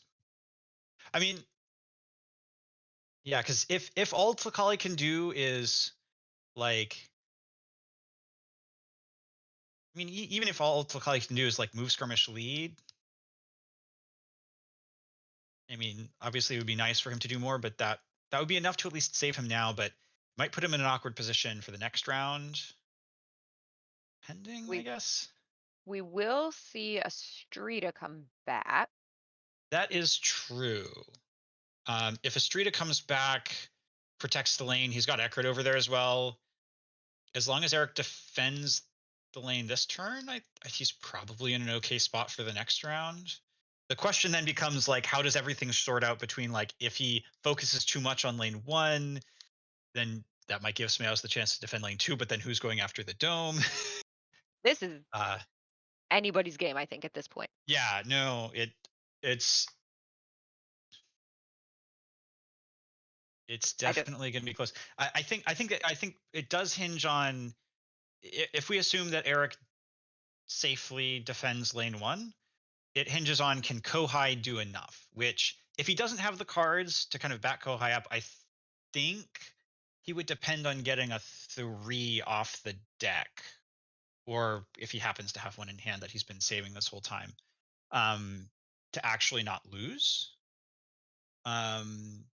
So depending on what Smeos has in hand, he may be at risk of losing the right breach there. More so, I think probably more so than Eric at this moment, obviously without knowing what they have in their hands. But I'm fairly certain that Eric should have a fairly safe way to save the lane. So we see Takali skirmishing here and leading. Oh, is Eric from just deck. taking the chance? It looks like Eric might just be taking the chance that he thinks that Zakol doesn't have a 3.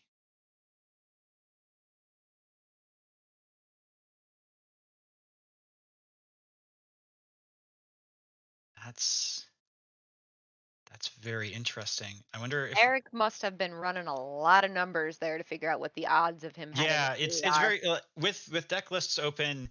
Eric may have inspected the discard piles and what's been cast and evaluated that he thinks that it's unlikely that the one card that Zakol led with versus the 17 in his still in his deck, that he just thinks it's unlikely. That would be a really It's a risky. really unfortunate way to lose if he either miscalculated or got unlucky there.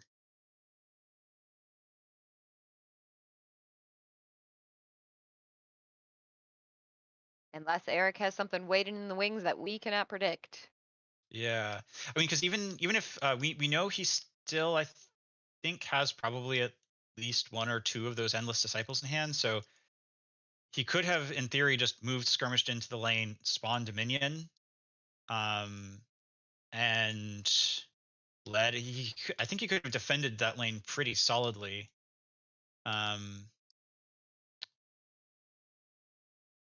And then it would just run the risk, perhaps, of making the next round harder. But with Takali in the dome,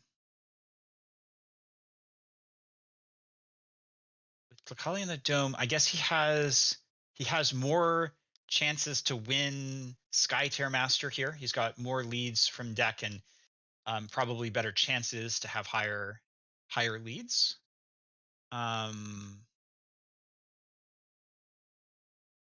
Although, yeah, and I think Kohai at this point is pretty much obligated to stay in the lane unless he has a way to like Dragon Punch again and clear a bunch of minions. At which point, Eric probably has an edge winning the dome, and probably an edge on winning lane 2. And it'll come down to whether Smeaz, has anything spectacular to show in his hand with Kohai, or if he just hits the 3 on Zakol. Does look like Smeaz may have gotten disconnected. Yeah, I did see an error come up that something happened to the server. So hopefully he can get reconnected here.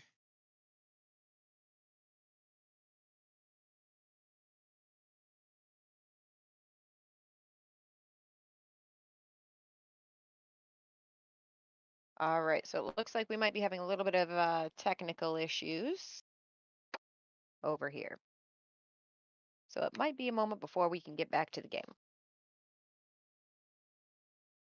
Yeah, if we get to talk to the players afterwards, I'll be interested to hear Eric's thoughts on putting Takali in the dome here instead of over in the lane. Like you said, I assume that's based on kind of just running some numbers and seeing that either maybe it's very unlikely that Smails actually gets the 3 to kill the tower, and Eric is just trying to increase his chances to just win one way or the other, assuming that won't happen. But I'll be very interested to hear his take on why he made that decision instead of making what I assume would probably be more safe play of sending Kali into lane 1. I can't wait to find out what was going on in his head there. So if we So- have any viewers watching right now who might be interested in getting involved in Skytear, how could they do that? Probably the easiest way is, and this is really how I started getting playing, is just as long as you have Tabletop Simulator. There's plenty of folks in the community here in the Discord server that I know have helped teach new players and played games with people. I know for me it was really great to be able to actually try playing the game before I decided necessarily that I wanted to invest a fair amount of money to actually acquire everything. For me personally, it once I did try it, I was like, oh yes, I need this. Yeah. And so I've been actually kind of keeping up with getting all the new expansions and everything, even though I haven't actually, because pandemic, I have not yet had the opportunity to actually play in person, which is rather unfortunate, but I'm prepared for when I do. Yeah. Well, aside One from of all the heroes that I have yet to paint, I still need to get around to doing that. I've only hand painted a couple of them, but Yeah, so painting is definitely one of my favorite things to do. But I I guess two for new players, there's all of the new MOBA decks. So some yep. of the players in the community have been putting together, some decks that you can just pick up and play if deck building for someone like me is something that's incredibly overwhelming. That's a great way to also get involved in the community. Yeah, I think that's definitely a good point. It's something that I honestly have only played a very small number of times myself. Sure. I think by the time that was really put out, I had kind of played a lot of games, and at that point, I really preferred putting together, like crafting my deck. That's one of the things that I've enjoyed a lot about. There are so many very interesting decisions you get to or have to make when you're building a Skytear deck. The size of the deck often feels pretty limiting. There's often many more cards you want to run, and you just don't have space for them all. Yeah. And like you said, that can be pretty overwhelming for a new player, of like trying to consider all of these things. And not only do you have to decide which cards you're running, you have to decide how you distribute them between all of your heroes. And there's lots of really intricate decisions you can make about exactly which cards, exactly where each of them goes. Like you point out, the MOBA draft decks can help give you kind of the Skytear experience without necessarily having to go through all of that work first to even have a deck to play with. And it also And so, gives you an opportunity to get to know some of the characters, get to know some of the cards, so that maybe you find a character that you particularly like and you want to kind of move forward with. And then you've got a base deck that you can kind of start building off of to be like, you know what, I really liked playing with this card or not with this card. So when I'm building my deck, I do have the option to switch those cards in and out. yeah, I Deck building is not my favorite. it's one of the things I haven't actually played a ton recently, and only kind of snuck into the world championship here as a player at the very last minute when someone couldn't make it. But kind of as we were leading up to it, I deck build a lot with Ryan. So we build a lot of our decks together, and I in fact brought exactly the same deck as him today. Well, yesterday, not today. But so that's one of the parts that I find a lot of fun. I find that interesting, but yeah, it's definitely can be challenging and a lot of work. Going back to painting, that's probably one of my favorite things to do in my spare time is painting the minis. So we've actually spent quite a bit of time and investment of time in painting the minis. So Yami is my favorite character, so I spent a long time painting her. And previously, some players in the community also held a mini painting contest. So going forward with all of the new characters and the new expansions, I would love to see something like that happen again. Yeah, I know. Personally, I've only painted, I think, 3 of the heroes. I've painted all of the Nupton minions, I believe it is, that I painted. The Nupton minion was what I started with as something that, like, I have a bunch of them. So if Mm-hmm. if I do a bad job, I have like 7 more I can paint better.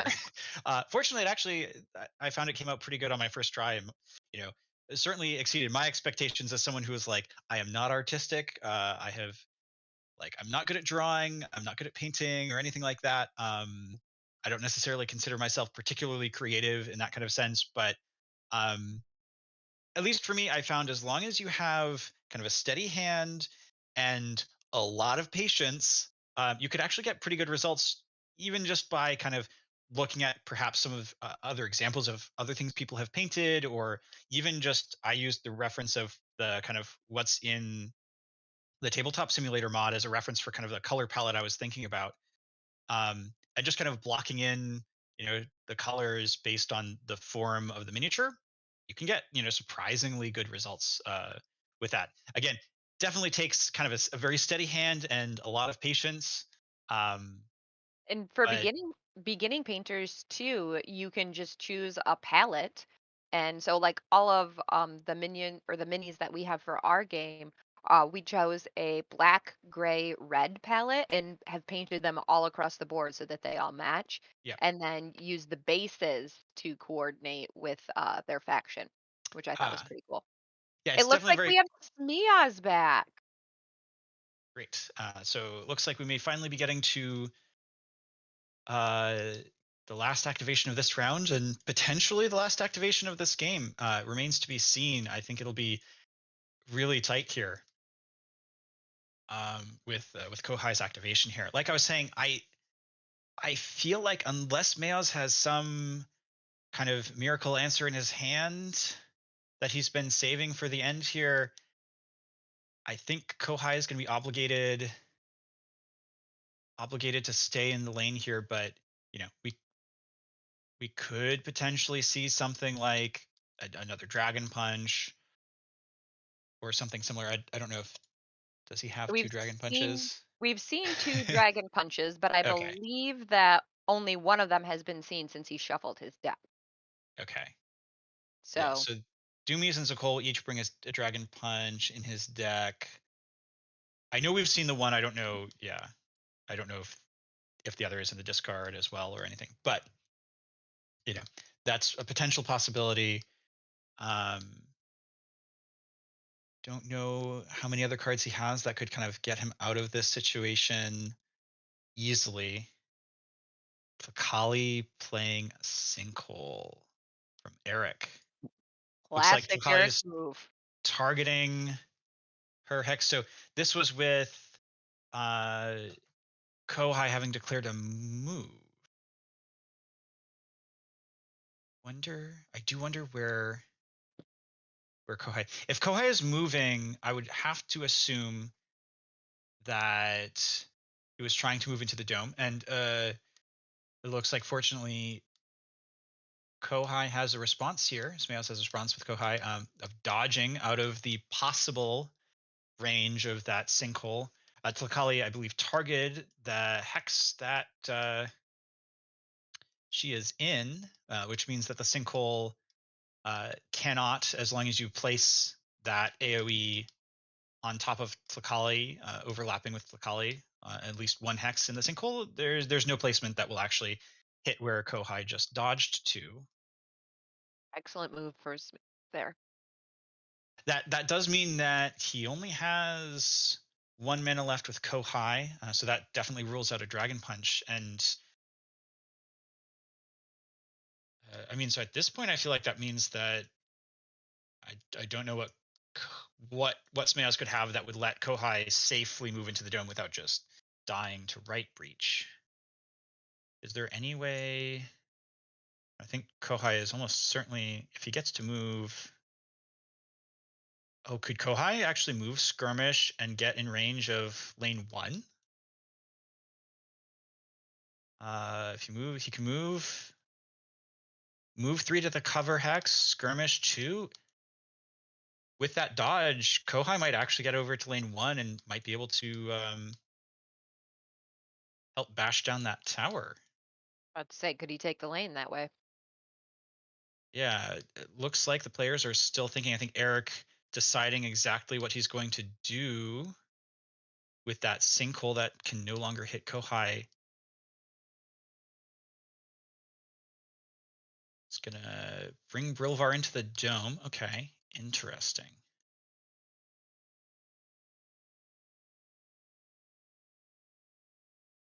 Then shuffle some heroes around.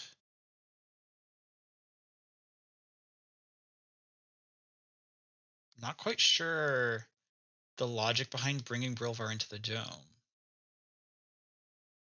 I mean, I guess it makes it more possible to try to go for Skytear Master. But yeah, it looks like Smeows is just going for this right breach here. Move skirmish. He still has one action, so he can lead from hand. If that's I mean, even if that's only a 2, unless Eric has something here, looks like maybe not. I think that might be right breach for Smeows. What a game! What a game! Crazy. Like it's really crazy how like these games start off with like it looks like Smeows is like annihilating Thakali, and then Eric kind of starts pulling it back and he looks like he's in a really good position. Hello, everyone. Hello. I'm sorry for the trouble with my connection. Sorry all. So I have to know, Shmiaz, if you if I slide a chemo so you don't attack Astrida, do you have another way to? You don't have a way. Oh, you do have a chemozo, so you can't come back out and kill her. Okay, good. I have a chemo Okay, that's what. and I double and double dodge, right? Double dodge. Okay. So the burning question in my mind, Eric, is why did you choose to leave Thakali into the dome and risk Zakol being able to take right breach? Well, I mean, I had sinkhole, right? And so like there's very few cards that he had left, and he'd already used the dodge. He'd have to like got it just off the reshuffle and everything. But so I was. So I guess my question is, with Zakol, so were you anticipating that he might not be able to kill both minions with Zakol? Because even Zakol on his own could threaten. Oh right, yeah. right, It's just with 8 and 21 chance for him to win, and then as long as he doesn't have an answer, I'm guaranteed to win on the other side, right? Because I pull Kohai into the dome, I block him, I move Akimo here. There's no way for him to get back in lane, so I win on right breach right after. So you were kind of, that's kind of what we suspected, that you were making a calculated move there of like, I don't think he's as likely to win in that scenario. Yep. But then unfortunately with that dodge to get out of your sinkhole. Yep. Then he got over there. So a couple things. Number one is right after I killed the minion over here, like seconds later, when I pushed that one turn, I was like, oh, I'm about to wind blast. I should have left this minion up here. I'm like, whatever, it doesn't matter. I'll just attack. Eker's not doing anything. And I ended up not killing that minion, which was a big minion, because otherwise it doesn't push back here. And then also last turn I blind led with a 2, which was unfortunate because otherwise it's sitting on here and he doesn't have a win condition. So yeah. Anyway, great game. It was very exciting. It was a fantastic game, you guys. Yeah, very, very, very close and very, very tense with Eric as always. Seems like both of you guys had some huge plays that the chat went crazy about you guys.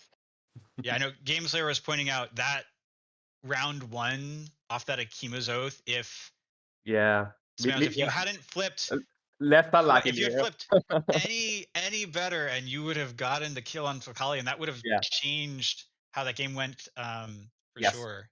Yes, it changed a lot because I win the control token. I mean, he can tie, but he has to put Ekrit in the lane number 2. So Zakor is alone in number 1. It's a completely different game, right? So completely different game, I mean, it's part of the game, so it's fine. Yeah. But congratulations, that was such a great game. Yeah. Eric, fantastic game, and Smiaz, congratulations. Thank you so much. Yeah, from my side as well. So congratulations, Smios and GG. Well played, Eric. Really tense game. I was at the edge of the seat the entire game, and yeah, fantastic. So this is what we like to see here at the World Championship Finals, right? Yeah. So All right. we will. What do we have coming up next, Zeragol? Yeah, we will head over to Road to the Finals segment provided to us by Ethusium. But before that, I'm just going to announce one other pretty thing. As we are going to have a giveaway. This is going to be an OP kit, either Stormseer or Winter Deep, but only for US and European Union habitants. So whoever wants to participate in the giveaway, which we will then draw after the next segment, so just before starting of the grand final between Smears and Matthias G, just type the word raffle in chat. Should be on the screen here right now. So if you want to participate, then just hack it in there. Brandy Pythoner, thanks a lot for casting the game. Was a wonderful time with you guys here. I had a lot of fun. Very interesting. Thank you very much to be here. Thank you so much for having me. Yeah, this was such a great game to commentate on. It's always fun, Pythoner.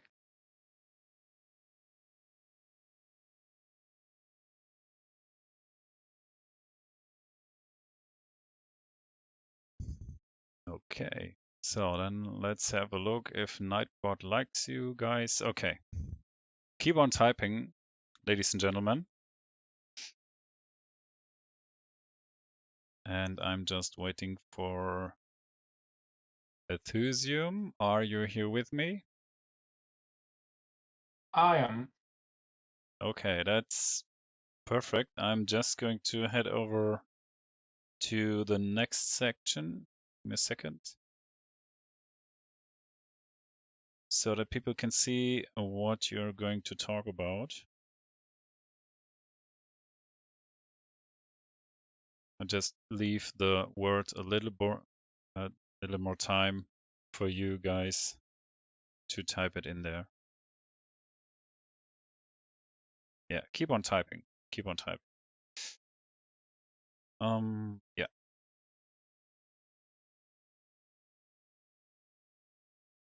Okay, so this is your segment. Take it away, my friend. Thank you. I'd like if you could share it. So I don't have the Yes. delay, actually. This I hope I can share it. You can stream it here at the same time. I can try to share my OBS screen because I can't in a different way. So let's see if this is going to work. I don't know. Okay, you can see it, right? Yeah, I can. So that's working. Yeah, thanks. So I'm going to talk before we go into like this. I hope and I expect to be absolutely epic grand final. I'm going to talk a little bit about the road that the different competitors went through. So the people we saw today, what they went through yesterday. So yeah, you can move on to the next one. Okay. So those 4 players were Smears, Matthijs, which we all very actually call Eric simply, and Game Slayer. So I've ranked them cheekily on a like aggro orange on the left to like a more controlled blue on the right. I've also ranked them a little bit more based on what I knew historically from them, and not necessarily according to their game and their deck during those last 2 days. I think that Smear's ranking, for example, might be a little bit on the aggro side today than it's been in the past. But historically, he's been playing a lot of blue, rather slightly more control-oriented, but he's a bit of an aggro flavor, and we can see that he's shifted completely his roster with the new release.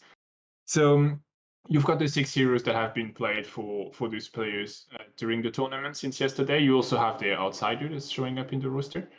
And I'm just gonna give you a brief overview of what they went through yesterday for the people who haven't had the chance to follow and have an idea of what they went through. So I'm going to start with Gameslayer, who got he unfortunately got eliminated against Eric earlier today. He's been picking mostly Akimo and Dumis as main heroes, so like 5 times out of 5. And then Ishita's been like his kind of signature hero, I'd say. Like the Ishitusk C is the one thing he is known for doing a lot. And then like Landforhild and Yami being picked with a much lower frequency, and unfortunately Yami's being like the leftover child for once, which is I'm definitely not happy about. And I'm pretty sure AG wouldn't be super happy about that either. So he's been facing yesterday Cabri, Pythonir, and Matthias. He did lose against Matthias going into the loser bracket or lower bracket, if slightly less negative. And then he faced so those lose where he did one siege against Cabri, breach against Pythonir. He did lose showdown against Matthias, and he then won an onslaught, if I remember correctly, against King of Jokes. And then he today lost to Eric on Outflank, and it was also very close to be an onslaught game for any of the 2 players. Actually, it remained open very, very late. The Outflank could also have been won by any of the 2 players. It was a really, really tight game. It was really cool to watch. Okay, if you like, we could also show up the bracket if you want to have that reference. Yeah, you can show the bracket. That would be very convenient for people. Actually. Okay, just a second. Eric on his hand, so which we just saw playing against Smears, did play a lot of Astrida, Brother, and Ecrit. Like that was kind of the 3 heroes he's been playing the whole tournament. And then the last slot was rotating around Freyel and Tlakali, and we saw one Shillavi being played against Gameslayer. And what he said is, this hero I'm bringing when I've got to face Showdown, because he's been taking especially for that. And yesterday we've seen him winning right breach against Cdibs. If I remember correctly, Bloodless against Mahace, which he lost, sending him to the lower bracket, where he then won an outflank against Calibra, a tactician against Redsky, and won a Nexus game, which I think also I might be wrong. I don't want to be saying anything wrong, but I think it's the only one of the qualifier that went to Nexus win. Do you know if that's correct? I think so, but I'm not sure either. And that was won against Timpen, which is our former world champion for the past year. So that was a fairly impressive one. And then finally, he won against Gameslayer with Outflank, which I just said was like a really close game. Both players could have won Outflank or Onslaught very, very late into the fifth turn. And we just saw him, unfortunately, losing to Smios in the previous game, which was like an absolutely incredible one to watch. I think today we've been spoiled with 2 incredible games. I hope the next one is going to be as good. No pressure, guys. And then, yeah, we've got Smios, who just defeated Eric. Smios been playing a lot of Akimo, Dumis, and Kohai. That's been like, he's been playing them basically all the games so far. Most of the last slot has been Zakol, with Hogosai being played only once. So it would be interesting to ask him at some point why was the incentive for using that Hogosai once and then not anymore. I like, we've seen in the previous game how Zakol synergizes really well with the Akimos off, where you can actually push people twice, which is fairly interesting. So he's won on the first day against Red Scare from an outflank, got a tactician against Kirito, a showdown against Timpen, which was also the world champion, which is the world champion from last year, and then he lost to Mad Ice on right bridge, and then just won against Eric on an outflank. So overall, a fairly mixed set of win conditions. A bit of aggro, a bit of control. He's shown that his deck can shine in both situations, basically.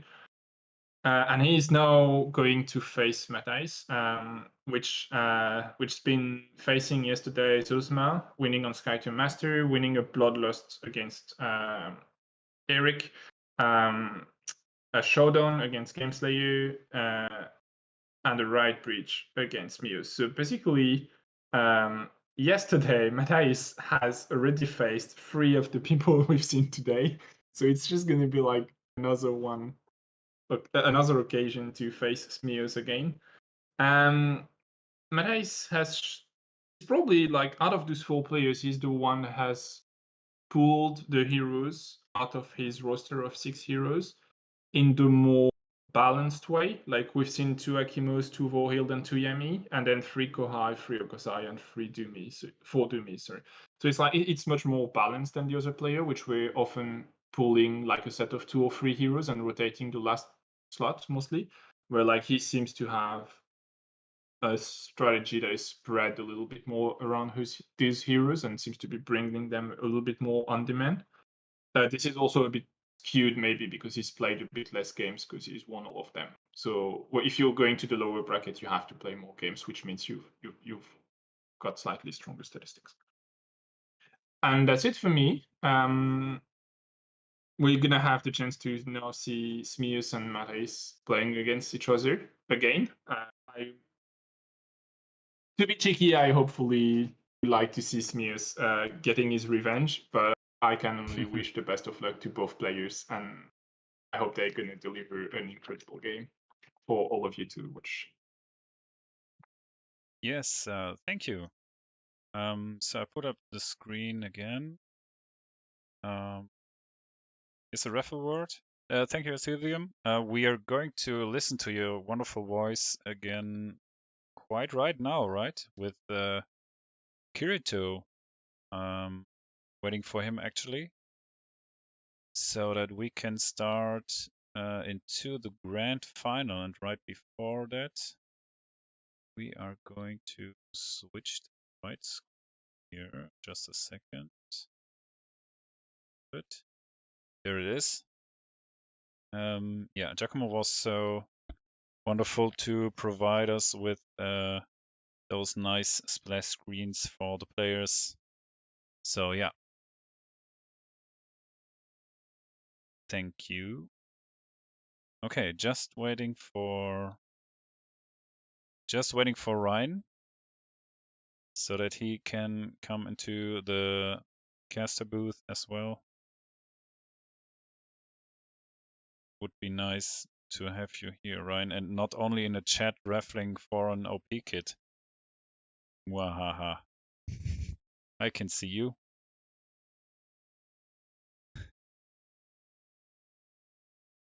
So, a couple of seconds.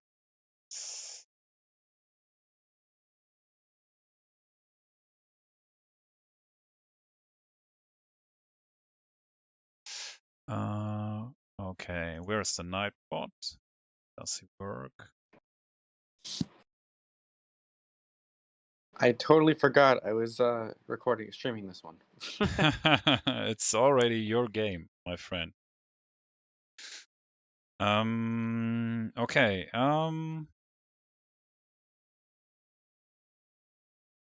Okay, we have 18 people here actually that maybe can win an OP kit.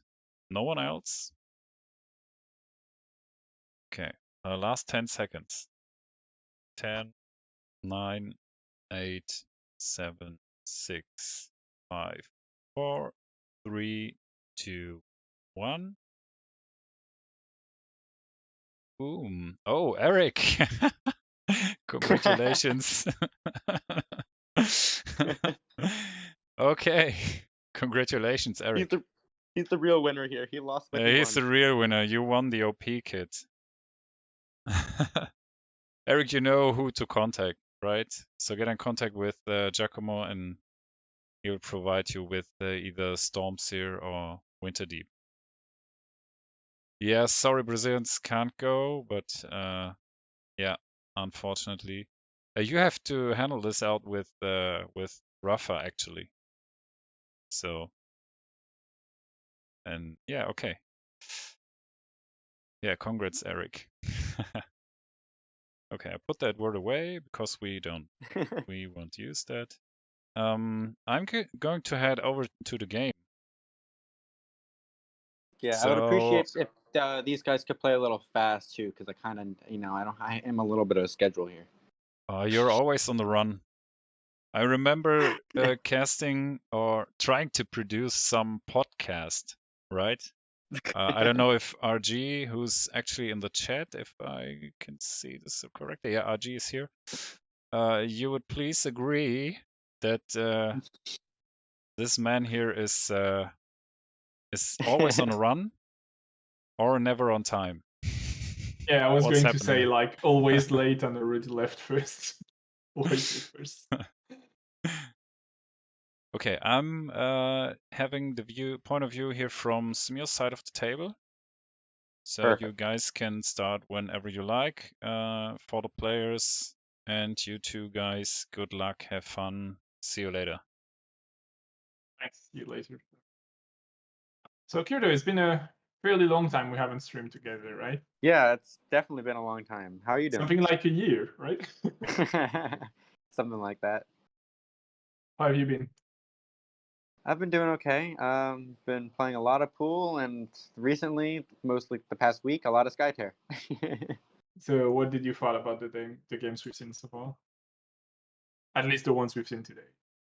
The ones hope today you have been followed those. fantastic. I didn't really get to watch much yesterday because I was playing most of the day yesterday.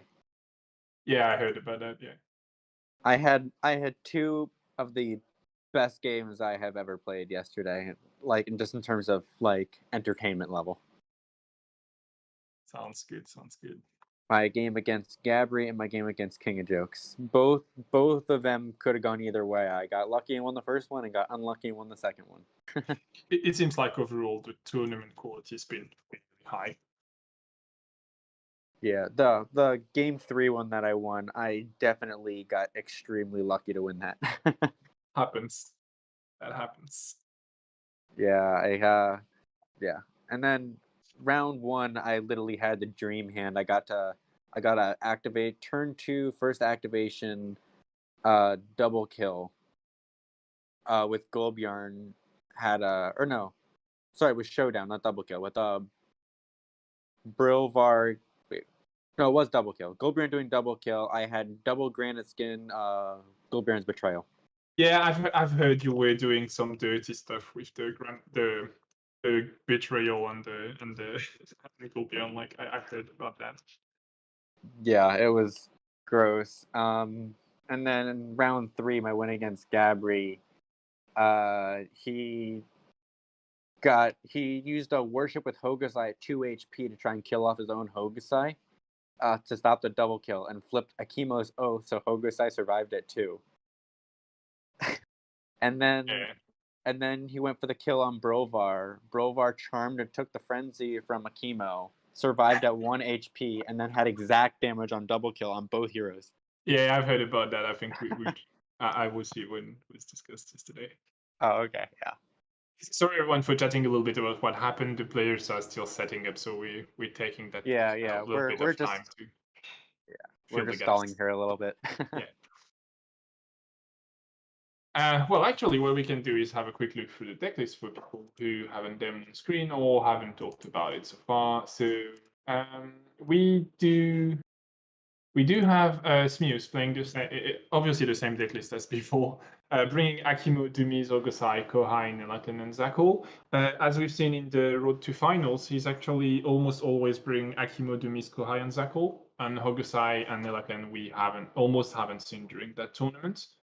Akimo's running Sea Shield once, Exhume once, Impervious once, 3 off, 2 dodge, and an Unstoppable. We've seen the dodge doing a lot of work during the previous game. Dumi's got that was a great dodge. Yeah, Dumi's got like the 2 other Exhumes, the 3rd dodge, a Dragon Punch, 3 Sinkholes, a Judgment, Kurma's Judgment, 1 Topple. Kohai, which we've also seen a lot, has like 3 Explosive Intervention, an Impervious, a Release the Spirit, a Shield Slam, 2 Blazing Edge, and a Gank. Zakul's bringing 3 Quick Shot, another Shield Slam, 2 Exotland Hunger, 2 Combustion, and a Dragon Punch, so a lot of lane control. And then on the 2 heroes, we're seeing much less. There's like a Ogosai with Arena of Flame, a Strike Tear, an Impervious. The 2 other Release the Spirits, a Shield Slam, a Blazing Edge, so the 3rd one, a single Crawling Darkness, and a Reeve, which is also, I believe, the only Reeve we've seen. And on the left-hand side, 2 Grasp of Graphite, 3 Vor Healed Oath, 3 Stone Barricades, and a Topple. So like Vor Healed Oath not being played a lot by Smears, given he has actually never picked the hero who had them. And he's bringing the classic outsider every time. Yeah.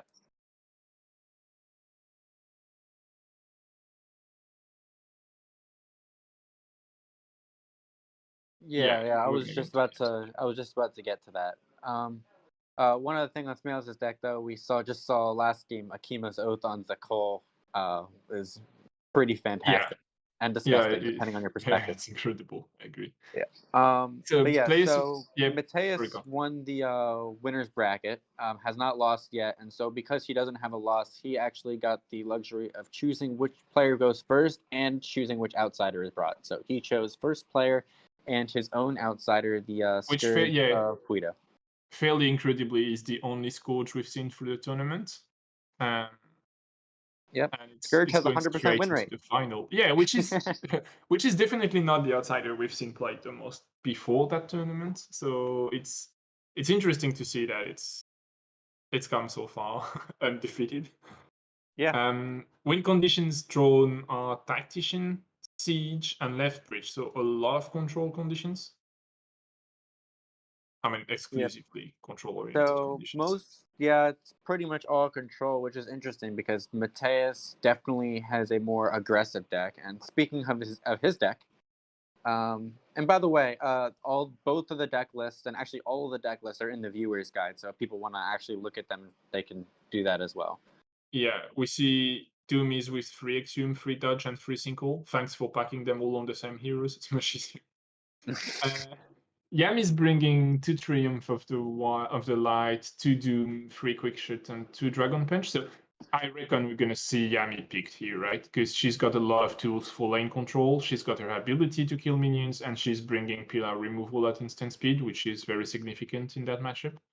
Yep, and we see Hokusai with the 3 shield slams as well, so that's probably also a 2 impervious. Yeah, 2 and we impervious. see the Hokusai was brought. Yeah, he's there, yeah. Bringing the 3 shield slam, a stone barricade, and 3 Kurumo's judgment. So like that goes for the damage and also help with the lead if it's needed. We see Doomies that's been picked. Yami, Hokusai, we don't know who's gonna be the last one. On the other side, we've got Doomies, Akimo, Kohai, and Zakol. So like the same 4 heroes Smears has been playing the vast majority of the tournament. So no big change here.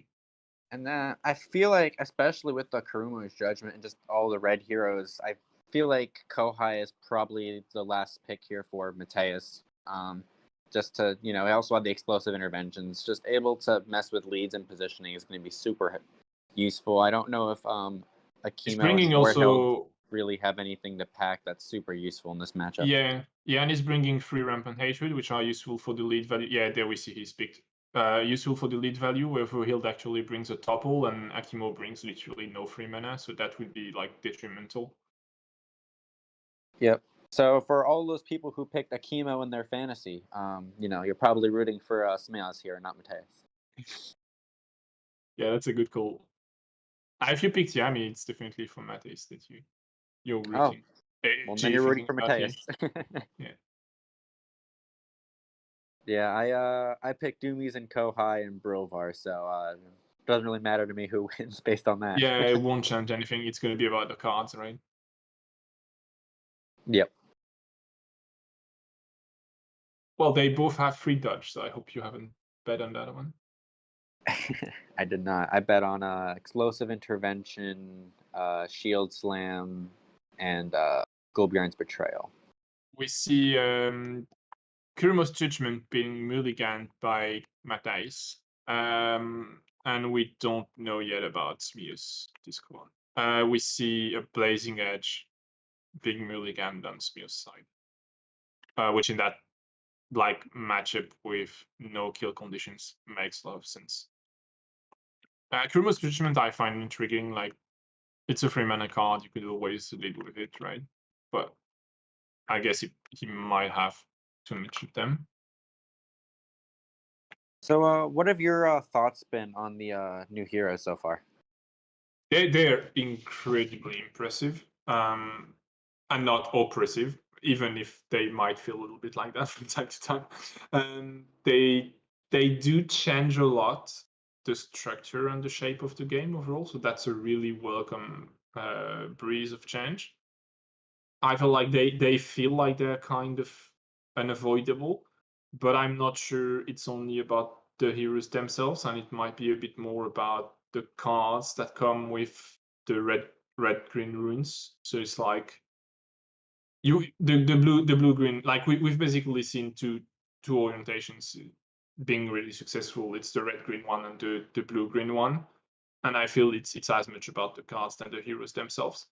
But if you're going for red green, then yeah, you're probably always going to be playing those two, because red green had a massive problem with control, and those two heroes are like all about control.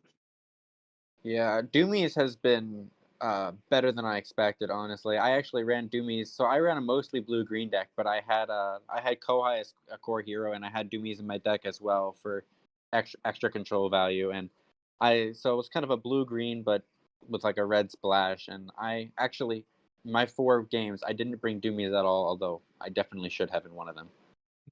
We see Kohai going like, so Meta is going into the dome with Kohai and going with the cheeky first action, pulling someone into the dome and dealing quite a bit of damage on the way. Like that's 4 damage, right? Yep. So he has On cycle, picked, that's really good. he picked Zakol as his target, which is interesting. I would have thought maybe Doomies would make sense, kind of make it harder for Doomies to do what Doomies wants to do. Yeah, I agree with that. I mean, yeah, that's true. It's a bit intriguing as a choice. Yeah. On the same, yeah, that wouldn't have been my choice. Oh, he's flipped the release the beast ultimate on that attack. That's why he dealt that much damage.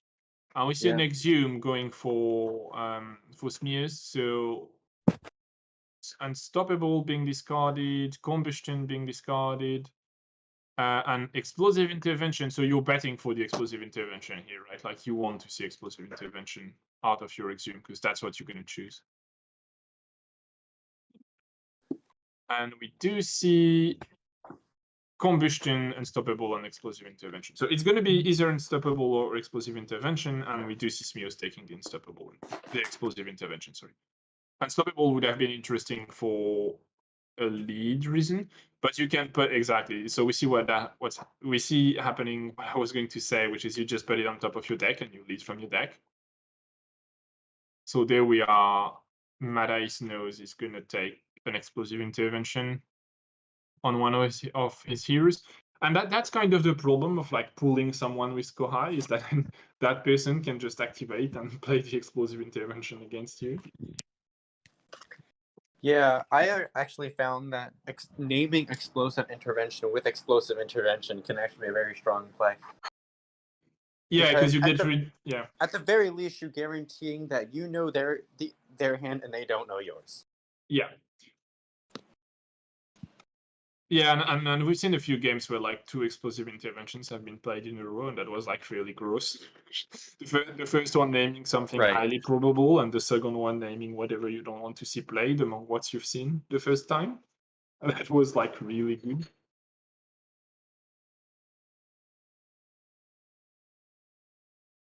Yep. So you can see the hand here. Yeah, we don't know what he named, but we saw that he didn't get anything out of the hand. But at least now he knows the hand.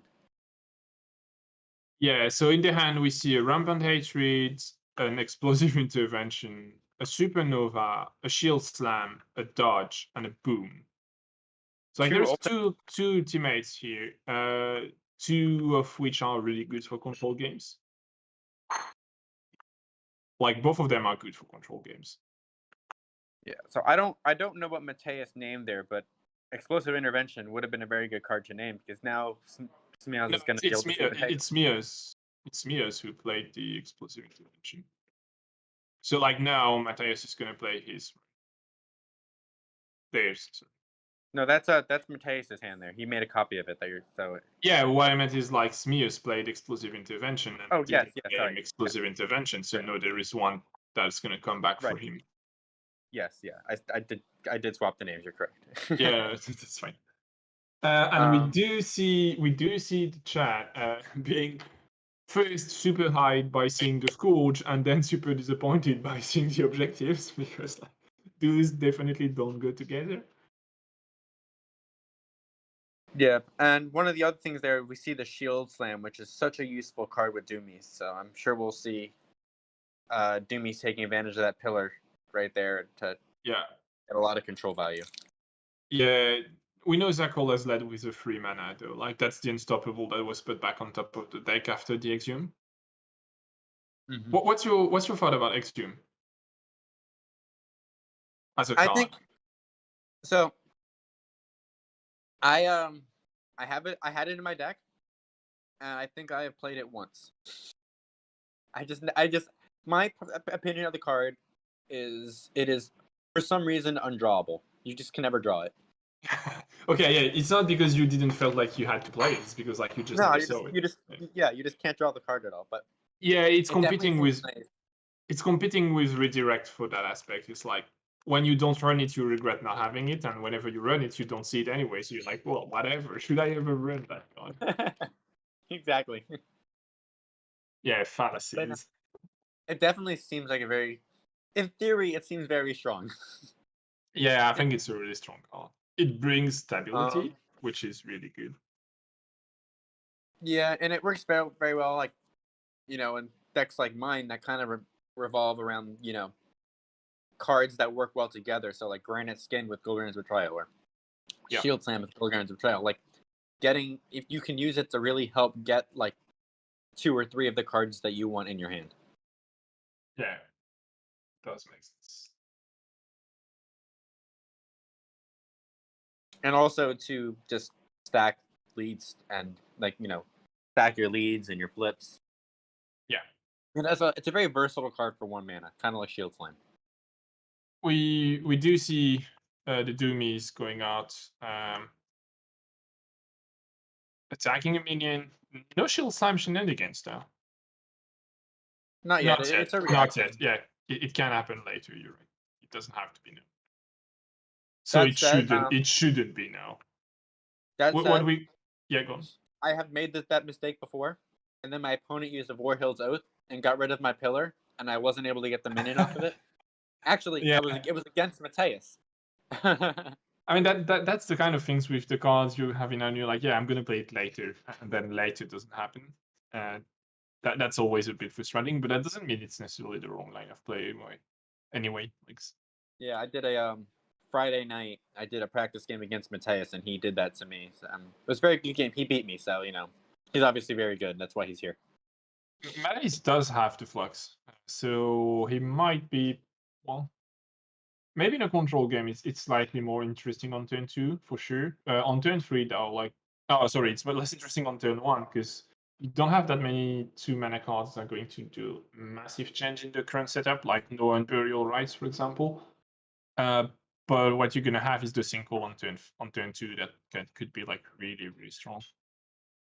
Yeah, and he doesn't have any blue-green, so there's no presence or anything. Yeah, no presence, no betrayals. Yeah, and you don't have kills objectives, so it's not that significant. We see Kohai going for Smears. What do you do with that guy? Like, do you try to pull someone? Yeah, probably, right? Like pulling Hogosai into the dome? Or pulling Yami into the dome. Yami is probably much better, right? Because then she's got to do an effort to go. He might not be pulling. He might not be pulling anyone into the dome. He could just be like going in, dropping a. He already did the warship, so he might just be moving in and leading. Yeah, that's true.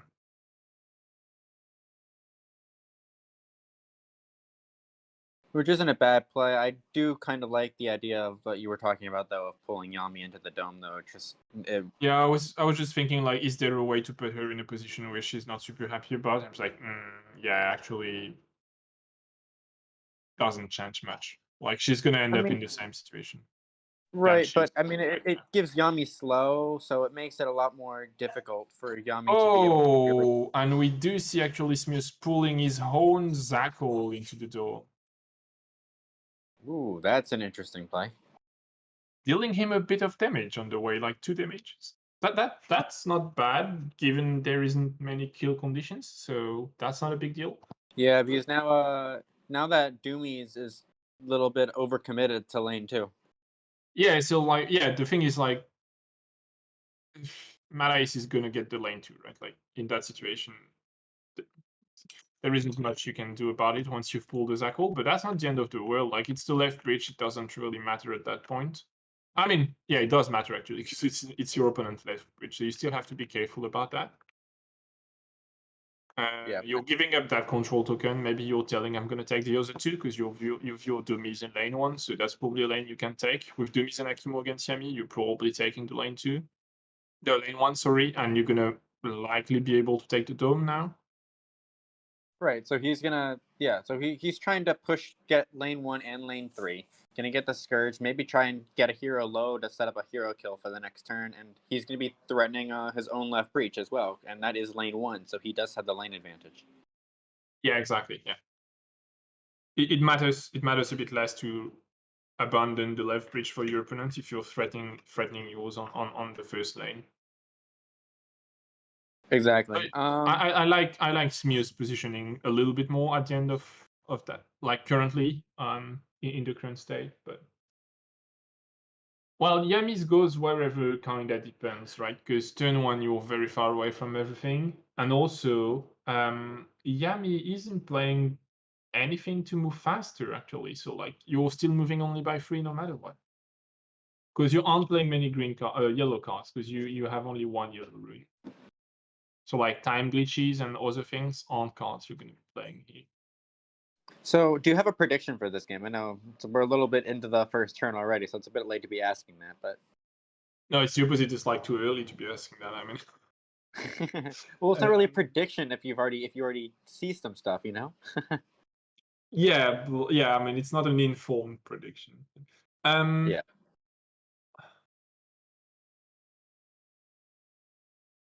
Well, Huh. Go with yours while I'm thinking about mine. So we see Yami getting rid of a minion. Oh, that was Doomies. Oh yeah, sorry, yeah. We saw Yami getting rid of the minions, and then Doomies killed. Yeah, that's an interesting part for the Doomies though, because now he can't shield slam the other minion.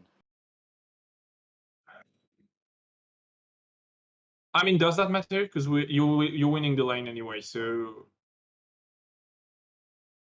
like that minion is gonna die. I guess. Maybe he wanted to. Yeah, I guess he wants to hold on to the shield slam for next turn. Yeah, it's like in that specific setup, it doesn't make any difference. Or he can use it with like Kohai to give Kohai slow. Also, we don't know if Smuse has shield slam actually. We don't know about that. Oh right, it's Mateus who has it. That's true. Yeah, Mateus does have. Yeah. So he probably doesn't have a shield slam or a quick shot. See, yeah, I agree with. This is the thing. Mateus needs to cast his explosive intervention too, so that way we as the commentators and the viewers know both of their hands. Yeah, I'm pretty sure it's gonna happen, right? The thing is that like you have to play it with Hogosai now. Like you've created a constraint for yourself, but it's not the end of the world.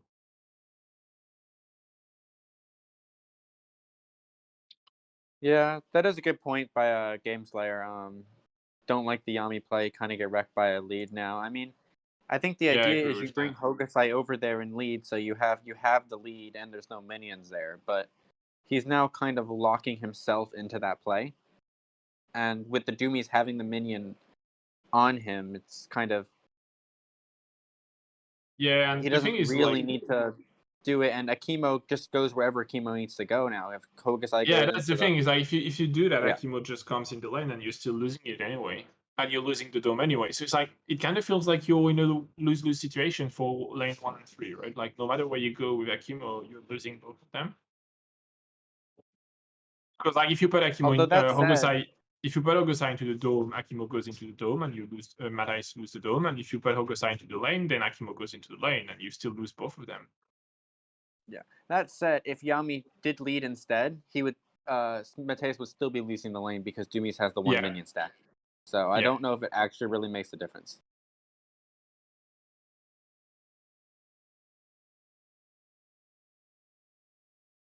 I guess it could have forced Dumis to lead from hand instead of deck, which I guess does count for something.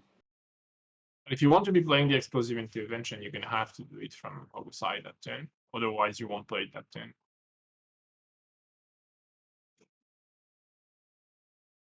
So we see him going with a move. Do you think he's gonna worship someone? Maybe Zakul, who's been already hurt a little bit. Imagine he's going to mark somebody. Was the Yeah, we see Cole's a lead? worship going. Was the Cole's lead known from the explosive intervention? Yeah, it's a 3 mana +1, so that 3 would mana be +1. fairly bad. Yeah, if he's gonna worship on Zakul for sure, right? Because you're taking the damage and it turns that 3 lead into a 1 lead. Right. Which is really good. Yeah. Yeah, there But were now 2 damage. Now it'll be interesting to see what Mateus leads with here, because I think you lead from deck and you force your opponent, like because no, I don't think I the thing is, think he like, if leads you with the supernova. yeah, but your opponent's just gonna get into dome and maybe lead with a 3 mana, and then you're like from hand, and then you're like, yeah, fine, I've led. Like, no, I think you need to lead from deck to force your opponent to lead from hand or take a risk, because otherwise your opponent just can't just lead from hand if he can, and then you've led from hand for nothing.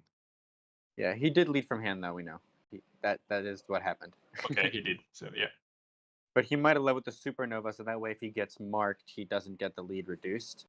Or he did bluff, led with something else, and be like, go on lead from hand. I know I'm losing that dome anyways.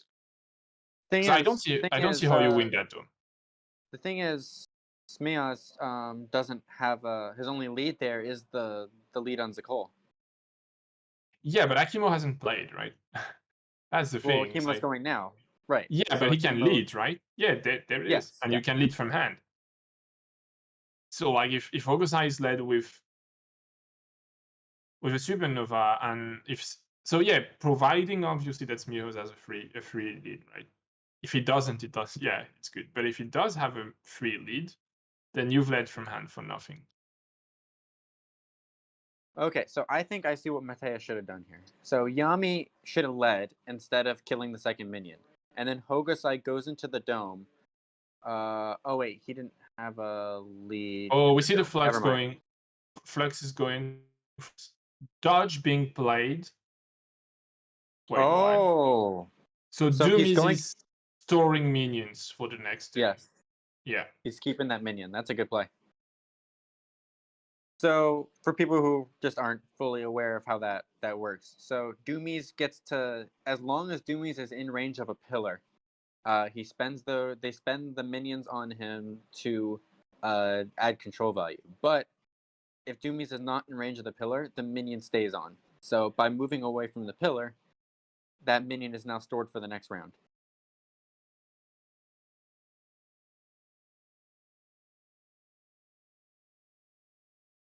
In a setup with a left bridge is actually really interesting. Right?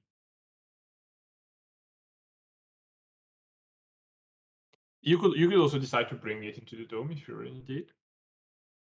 And you have not to forget that, like, Doomies has, well, I mean, at least for now, Matais has Doomies ultimate. So he might actually use the Doomies ultimate on turn 3 if he can keep piling up minions to go into lane 1 and defend his lane with like a contributing 2 or 3 Doomies. That's an option. It's fairly unlikely, but it might happen. So I guess the proper wording is it may happen. The other thing is Mateus still has that shield slam too, so Doomies can attack a minion and shields and have 3 minions stored up on that Doomies. So Doomies is single-handedly threatening the breach. Yeah. I mean, you would have to worship for that first, which means you would have to have a way to remove the pillar afterwards if you want to keep the minions. And Mateus led with both Supernova and Boom this turn, so both of those ults are gone. Yeah, no more ults. Okay, but he's still losing the dome out of them. held on to the Rampant Hatred over the Supernova, and the Boom, which is kind of surprising because both of those can be used to clear a lot of minions. Yeah, I think it was by like being afraid of Kohai's trigger, but like I agree with you. Like in that setup with that much control condition, I would have much more preferred to see the Rampant Hatred being used for lead. Jesus. I would see a Zakul miniature being thrown throwing his away Zakul around everywhere. all over the place. So they're gonna have to find where Zakul was. Zakul is possessed by the Scourge, so. Oh, he's in the Scourge. Yeah, sure. Yeah, that's fine. Okay, so Smiles is going after Doomies here, recognizing the threat that we just talked about of the makes a lot of sense. up already with the shield slam in hand, and is just gonna. It's gonna be a lot of damage. It's the Scourge, so it's gonna be a lot of damage. Yeah, interesting that he went for the attack instead of reducing the HPs by half. Yeah, I guess he's reluctant to do that because of Zakul already down to 10 HP. Doesn't want to hurt his own Zakul too much. Understandably so. I mean, also it doesn't have that much of an impact anymore, right? Because you're only doing 5 damage. Well, if he had gone with the Spirit Siphon first, it would have been 8 and would have dropped his own Zakul down to 2. Oh yeah, it's half of your max, right? Yeah. And so then he skirmishes so that way he can get Zakul right next to Doomies.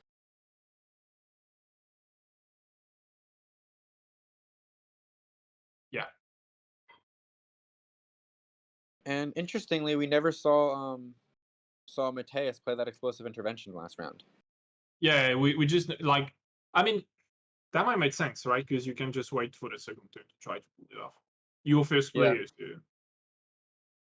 Yeah, maybe So he's wanted to wait to see what he drew for turn 2. Yeah, and like give more chances for your opponent to draw things that are significant later, and be like, okay, now I'm gonna call it.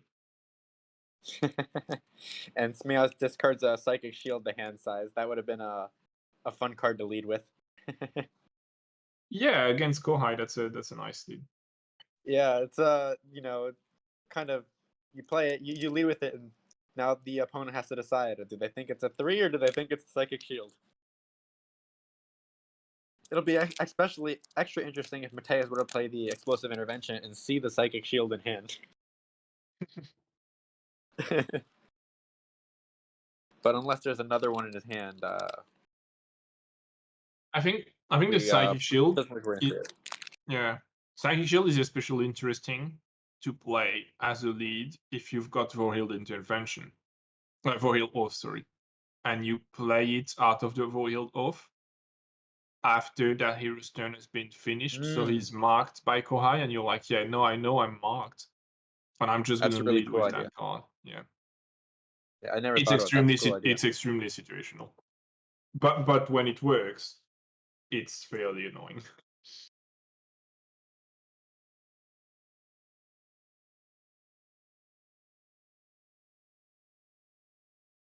Yeah, Gamesphere is pointing out really correctly that Akimo isn't really in a place where you want him to kill the Doomies. But you have Zakul that is well positioned, so that's a start. Yep, that is true. And so we see Yami there just clearing 2 minions and leading.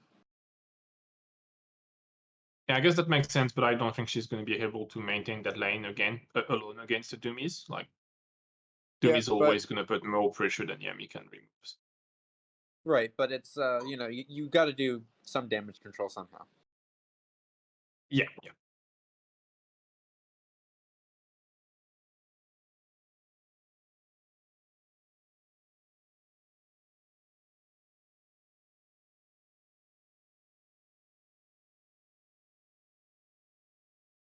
Interesting, by the way, thinking back to the draft, how Mateus put his Doomies on his left lane. He's a more aggressive deck and doesn't have the lane advantage. It might have made more sense to put the Doomies on the same side as Smiles' Doomies to defend that lane and just counter the Doomies. Just kind of try and hold it off and win elsewhere.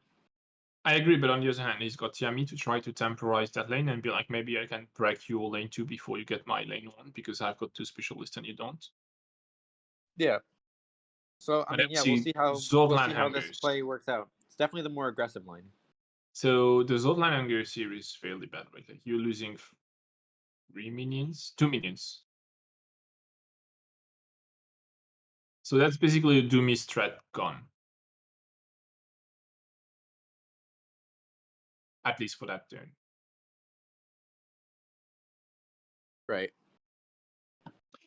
And as you said, like we still haven't seen the explosive intervention, which is like at that point a little bit of a bummer. I'd say it's weird that he's keeping it that long.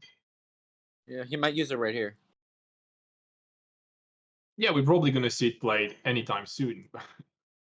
But he might not do it because he might be worried about. Well, actually, let me look at the deck list. I don't think he has any like slides or anything. So Dodges are a thing. Dodges could get you out of the effect.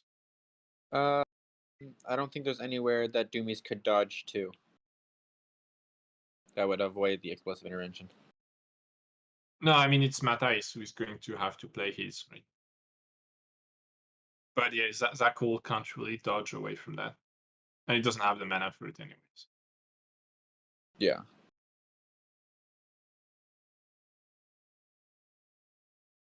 Right, because he just used his own. Yeah.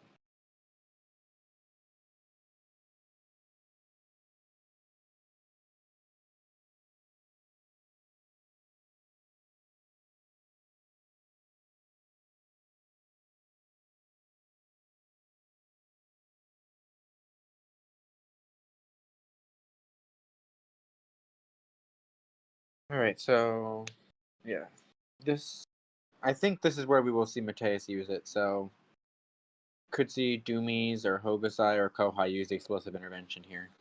I think we will. And I'm very interested to see Smiaz's hand. I'm sure Matthijs is too.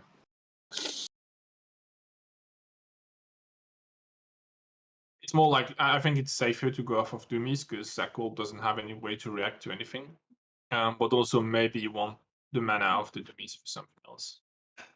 Doomies would kind of be an interesting play here because okay, he's going to Hokusai. I would say Doomies though, just because it's more of like a waiting move. Like what Doomies is going to do here. I think you're gonna move, you're gonna shield slam a minion, attack a minion, and lead. Yeah. We see he the needs to explosive worship. intervention here. Yeah.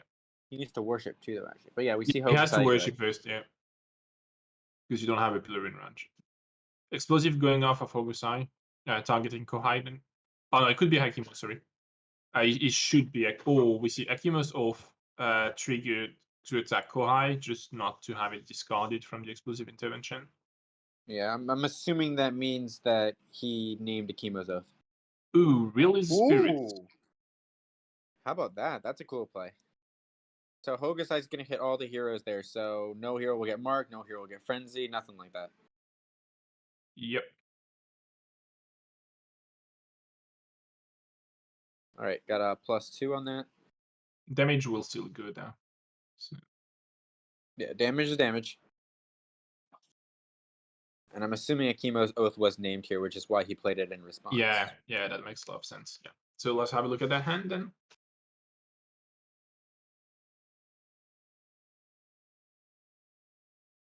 So Smir is tracking the cards that are left that he knows about. So like out of the 4 cards that Matthijs has, he knows there is a Rampant Hatred and a Shield Slam.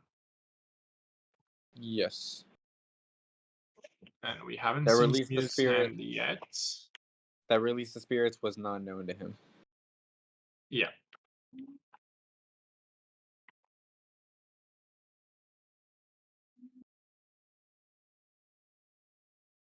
Yeah, I agree with that game, so I was thinking that. But you also, it's kind of awkward because you generally want Kohai to go last, so. So we do see how he does that. We do see a dodge, a Kohai ultimate, another Akimo's off, a quick shot, and a sinkhole. Oh, he named Dodge. Dodge just got Dodge discarded. was the name card, yeah. So I guess he didn't name Akimo's oath, but there is another Akimo's oath in his hand. That was interesting that he chose to do it in response then.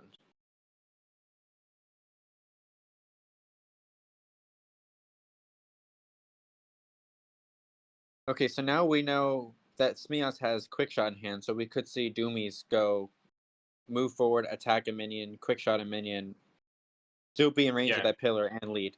So it can really control that whole lane just by themselves.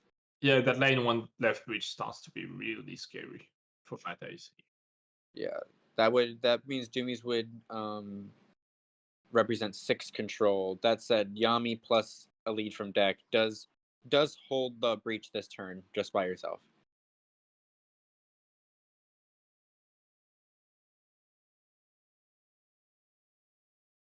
After the explosive intervention, Hokusai moves into lane 2.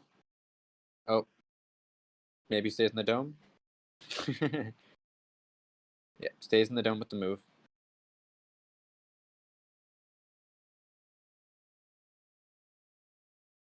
Then a skirmish.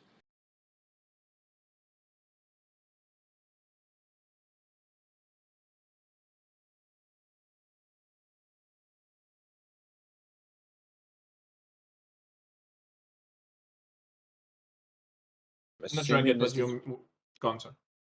I think he just leaves here so that way Doomies can move, worship, attack, and shield slam a minion.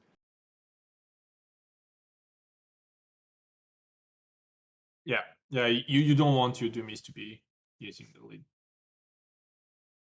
Yeah, we see. It's called the lead. I'm not sure I understand what you meant, Game Slayer. Like, he names off. Oh, yeah, okay, I get what you mean. Like, the fact that you played off. Yeah, but the skill is named before you play the reaction, right? Yeah, I thought you name the don't you name the card on cast? Yeah, you should choose the target on cast, so you should name the card So on I cast. assume he named dodge, and then before he chose to cast. Yeah, I also think so, but I might be wrong.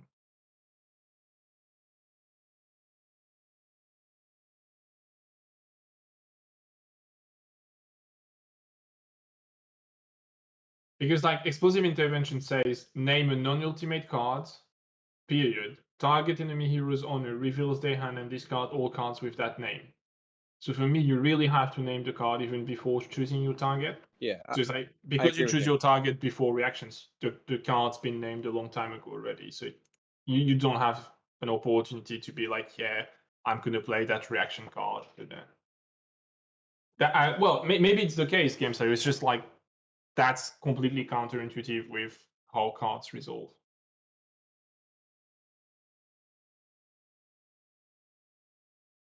Yeah, I feel like if it was the other way around, that would have been worded differently. It'd be like target hero reveals their hand. Well, I don't know how it would be worded. I guess it's weird, but yeah. Anyway, I would be the same. It's like target hero, like target enemy hero, blah blah blah, and then period, and then name a card the controller of the targeted heroes discard that card. Yeah, but I mean, Game Theory, I agree with your point of view. It's just like what players are doing isn't building the yeah, I don't know right how it would word it differently each way, so I guess that's a weird one.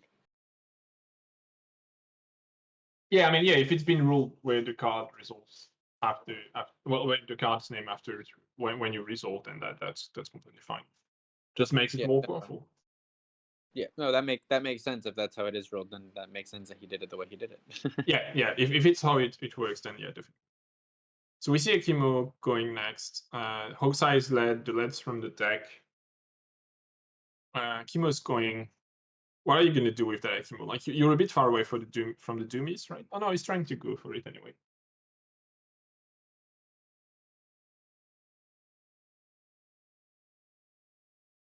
Yeah, I mean, he does have the dodge, so he might be. He might be able to get. Yeah, but I mean, you're dodging. You're still not close enough to the skirmish, so you probably have another thing in hand. If he was going for Doomies, he would have had to come around the other way. Bashing is a bit stronger for Boyo. That's Game Slayer. If he came around the other way, you could have moved into that cover hex up there, dodged next to the Scourge, and then skirmished into. I mean, even then, you only get a skirmish on Doomies. Yeah, but like now you're in the lane, so you can just lead in that lane, right? Zach lead was from deck. You can lead again from the deck just to try to have a bit more chance to get something decent. Because you're not in a bad position, right? Like you're handling your left reach on your side. Like it's not going to be a problem. You're pressuring your opponent's one strongly, and so you can probably just have someone stay into the dome. If your opponent chooses to tie the dome, then it's probably fine because you're winning the left reach slowly but surely. Maybe not that slowly. And if your opponent chooses to defend that left bridge, then you are winning that dome, right?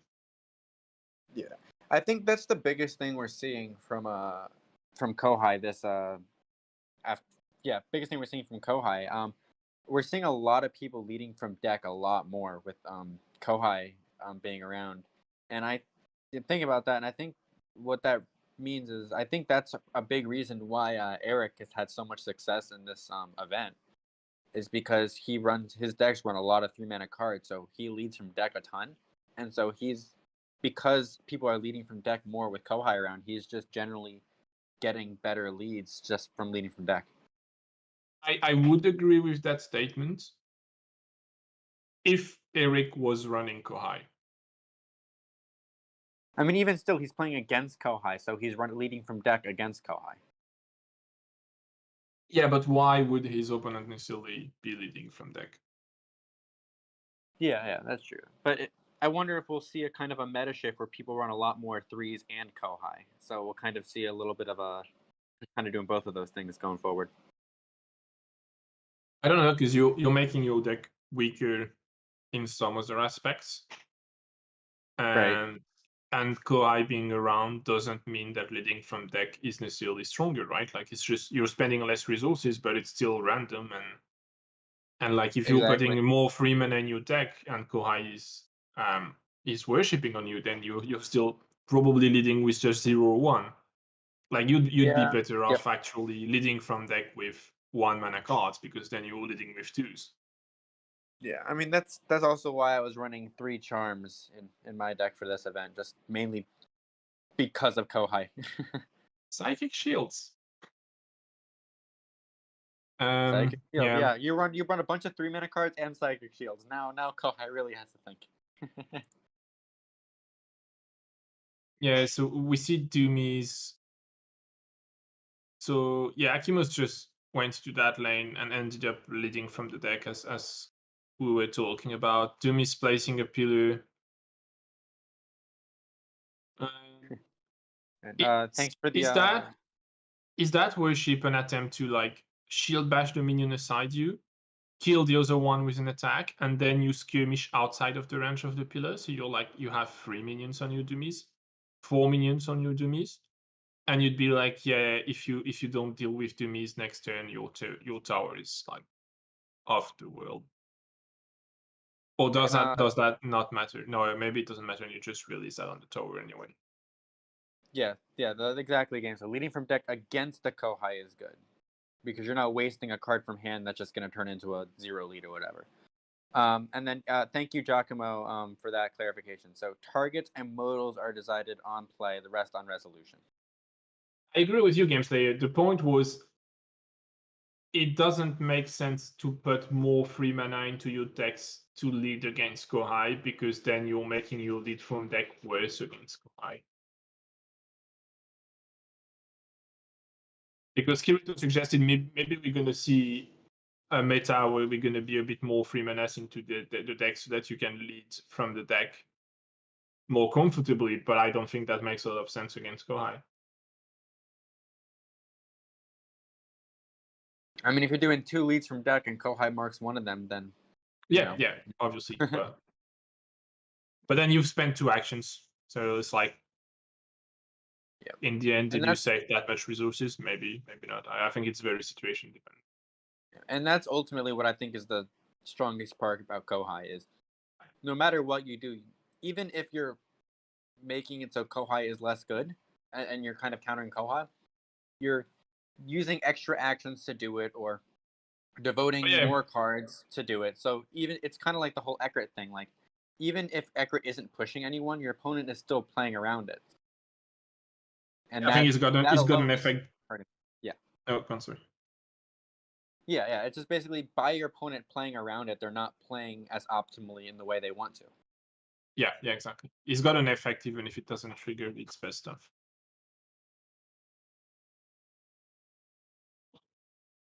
The threat is the strongest part. And Smios is doing a lot of thinking. Yeah, trying to see what to activate next. I think the Doomies part is fairly obvious, right? You just want to keep pushing that lane.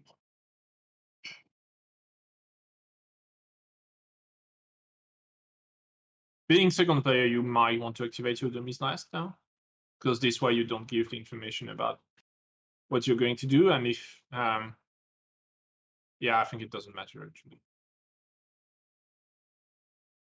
You're gonna keep pushing the lane with the Doomies. So Kawhi's going next, skirmishing first, targeting the opponent Kawhi, I guess. No target. Okay, just moving. Well, you're not trying to kill anyone, so he's pulling the Yami out of the lane, and then is gonna try and take the lane with take the breach with Doomies. yeah, that makes a lot of sense. Pulling her into the dome and pushing the lane with Doomies. You're giving the opponent's Kawhi the opportunity to go into the lane and lead to try to save the lane, but I don't think that's going to be enough. Right, and then he can also lead with Kohai here, to lead from hand here to kind of say, Kohai has to go defend the lane. So if your random lead from deck isn't a 3, I get the dome too. It's interesting that he didn't choose to play Doomies first, then, because like you can do the exact same thing, but having played Doomies first, and you negate the ability for your opponent to adjust to what just happened here. I agree. That is definitely interesting. Maybe, but I think this way makes sense too, because even if Kohai goes into lane to defend the breach, Smios is still likely going to win both lane 1 and the dome, and so he is getting points on Tactician. Yeah. I was thinking, is there a way for Matthijs Kohai to pull Yami back into the lane, but I don't think there is. I don't think he can position himself in a way that he can actually do that. It would take a dodge, actually. A dodge would do it. What would be an interesting play here is if oh no, because you need a pillar, so it would take a dodge and a worship. Yeah, you don't have enough actions to do it. Yeah. I was looking at Kohai going down right by Smios' Nexus and pulling Doomies down that way. So that way Doomies back the lane, but he doesn't have the you don't have the pillar. He doesn't have the pillar for that, and that Smios positioned his Kohai in a very good. I think that was why he went with Kohai first, so that way Kohai was blocking. Yeah. Matthijs Kohai from pulling Doomies into the dome away from the lane. Yeah. Yeah, and so also it was a defensive play that way. Yeah, exactly. Yeah. You do have a stone barricade, but like you've got only one. And you can't play both dodge and stone barricade, so you can't deal with that, basically. You just don't have the tools at that point. But yeah, thinking about Kohai pulling Doomies into the dome, I think it makes sense going with Kohai first, like Smios did. Yeah, definitely. You're right about that.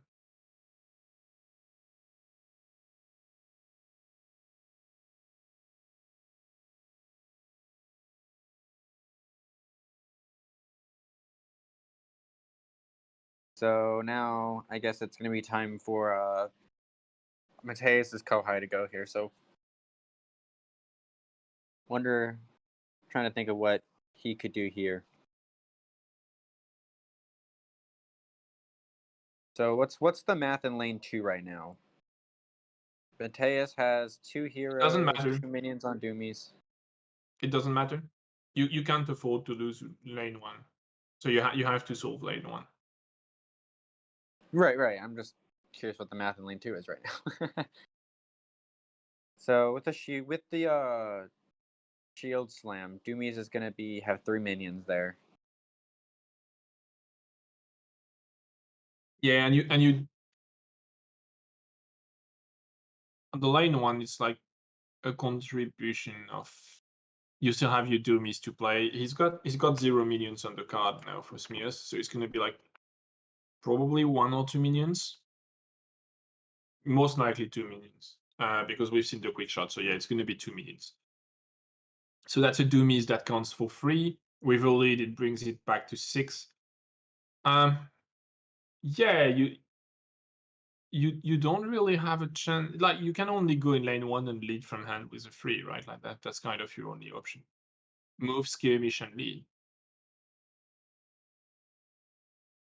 And if you can put, you can position yourself so that like the opponent Doomies cannot actually kill both minions because one of them is in the bush. So you can, if you just stop in between Yami and the minion, I think Doomies cannot kill both of them. If you go where you go there, he can though. Yeah, I think the better position is right where you were talking about, right above Yami in the lane there. Yeah, in between Yami and the minion, then the minion in the bush is safe, and that's like a 2. It's 2 on the contribution, -1 for the Doomies and +1 for you. So that would have been like much better positioning. Yeah, and Mateus knows Smells' hand, so there was no reason to try and play around like a slide or anything like that. Yeah. Yeah, that's a bit that's a small mistake. Yeah, so in lane 2, Mateus is up 5-2, and they both have blind leads. So it's possible. I'm putting the math in already of the quick shot or the shield slam on the minion. So yeah, it will be 5-2. Or wait, yeah, 5-2. So with the blind leads, it is technically possible Mateus can get the breach, but very unlikely. Yeah, I don't think Smears can get it on the lane 1 this turn. Actually, if he has a lead from hand, he can. If he has a lead of 3, that could be game.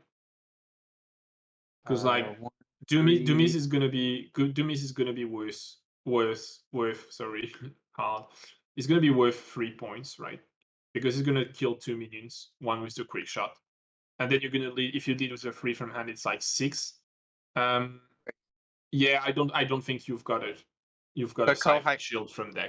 If Kohai has a Psychic, yeah, that's what I was gonna say. Led from deck, it would have to be a Psychic Shield. You've got 2 of them, so unlikely. Smeaz, and with Yami leading from deck and Smeaz's Kohai leading from hand, it's more likely than not that Smeaz is also going to get the dome. So it should be 4-2 on Tactician, but I mean, yeah, there are a lot of deck here, so we don't know. That positioning really changes a lot. Like you would have one minion left at that point, and your tower wouldn't take that much damage. Right. Yeah, that's a 2 minion difference. Yeah. In lane 1. So Doomies would only be worth 2 plus a lead, so 5, and Kohai there's 2 plus a lead of 1, so he would still lose. But if he had a 3 there, they actually would have tied the lane. Yeah. And you still lose less HP on the tower, which would be safer for the next turn. Like your tower would have 3 HP instead of 1. Doomies led with Release the Beast. So there is that was a 3, and Kohai led with Impervious, so that's why the tower is down to 1 HP, just barely not the shield slime. Yep. Or not the Psychic Shield, different shield card. Yeah, another shield. On the other lane, on lane 2, we've seen the Doomies playing the shield slam before the end of the turn, so like we're gonna see what's the lead and what that gives. Python brought up a good point. If Doomies attacked the minion on the cover hex, then moved onto the control token, attacked the minion on the control token, then moved onto the control token, still could have got the quick shot on the other minion. No, because then you're out of range of your pillar, so you're not storing that minion. That is true. So you still would have got the minion, but you wouldn't have stored the minion, and also you wouldn't have been able to use the minions that you accumulated. Yeah, so in that case, you're losing all your minion contribution because you're not in range of the token, so you can't do that. I mean, you can, but it doesn't make sense. Right. I mean, a case could be made that storing the minions might have been worth more. Yeah, maybe. Yami's taking the dome, right? I didn't see what Yami led with, but Kohai led with a 3. 3. Okay, no, Kohai led with it's a 3 tied. too, so It's yeah, tied. Dome was a tie. Okay, going into round 3 then. And we saw 1 damage to Smiaz's tower in lane 2. Yeah, it doesn't look very good for Mateus in that situation, honestly. He defended it well, so Mateus is really going to have to watch out for that left breach here. Yeah.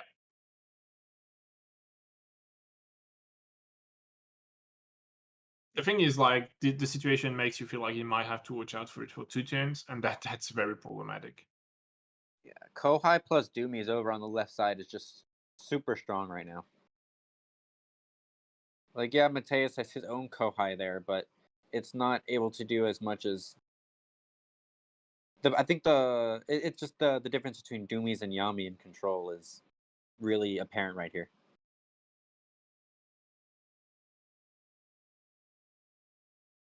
Ooh, Yami playing Doom on Kohai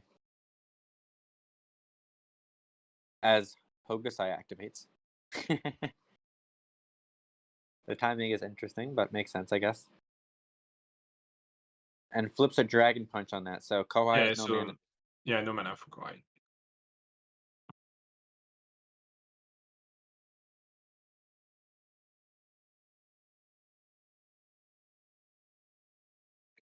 So what do you do with that Hokusai? Like, you kill a minion? Maybe not, because you might prefer your Doomies to kill minion if you can. Provided that you have the cards for that. Zackle still has a little bit too much HP to try to kill him at that point. Oh, he goes for it. Worship on Zackle. Rampant Hatred for 2+. Oh. Okay, then, here we go. So there is the Rampant Hatred from turn 1. That hasn't been played, no lead. Yep, and that was the last card that Smiaz knew from Mateus's hand. Mateus just had a sinkhole that Smiaz knows about.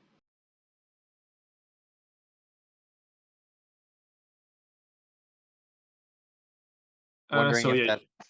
I wonder if this is where we're going to see that sinkhole played. Well, it could very well be, right? Like, because you don't want your Zackle dying here. That would be a bit annoying. Yeah, I think a single here just to keep Hokusai away from being able to get to Zackle would make a lot of sense. Yeah, I think, yeah.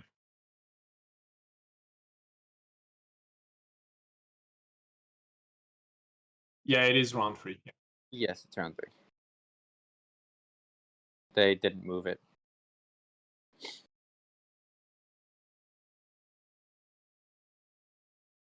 But yes, if anybody is tuning in now, we are on round 3, not round 2.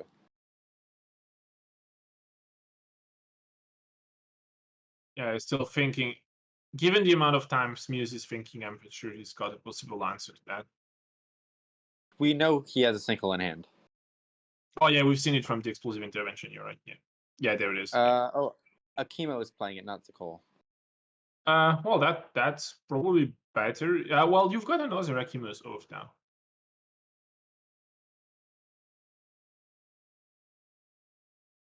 So that might have been what he was thinking about. It's like, who should play it, rather than should I play it.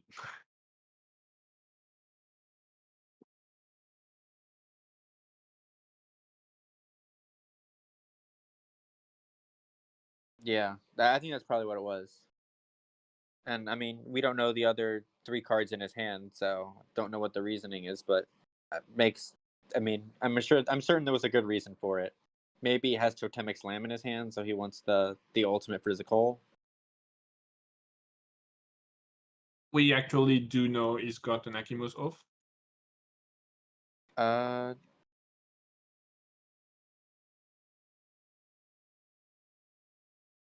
He had 2 of those when the explosive intervention was played. Okay, he played one of them preemptively. Right. Yeah, Mateus had deleted that from his No, wasn't it Mateus that had the Akimo's oath? No, I don't think so. No, it was the other way around. Yeah, Well, anyway, Mateus deleted that from his tracking, so it looks like I don't recall it being played, but it looks like he thought it was played. Maybe we missed it being led, but I don't think so. No, because Smeaz, I don't think he led with it. So in the end, But we it's see possible. the skirmish, Fizzling, Hogusai attacking a minion, and leading. Yeah, I guess that's what you're left with after a single. That's sad. Could have been worse. Could have been worse. You could have been outside of range of the token, for example. It's still not great having played a Rampant Hatred for no effect. Well, the effect of the Rampant Hatred was it got the sinkhole out of Smeaz's hand. And I think that alone is Definitely, that is that is already significant. Yeah, because that sinkhole could have been played on the other side of the map at the end of the round to move your heroes outside of the lane and be like, yeah, I won. Yeah, so especially knowing you had the sinkhole in hand, just pulling that out of hand is actually super relevant. Hopefully, there isn't a second one. Because at that point, could be. Oh, explosive intervention going for Well, now he will Zakul. know. No, he does he won't, name because it's not the sinkhole? same player. It's Zakul playing explosive intervention here for Smears. Yeah, but does he name? What do you think he names here? I think sinkhole will be reasonable. Yeah, sure. You name sinkhole here.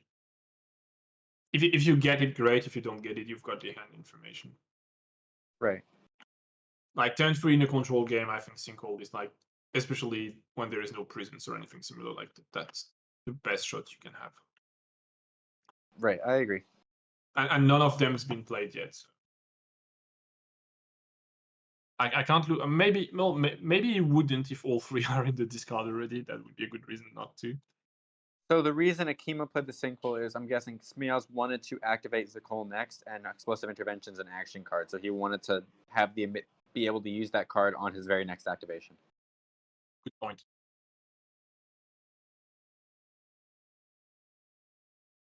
And we see a sinkhole in response. It looks like. Yeah.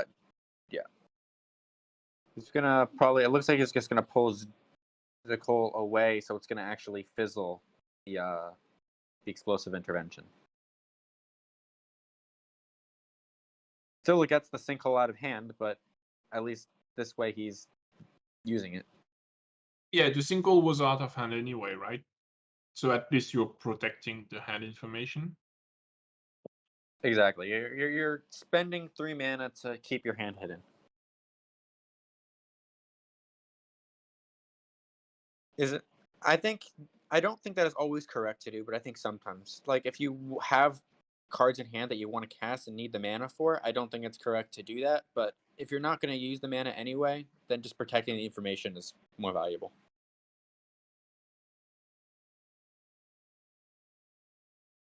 Oh, and he's pulling the Surge in between there to prevent Zakol from getting to. Nope. Yeah, he's trying to protect Dumis from Akimo.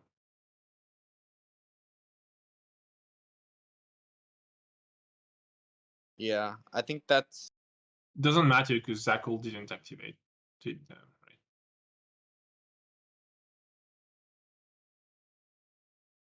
Well, with that positioning, it might matter. Well, I mean, Zakul is just gonna kill the minion near Ogosai, right? And Zakol can still get adjacent to Doomies like this, if he wants to do but that. I mean, you're not really scared about Zakul, right? Like you're scared about Akimo. And if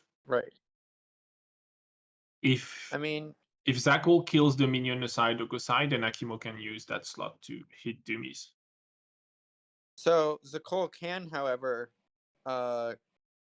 skirmish or move next to Doomies, attack the minion and Akimo's Oath to get Doomies.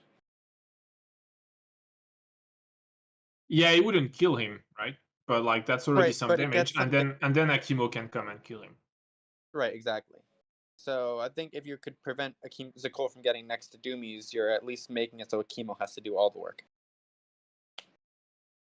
Yeah, with no mana, yeah, that's true. So yeah, we see We'll the attack that and the for a minion as expected. Yeah. So I think what we will see in the future, Akimo's gonna move next to Doomies. Yeah, and hitting. Worship, Yeah. gonna worship, and then Do Zakol you will think? use the Do you think Akimo's we Oath see? after the mark is on. Do you think we see Akimo's Oath here? No, it's oh yeah. You're right. It's gonna be played after it's been marked. Yeah, yeah, you're right. yeah. Or if Doomies tries to run away or something, he'll do it in response. Yeah, because it is a reaction. There's no reason to do it now. I think ideally he wants Akimo to mark Doomies first and then do it, so that way Zakol has frenzy. Yeah. And Zakol will keep the frenzy for next turn. Yep, that's good. That's really good. Playing Akimo's off out of turn is really good for that, because you're keeping the frenzy. I would see a lead as a last action from the deck. Makes sense.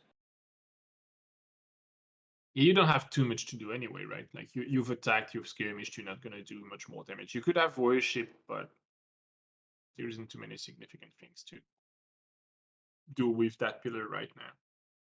Yeah, and if Akimo goes into the lane, I mean, Akimo is gonna want to move to the lane, gonna want to worship Doomy, so that way Zakol can get the frenzy on the attack, and then Akimo's probably gonna want to attack himself, so you're not getting a lead from anywhere else. So this is really the only chance you have of actually getting a lead.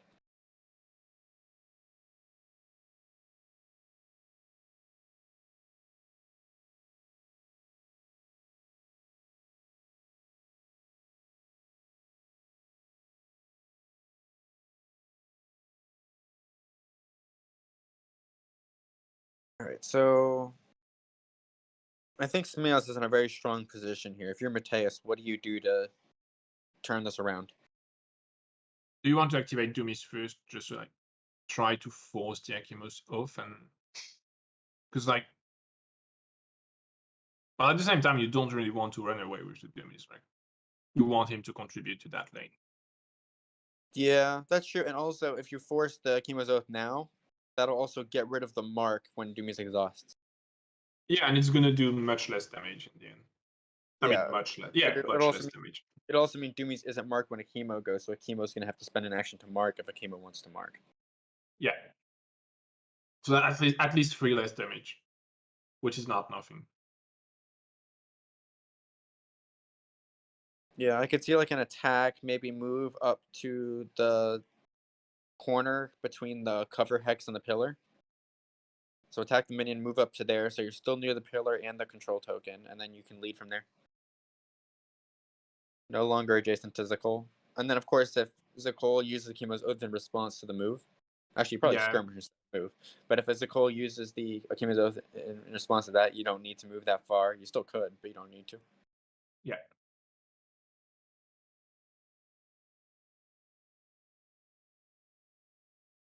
Yeah, that sounds like probably the correct play. Going with Yami, though. You see Yami going instead. So, I mean, Doom is dead, right? Because you don't have mana on Doomy, so, and you don't have an Ogosai either. So, like, there's no answer you can use. Yeah, and Yami doesn't. I was gonna say if Yami had mana, I could see Yami kind of moving over towards Akimo and then maybe using like a kneel before me. But Yami has used Doom already, so yeah, she doesn't have do enough that mana either. for that. Yeah. Gonna worship probably on Doomies. Yeah, most likely. Yeah. Yeah, there is 1+.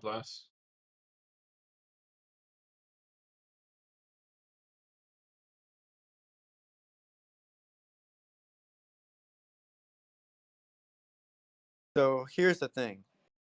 Mateus had deleted that Akimo's Oath from his tracking of cards used before Smios had used it. So unless he led with it and we missed it, the fact that he thinks it's not he. Yeah. Yeah, assuming he didn't lead with it and we didn't just miss it, he probably thinks that 2 of his Akimo's Oaths are gone, which is why he's not going with Doomies here. If he had left that Akimo's Oath there on his tracker, I think he would go with Doomies here first every time. So I'm wondering if he missed track or we missed the lead, which is very possible. Yeah, I mean, it doesn't change that Akimo is going to go for Dummies anyway, right? Akimo's off or not. He's going to go for it. Right, but without the Akimo's Oath, he probably thinks Doomies can survive. Oh yeah, I mean, it's likely he does. But GameSlayer brings up a good point too here. We could see Akimo instead just go after lane 1 and really push for the Nexus. Or the breach. Yeah, that would also work, actually, yeah.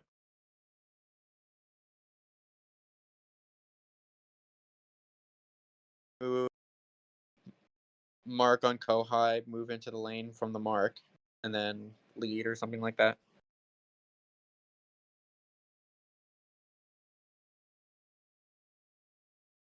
Yeah. Yeah, that's not a. I kind of like that play actually. Rather than trying to defend that, you could just push really hard for the breach here. He does have a Doomies over there. He has some advantage. Believe You only have to do 1 damage to the tower. I mean, so like 1 excess damage. Yeah, Mateus does have 3 mana on Kohai, which is the only thing that's which could stop it. Yeah, but it doesn't have the Billy, and he Yeah. hasn't reshuffled yet, so no Kohai ultimate. Right. I don't think there are any sinkholes left, so I don't know what. Yep, it looks like it's gonna do the exact play that GameSlayer was talking about. Yeah. Skirmish and lead probably. I mean, so personally, I think it would have been better to move into the dome in the spot right below the line at the Nexus, and then worship on a Kohai to get to that same spot there. Just have that worship on Kohai. I guess that doesn't really, the mark doesn't do anything, so it doesn't really make a difference. Well, it could make it harder for Kohai to lead because it might be in range of your own Kohai after you move it. Right, but Kohai, when Kohai activates, it's gonna fall off anyway. Yeah, that's true. Sorry about that. So I guess it really doesn't make a difference if you had moved worshipped or moved skirmished. Yeah. Yeah, good catch, GameSlayer. That's definitely a better play, I think. Yep, I agree. Because now, like, Marais is left with like a Doomies on the wrong lane, and he's played the ultimate. Like, we know about that. He's led with it on first turn. Yeah. Now, counterpoint: if Akimo had gone for that play, and then got the kill on Doomies there, Smios could just end up winning both lanes, and could threaten Tactician. He could be at least at 5 on Tactician, setting up for a. Well, actually, if he does that, he probably doesn't win lane 1. If he wins lane 1, he wins anyway. So, yeah, no. I think he just goes for the breach here. Yeah, the thing is, do you care about the 5th point on Tactician if you win before? So, going over to kill the Doomies and bringing Akimo over there is the safe play. You know, you're not getting the breach this turn, but you're getting more advantage on Tactician, more card advantage, probably killing a Doomies, getting Doomies, so Doomies doesn't activate this turn. Like, you're just getting advantage. So even though you don't win this turn, you're in good position for next turn. Granted, left breach, if you win left breach, you just win. But yeah, I think that's the position. That's the position, right? Like, you can you have a really strong possibility of winning now, or a really strong possibility of winning later, which gives you more time to do another mistake, right? Like, you should just go for the one that gives you the win now, I guess. Yeah, but that, again, like, the probability to win is more or less equivalent, right? Right, but if Kohai does have like a sinkhole or something, I don't know if he has all the sinkholes gone, but if he does have something like that and is able to protect the lane. But how? Like, and then I don't know how. I'm not sure what he has in hand, but I'm saying if he does have a way to protect it, then Doomies could really threaten a left breach of his own. Yeah, but you only have. I'm not saying that he made the wrong play. I'm just bringing up a counterpoint saying what makes this play good and why the other play would have been good. There are different reasons. Yeah, no, I agree. I agree. My point is just, like, I don't think, like, in general, if if you cannot really assess which one is the most risky, or if you think that they are more or less equivalent, then you should go to the one that gives you the win earlier, because that means you're going to play less time, which means you're going to probably have less opportunity to do a mistake that loses you the game. Right. It's like you shouldn't be playing more time just for playing more time, right? Like you should only accept to play more, not just because you would have an advantage in terms of like card draw or anything by playing more. It has to be because you have a better win rate by playing more. Right. No, exactly. And also, both of the players have more information than we do, you know. Smeaz might see that there's no sinkholes left and sees the deck list and says there's nothing he can do to stop this. And Smeaz also knows what's in his hand while we don't.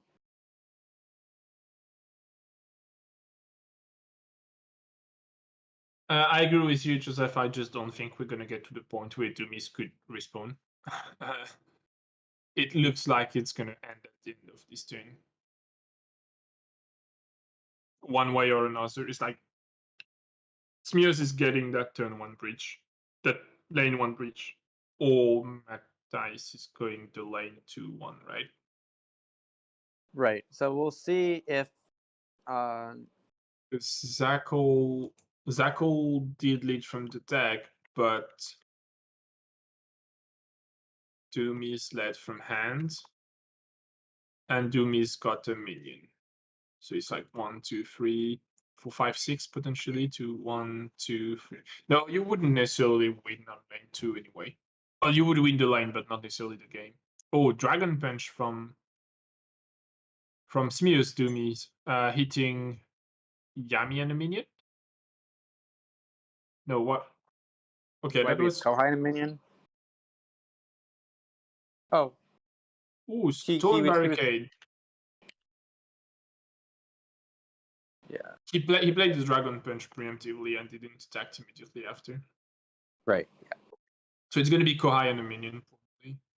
I mean, it doesn't matter at that point. You just Kohai it's Kohai and a minion because you hit 2 minions. Yeah. Okay, that's the tower, right? So I think this was a mistake by Smeaz. I think he should not have activated Doomies now because Smeaz because Matthijs can now use his Kohai to pull Doomies or to out of the pull him lane. into the dome.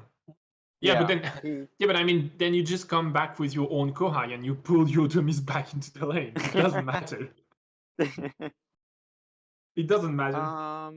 There might be a way he can position his Kohai to prevent Doomies from getting pulled back in. No, what I actually think is that he should have kept the Stone Barricade.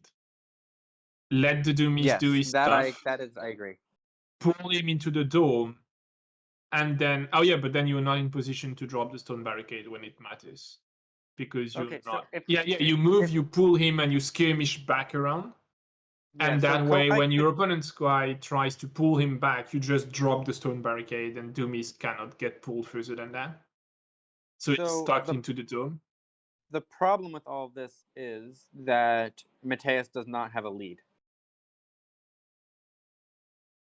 Yeah, but that's fine if Doomies is in the dome, right? Right, but then Smeaz can just move his Kohai in and lead. Yeah, that's true. That's true. It doesn't matter. Yeah. This is fairly true. And Akimo also has a lead, so yeah, I don't really see how you come back from that. Yeah, even if you get Doomies out. It really looks like it's a sealed game at that point. I mean, you could try to... Yeah.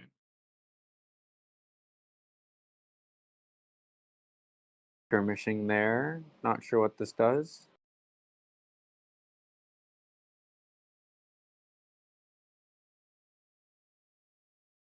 I'm curious what Matthijs is doing, or is he just going through the motions?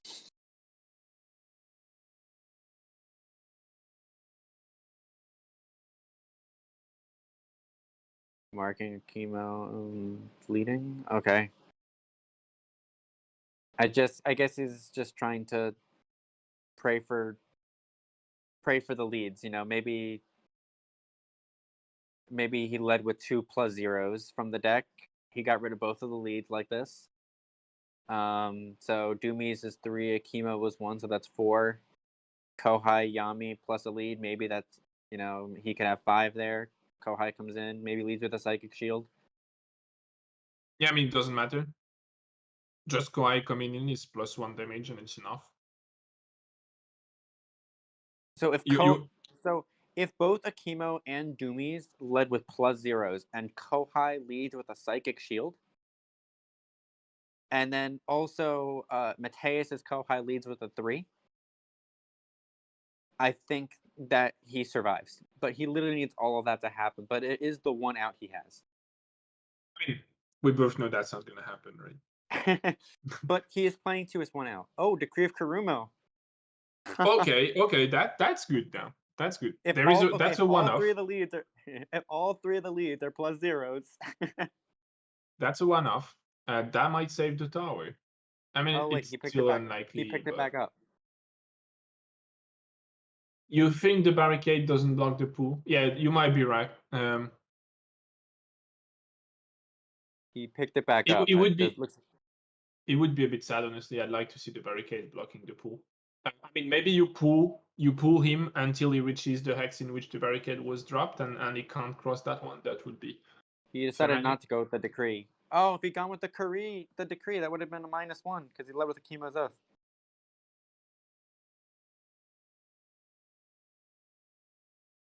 But the exhume was a +1 anyway, so that would have been enough anyway. Yeah, left bridge plus Mia's. But okay, so what did Kohai led with a 1? So yeah. I mean, he Mateus played to his 1 out. Yeah. It was a long shot, but he went after what he could. I think it boils down to the positioning we were talking about much earlier in the game, where like he lost 2 points on the tower that he shouldn't have, and I think he would have survived that turn then. Hello. You couldn't see Kohai. Kohai is in a bush. Oh, that's why. So because of that, he couldn't play a Decree of Karumo on Kohai. Yeah, if Kohai had stayed where he was, yeah. Hello. Hi. Hello. Hello. Congratulations, Mias. Thank you. Finally. Congratulations, Mr. World Champion.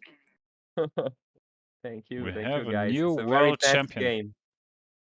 Very tense game. It's pretty similar to the last one we have played before because it's all lane similar. objectives, and then the first lane, pretty big advantage in those games.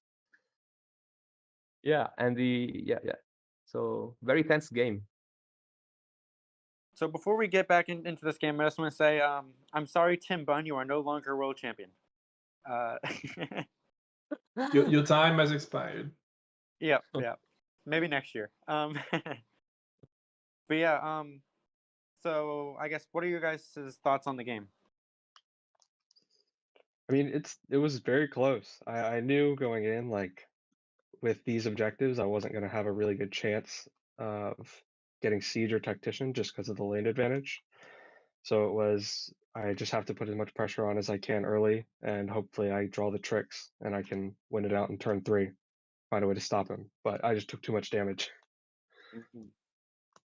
Yeah, it's if I had to choose to the coin flip, I usually I choose to go second in this type of matchup because Kawhi, if you play like second player, Kawhi is very, very wonderful power, right?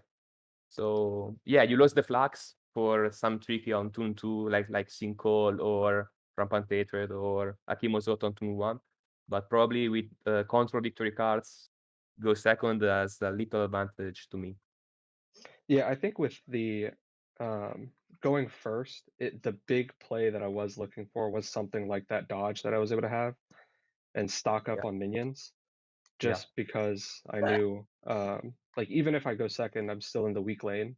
So I was trying to find some way to try and sneak out a win in that lane. So since I didn't see like a sinkhole or a big thing that might help me win on turn 2, the dodge was kind of the best use for the flux I thought I was going to find. Yep. Yeah, that made sense. The one big play that we saw from Mateus that we kind of questioned was turn 2. When you moved Kohai into the lane, you moved Kohai from. We were looking from Smear's perspective. You moved Kohai above the control token instead of below. If you had moved him below, you could have blocked Doomies from getting the minion in the cover hex with the quick shot or with the shield stun or whatever it was. Yes, I have thinking about this. I am a little worried about this. Yeah, you Yes. still lose the lane anyway, but then your tower has 3 HP going into that last round there, which definitely helps a little bit. Yeah, it's true. I mean, it's a very Man, I tense got no game. idea what y'all are talking about. I gotta look that now. You'll have to So- look. You can watch it back look later. You'll figure it out. Some mistake in this tense game is normal, I suppose. I have lost for a similar mistake against him before, so it's pretty normal. Yeah, there's just so many things to consider. Yeah, and like I said, that was the only real thing that we noticed through the full 3 turns of play from both players. So the fact that there was only one little thing that we noticed shows to the quality of play from both of you. Yeah, I agree. Yeah, good. Okay. GG. Well played. Fantastic game. Congratulations. Question. Hold on a second. One question for Smeaz. Who was the As most always, difficult opponent you breaking my outro, right? played? Mamma mia. Mamma mia. Ryan, you tell me. wanted to say something? No, it wasn't important. Okay, now you're out. So it's time for the ice cream monologue from RG, right? yeah, as he's we missing. have a few things before then. Yeah, that's true. Okay. We have, and first, first there are 2 people here who want to wish their congratulations to the new world champion of Skytear World Championship 2021. Yeah, I mean, one of them wants to challenge him, actually. That's my brother, I think. Yeah, I'm a little bit late to the party. Congratulations, Matthias G, for being the new champion. Oh no? Did Smells want the game? Oh no. Thanks, Ricardo. Yeah, congrats to Smails, and thanks to everyone from the community running this show and organizing it. And you guys, It's been amazing to the stream, the content, everything, the fantasy. Everything was really amazing. Yeah, thank you. And we're not done yet. The only bad part of this tournament is that Smells won, but sometimes That's we're still in time that to change this. So you will Thanks, have to. Ricardo. Yeah, you will have to solve this in Italy, right? Yeah, I should drive to him and challenge him real life. Yes. Yeah. So shall we see the final match? Yeah. Before we do that, we have. Yes. There is another match now. Oh, yes. Against the a minion, right? Yeah, against the minion, yes. The Kuruma minion. Oh, the big minion. Okay, Ricardo, I am ready. So before we start into that, thanks again to Athesium and Kirito for casting the game. Thanks, guys. Have a nice evening. And no, Ryan, we will see you again in. Yeah, I'll stick around. Next one. Yeah, you stick around. See you soon. Yeah, thanks to Matthijs. You're getting to the final. Awesome match. Thank you for participating. Great place here. And we have next up, the next segment will be meta-analysis by Clinton and Berkett, actually. So we are going to prepare this. Hold on a second, and then we will right away show you something interesting. Nice.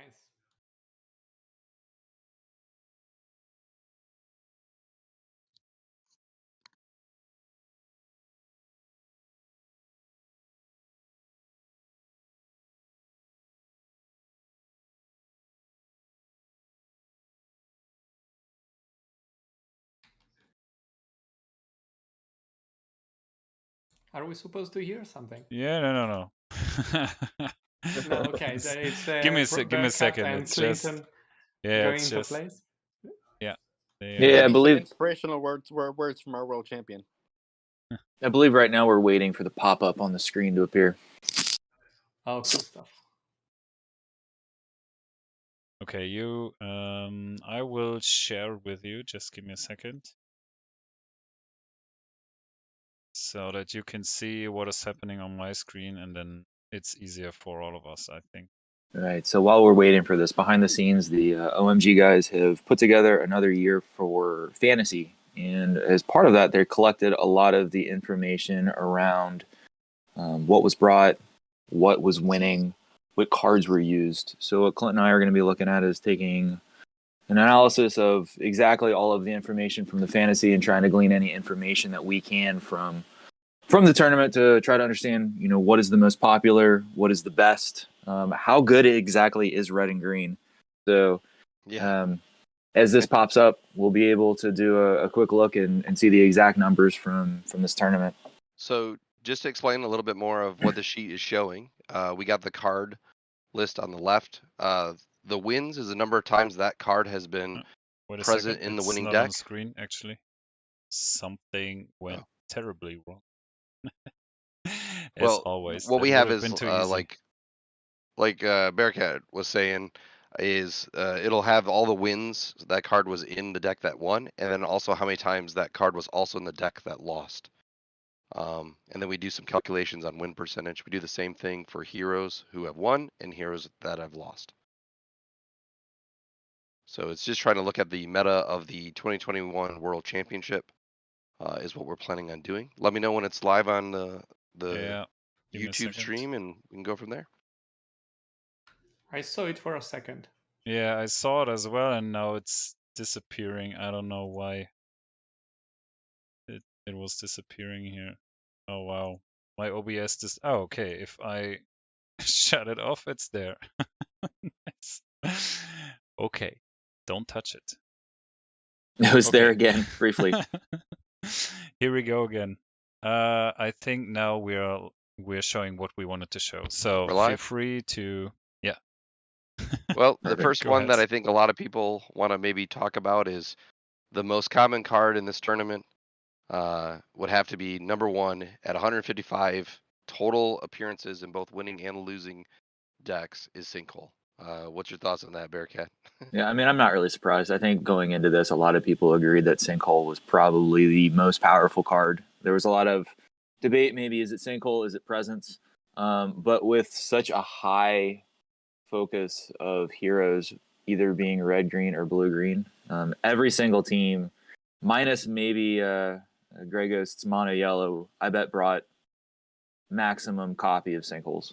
So it's not that big of a surprise, I think, that we saw this. It's one of the best control cards. It's a 3 mana. It's an easy add.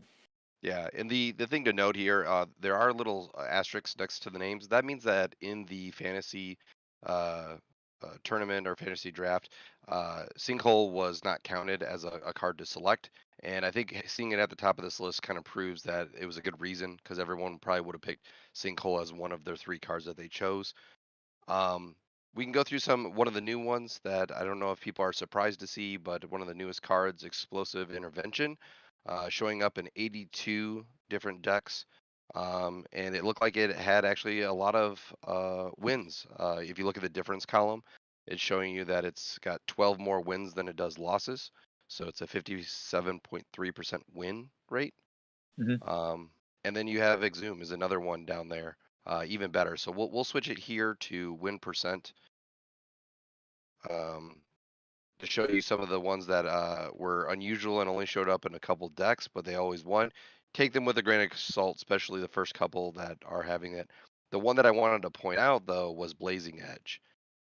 Blazing Edge has 16 wins versus 3 losses. Thoughts on that?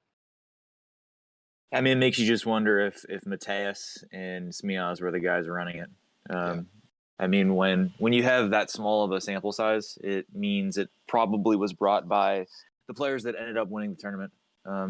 And, what we did see was red-green was fairly dominant, and what we saw was there was a lot of Akimo being used. Akimo is one of his marquee cards is Blazing Edge, so he can get those big attacks in, especially buffed by the new card Akimo's Oath. So I think Blazing Edge was kind of a sign to show that, you know, when it came to the types of decks that were brought, you saw blue-green, you saw red-green, and the fact that Blazing Edge did so well showed that, you know, red-green maybe had the advantage in this weekend's tournament. Yeah, I think it's a good transition over into the heroes. If you look at the top 3 heroes from today, it was today and yesterday. It was Doomies, Kohai, and Akimo. All 3 of those in double digits for wins. Once again, seeing that in the finals there, we had Smiaz with them, and also Matthias also had them. Putting them like showing up and showing it. So some of the stuff that I'm interested in is like wondering if people just wanted to play the new cards, or are the new cards just, you know, maybe people aren't aware of them, or are they learning how to play them? Like, what do you think happened? So if you look at the 16, you know, teams that were brought, 14 of them had a heavy focus on either Doomies or Kohai. So you have to think that meant that people wanted to play with the new toys. You know, the 2 exceptions were really Eric, who brought his classic blue control list, and then you had Greg Gross with his mono yellow. So I think, you know, at this phase in the meta, with this almost being a release type event of the Unforgotten set, it's going to be interesting to see, is it truly those new heroes that are the most powerful in the game, or were people just wanting to play with the new stuff? Yeah, I just updated the sort. We sorted it here by totals. So Doomies now was the most seen hero at this event with 35 showcases, and then Kohi with 26, Akimo with 22. And then it kind of goes down. And there's a lot of heroes at the bottom of this list, looking like Kumaya, Shadris, Sakoshi, Kichi, Miyuki, Korjov, Nantaka, Akudi, and Akla that all didn't show up once. No wins, no losses. They didn't even come to the show. So we'll be, I think it's interesting to see maybe with future expansions if they're going to get some tools to kind of adjust those numbers, help them come back into play and relevance in the future. Yeah, the other thing that I was interested to see was just how many of the new cards were heavily seen in this tournament. I mean, there were 5 cards out of a 10-card expansion that were very near the top of the most used. Vorhild's Oath, Golbjarn's Betrayal on the blue-green side, Explosive Intervention, Exhume, Akimo's Oath on the red-green side. So a lot of powerful stuff in this set, which could explain part of the reason why you didn't see quite as many heroes using yellow runes, is because they don't have access to those new fun tools that are extremely powerful. Yeah. Some of the Eyes of Guardian, and I think there's one other card, Descent in the Ranks, were the only 2 cards that really had, you know, very, very little showing, if none at all. I mean, actually, they were all in the decks somewhere. Descent in the Ranks, there was only 2 copies of, and it lost both times. So we got to see all 10 cards played this weekend from the Unforgotten expansion. Yeah. Going over to the final columns that we have here, we have the factions. Once again, it's what we've been saying all weekend. You have a total of 81 Karumo and 83 Taulat, so very, very heavy red-green, and only 14 Nuptons showed up for this competition, and only winning 28% of the time. The only Nuptons that got wins were 4, and I think is that Ekrit's? Yeah, I think it's Ekrit. And those are probably Eric's wins from the Nupton, him bringing Ekrit to his combination. That is correct. So Nupton needs some loving, and so maybe the next set we'll see some yellow cards to help them out. Yeah, I would expect to see the kind of the opposite of what we saw in this particular release, where you get a lot of blue yellow and a lot of yellow red dual rune cards, and I think that'll help bring some balance back to the game in terms of, you know, each faction having the same card pool size. On to outsiders. I feel like this isn't surprising that the the OG Outsider had 15 appearances in the competition. I think he's just a great hero, or it's not hero, sorry, outsider, because his ability to do the worship. So for all those greens who want to put pillars down, it can help out with that.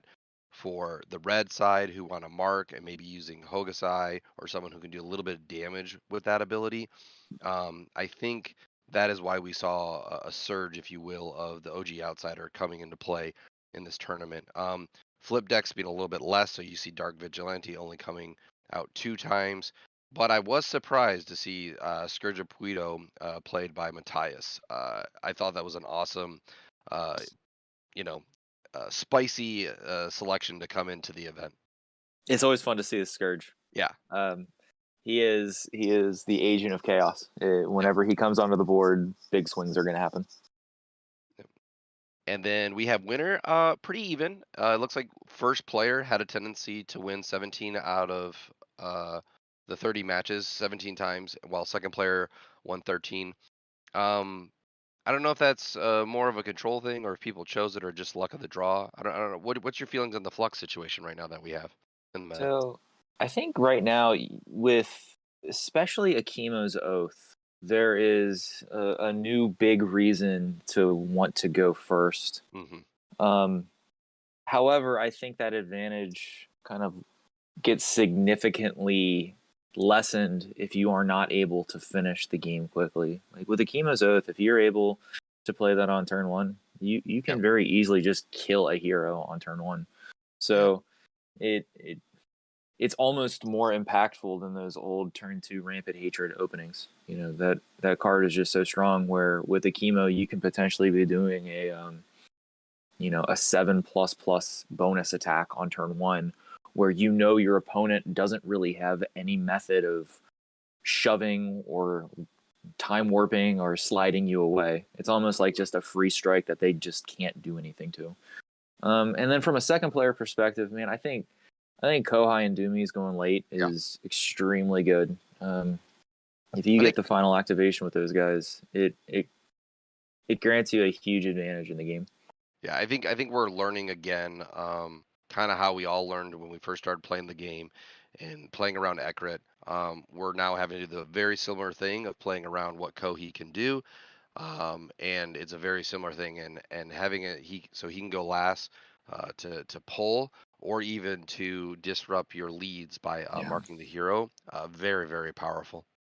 Yeah, one of the things that I experienced in one of my games that I thought was a new headache to deal with is the challenge of dealing with a loaded up Doomies when my opponent has Ixatosk and gets the final activation. You have zero idea on what exactly their plan is going to be, and they can just go in and steal a victory or a control point that you think you have full control over. So having that ability to go as the final activation of the round could help you out. But we did see a lot happening kind of today where people would kill a hero and allowing for them to then get the final activation.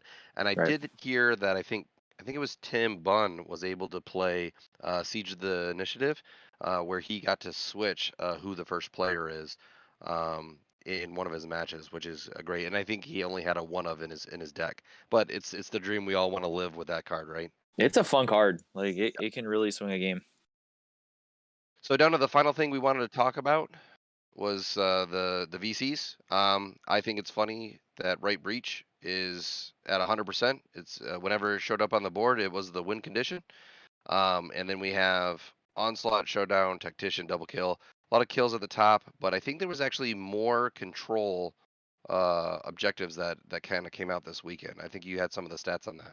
Yeah, when it came down to looking at the victory conditions, control won at a 2-to-1 clip over the kill objectives, and I don't know if that's just from a luck of the draw that's what was drawn, or just the new Doomies lists were very good at just getting those control wins.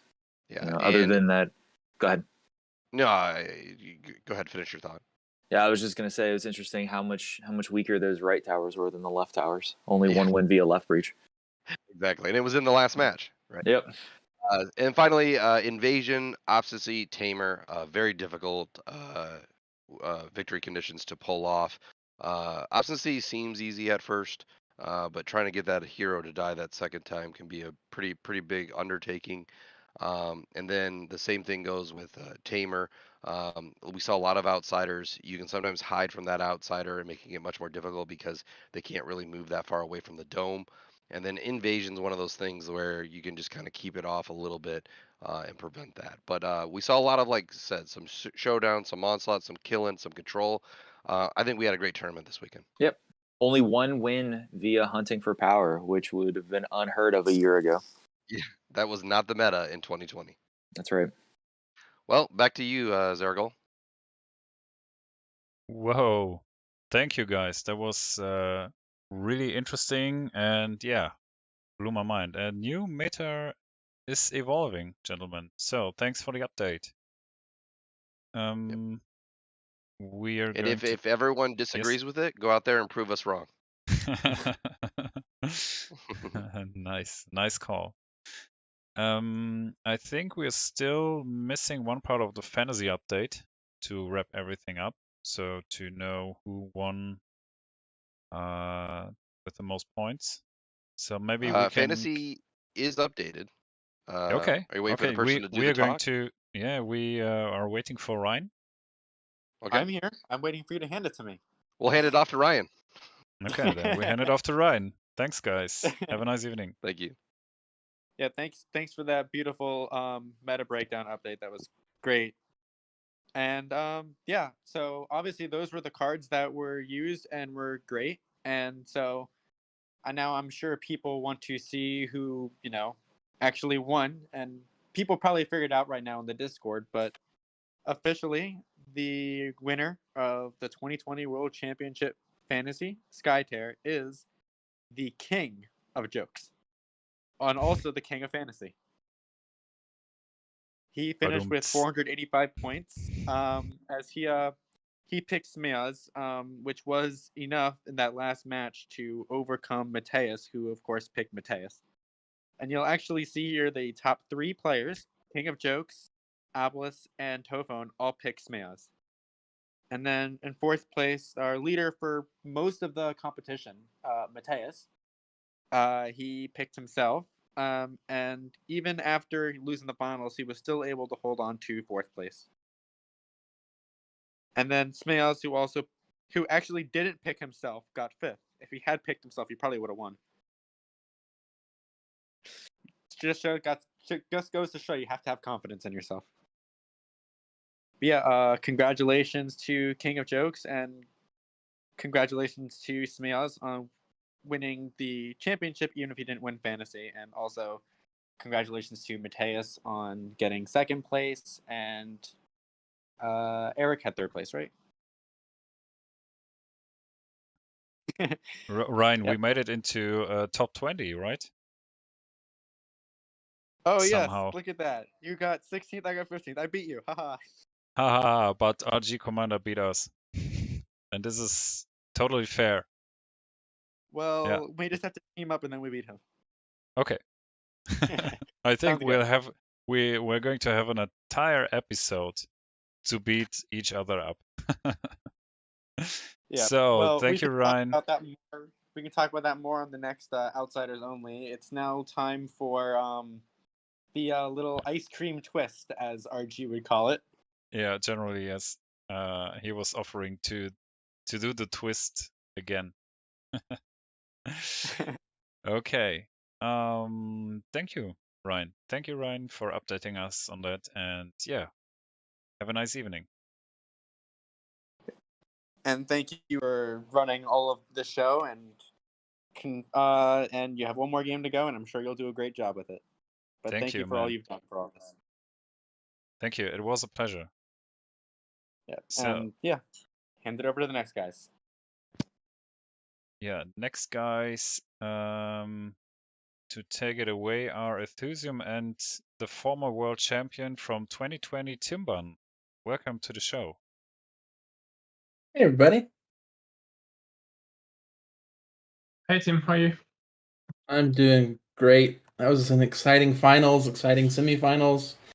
Just been a lot of good Skytear. Yeah, it definitely was. Yeah. Yeah. Any? Sorry, go on. Sorry. Yeah. Sorry. What's your opinion so far, Tim, from the tournament? It looked like it was a great event. I mean, I am sad that I lost, but if I couldn't choose two better people to lose to. I lost to both Eric and Smiaz in the first day. Two great players, two great people, you know. And then Smiaz winning it all is always fun, you know. Having the person that you lost to be the winner is just a little bit of vindication, but he's also a great player, and he's been great in the community, and if anyone deserves it, it's Smiaz. Okay. Isology. Nice. Thanks. Do you have kind of, I was gonna say like a fan favorite, but like one of the top 4 decks that's been played? Like which one is speaking to you the most? So I mean, obviously I was rooting for Eric. He's a testing partner of mine. We've been playing games together for a long time. And so I'm always sad to see him lose, and I think his deck is very good and it's positioned well for this meta. But I just love violence, so I think that both Matthias and Smiaz's decks speak to me more probably on a personal level. Yeah. As far as decks go. I was tempted to cheekily add you to the splash out for like the on the far red side at the very left of the infographic. It's like, yeah, that's where our champion last year was. I just didn't get time to do it, but like we all knew where you were positioning on that axis. It's Okay, true. gentlemen. We're live in the game, so whenever you like, we can start it away. We're watching the game from Ricardo's perspective. So we see how the new world champion is going to face. Yeah, I agree with the chat. I suggest we do ratify this picture of Ricardo and figure out a way to insert Skytier cards instead. Yeah. Something like Skytier Flex. Maybe a Skytier Flex and an explosive intervention. Oh yes. Okay, guys, These I'll leave you alone. objectives are crazy. So we flip the objectives over here. We have a showdown, a tamer, and a bloodlust. Yeah, you were asking for blood like half a minute ago. I do not think this will be a long game. All right, so we have Smiaz starting with a Hogosai, it looks like. Yeah, going for Hogosai here. Going first, the outsider was brought. So Hogosai is always going to be the showdown here. He's always a very interesting leader to me because he hurts himself. Yeah, so you can sacrifice yourself if really you think it's not going to be going your way, right? Yes, but it also puts you closer to the danger zone quicker too. So it's like a very double-edged sword, if you will. Yeah, I agree. We see Giacomo bringing in fairly different team from what we've seen today and yesterday. Miyuki, Kumaya, Yami, Kichi being like red yellow. Oh yeah, with shaders also. And Sephiroth, like they're all red yellow, mostly Kurumo and Nipton. Yeah. And So Shaders and Kumaya jumping on the board first. Yeah. Kumaya was the first one, so she's gonna be the leader. Yeah. Then we have Which is interesting because go on, sorry. No, I was saying we have a chemo and Doomy's coming in for Smiaz. Yeah, Kimo is going to be like really threatening in that setup. Like for Bloodlust, it's a really good hero. Yeah, absolutely. I will say Shadris is a really good character if you're expecting Showdown, because you can save your leader. Yeah. Yeah, exactly. Yeah. Yeah, and Kichi to, I mean, that's good to help piercing Sai armor, right? Absolutely. I wouldn't be surprised to see a Setharu as the other hero as well. Kumaya is the leader for Ricardo, and Hokusai is the leader for Smiaz. And I see Miyuki going in, like, with the block. Well, given the number of aggressive victory conditions, 3, that's really good. Yeah, it's not bad at all. And like with the not the newest cards, but like the previous release, Miyuki had like quite few good support cards. Like Vendetta on Miyuki is really good. Yes, It's like absolutely. you worship and then you attack at 6+, and that person is still slowed and marked. That's really good. All right, looks like they're shuffling up, and we're about to hit the ground running.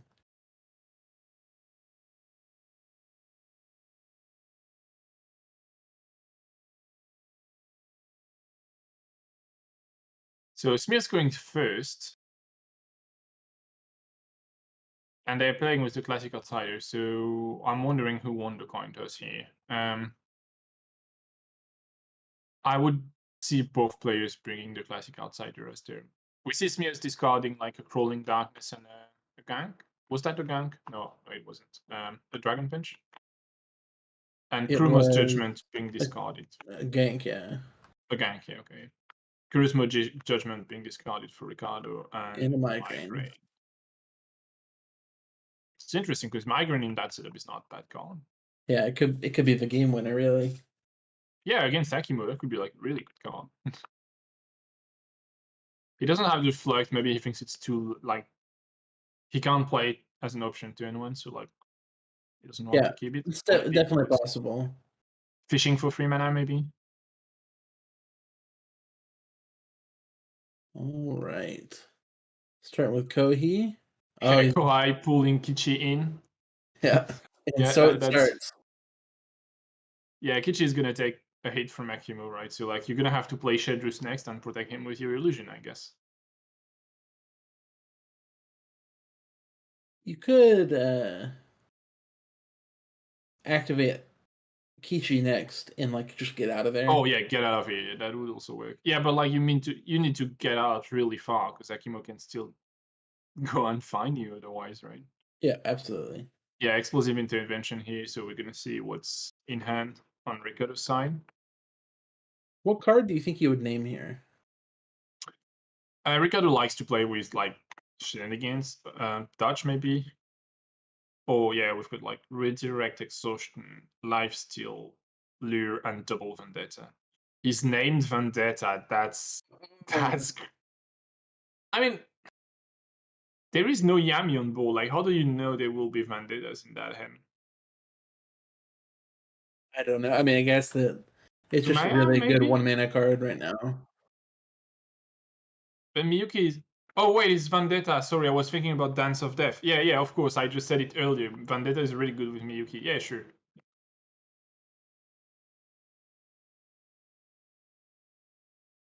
Yeah, that's a really strong hit.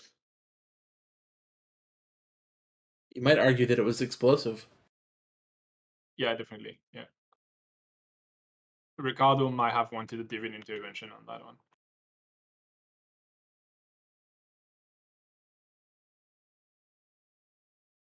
So what do you do now? You still have. No, you're done with Kohai. The thing is, like, if you're moving Kichi out of that dome, you're conceding the dome. Yeah, it's not. But It's I mean, not you're great. not really worried about the dome ultimately. I mean, the outsider's really good. Yeah, but and there is like, Tamer, right? So if you concede the dome, you need to make your Kichi safe from the outsider. Absolutely, yeah. So skirmish from Kichi on Kohai. Okay, so that's 0 damage. Attacking the minion, getting rid of it, putting slow pressure on lane 2. Oh wow, Kichi's just out there. Yeah, it doesn't feel super safe here. I mean, Akimo doesn't have a straight path to him, right? Oh, he does, actually. No, he doesn't. He's too. No, yeah, he moves skirmish and attack Kichi. Yeah, that would be fairly bad. You could also like, wait until you go with Hokusai. So Hokusai can go in the middle and mark Kichi. Yeah. Yeah, sure. And then Akimo has Akimo's oath, and you're like, yeah, sure, I can just kill you on the spot. And then Doomy's doing Doomy's things, just getting the minion and then leading over there. Yeah, it's good to go with Doomy's here because like you're not saying anything. Yeah. I'm gonna do that anyways. Yeah, it's sort of like I a can stop as well do it. pass. Yeah. I will say it does give Shaders an opportunity to get an illusion in play potentially. Yeah, but as you said, like you'd probably go with Hokusai anyway, so the illusion would have been here. Yeah. I think you're gonna have to cope with the fact that the illusion is gonna be around anyway. So ultimately, you've got so much damage that Shaders is probably gonna end up dying anyway. Which would work. Which would work for the. Does that work for the Bloodlust? Yeah, it would, right? Yeah. If like let's say Akimo kills Kichi and Shadrus chooses to die instead, Akimo is considered to have killed Shadrus, right? I'm not sure about that actually. I'm not sure either. I don't think so. I think actually Shadrus count as like killing himself. So like it would count for Onslaught, for example, because yes, it's considered as having been killed by your opponent, but I don't think it's considered as having been killed by anyone specifically. Yeah, I think you're right. So it's also really good to choose him as a leader because you can sacrifice him on demand. If you sort of, like, unless the opponent's attacking him directly. yeah, of course, yeah. But you're playing redirects, right? So like you could, that's fair. You could just like force your opponent to kill the one person that you were trying to protect with him, and then be like, yeah, I'm gonna suicide myself to save that person. But that's shenanigan-y, but There you go with Miyuki. Miyuki's going in. Are you gonna try to mark Akimo? Yeah. No. It's for Kohai. Okay. Because she could have skirmished and mark Akimo. Yeah, Kohai.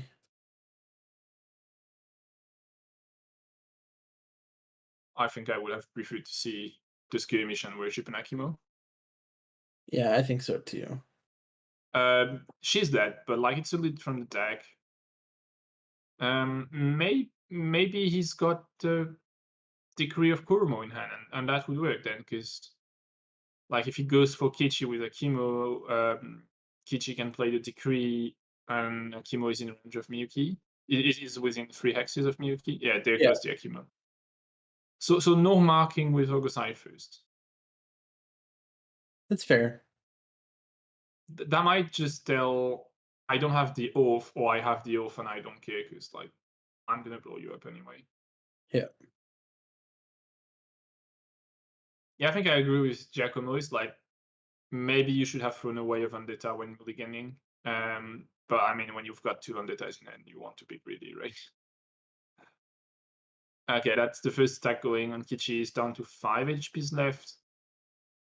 If you got if you've got the Flux here, you're exposed to Doom, right?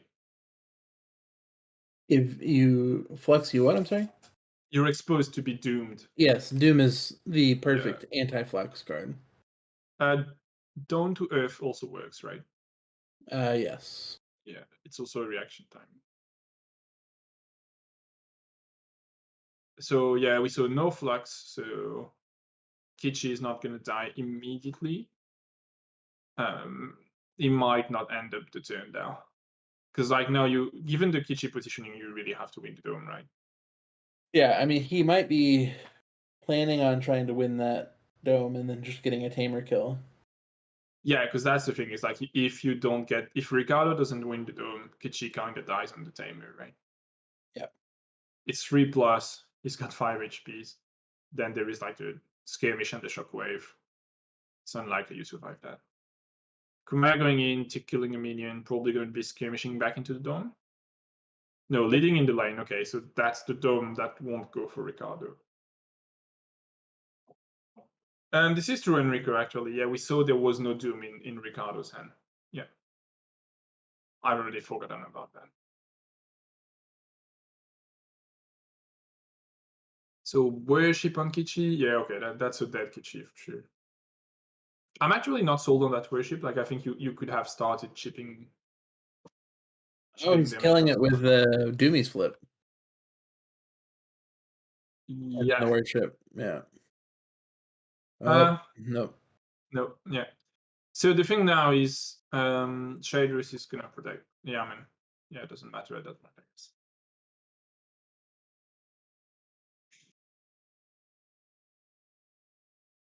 Yeah, there is no positioning of Shaders that prevents the outsider from spawning in a way it can kill people. So. Yeah. Because if you put Shaders near a chemo, then Smears just spawns the outsider near Kichi, and if you do block, you cannot even block near Kichi. Yes. So I think that Kichi is fairly dead. So move from the Shaders, Skirmish on Kohai for no damage. And it'll be no worship. Okay, so pushing Kohi out. Because Kohi's marked. He's pushing him out with Shader's visibility. Oh, yep. Or trying to. Oh no, he's not. Release. Yeah, to get rid of the mark on the slow. Yeah, so that means no pushing out of the dome. Which I think you have to prevent, yeah. Yeah, because like otherwise, like it's all about getting that outsider and killing the Kichi or not. So if you get it and you kill the Kichi, you can also start chipping someone else.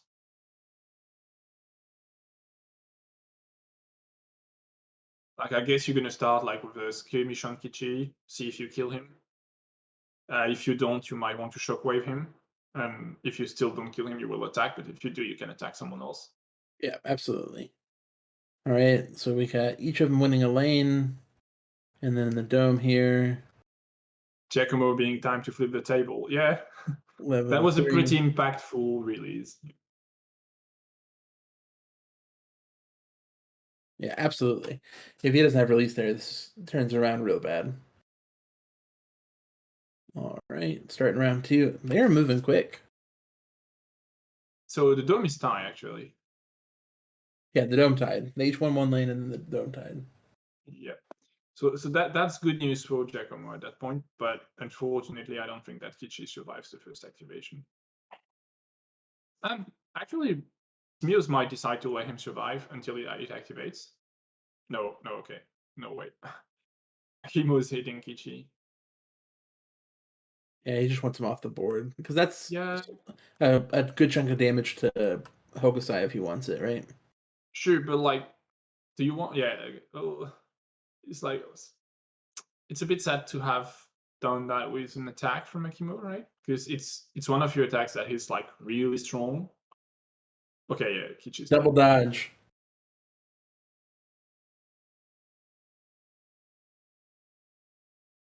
All right. Well, we got a bloodlust for Akimo.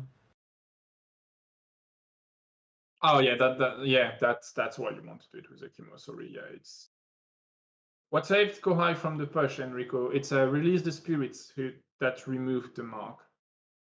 Cast it from Akimo.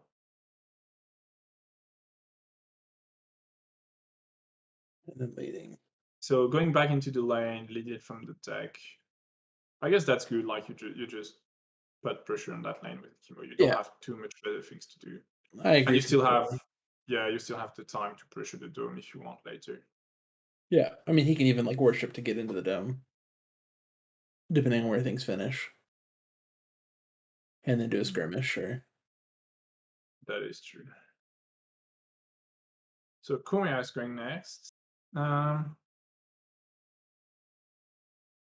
guess you just try to defend that lane. And there isn't too much pressure on the lanes in terms of objectives. So, did Akimo move too much? No, I don't think so.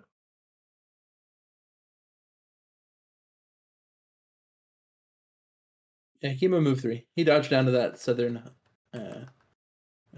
hex of cover and then moved back up. Yeah.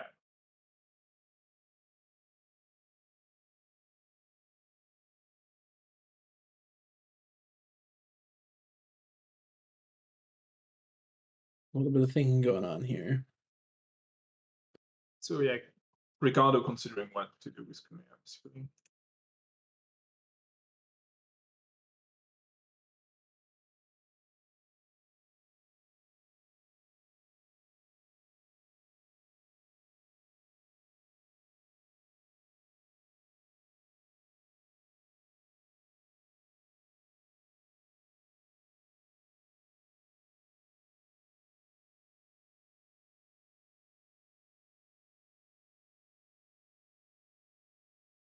The thing is, like, you're not even a side of minions, so like, can't do it. Yeah, moving back into the dome. That's a little scary, right?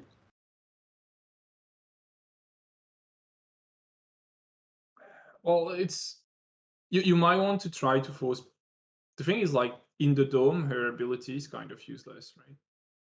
Yeah. Because people are always at. I mean, on the tool lane, she's not that good. On the Ashen Pass, her ability is really good in the dome, but in the 2-lane dome, like, people are always 2 hexes away anyway, so smoke screen doesn't do anything. I'm not too sure why he moved Kumaya back into the dome. Like, Yeah, I'm not sure either. Doomy's just gonna keep solo pushing. Yeah, that's a tower that's gonna disappear fairly quickly. I mean, that can be like, he recognizes that he can't do anything about Doomies with Kumaya, but like, no one in his team can do anything about Doomies anyway. So like, it's gonna be quite a problem fairly quickly. Like, you need to try to kill him quickly, right? And this is ultimately going to be fuel to do a little bit more damage to potentially Kumaya. Yeah. Because Hogosai Worshipping is going to be a 1+ and a 1+ piercing. It's real good.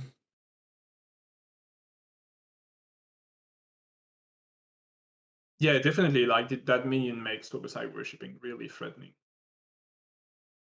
Because, yeah.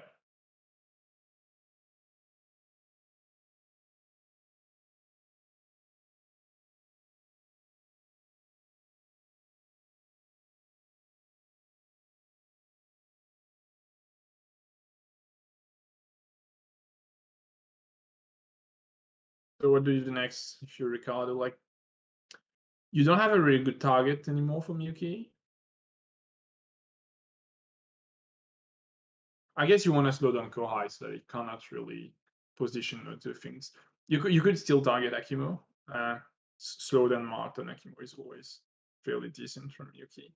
Yeah, it's not bad at all. Shaders. So like, Shaders going, he doesn't change anything. Like, he's not gonna push anyone in any way. He's gonna try to push, yeah. But yeah, Akimo outside of the lane, yeah.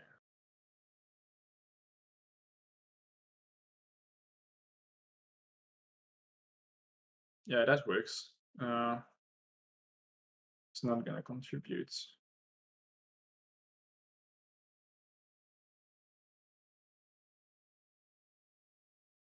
Ooh, and we see a Lure of the Tainted from Kumaya, so that's like 3+ damage. So it's 4 on Akimo. So Lure of the Tainted is like, the next time an enemy hero is marked within 3 hexes of the caster, he suffers X+ damage, where X is the strength, the attack value of the caster. So like, here it's like 3 for Kumaya plus the flip, and the marked hero is Akimo. Makes sense to play it on him too, because he doesn't have armor. Yeah, exactly. It's cute in that situation, but it's not doing that much.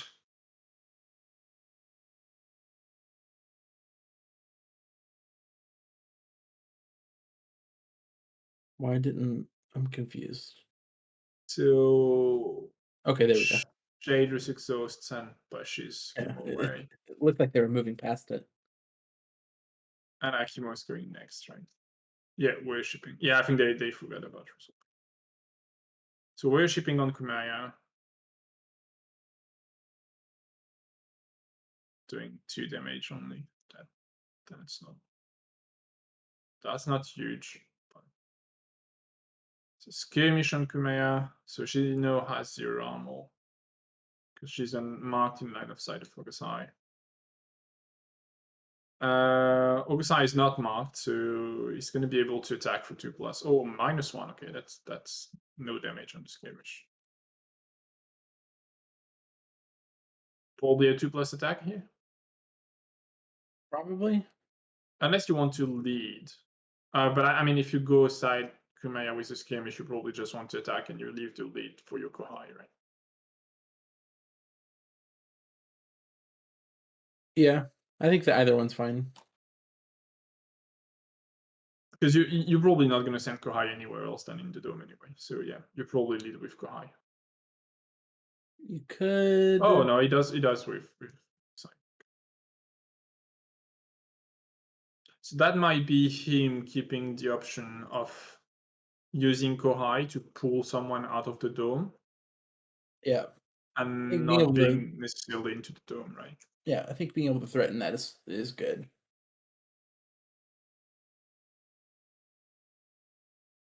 Because Kumea led from the deck.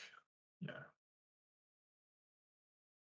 So depending on what you do here with Miyuki, yeah, the problem is like if Miyuki slows Kohai, then you're not going to do much with Kohai. It's going to cost you a lot of actions. Yeah, it just depends on where she ends up.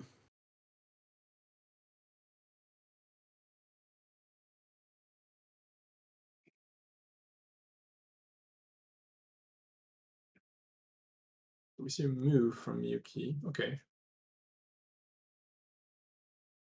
Putting pressure on that lane. Oh, Vendetta Ooh, on Vendetta. Akimo. Okay. Akimo only. Oh no, he has two conditions. Yeah. So that's like 6+ on Akimo. Ooh, Flux What's your Sinkhole. Flux Sinkhole? That's really good. So you just move Miyuki back into the dome, right? Oh no, he's moving his Akimo into the bush. Wait, but no, he's gonna move him back into the dome. Because where he is, he's not contributing to anything, which is fairly bad. Oh yeah, you're just shuffling everyone around. So now Kumaya doesn't contribute to anything. Yep, and then Miyuki's not in the dome anymore. Yeah, I mean it's because you put your Akimo in the dome, so like he can't be targeted by Miyuki anymore. Yeah, that's a very, very significant sinkhole with the Flux. What just happened? Something terrible. Oh, they flipped the table.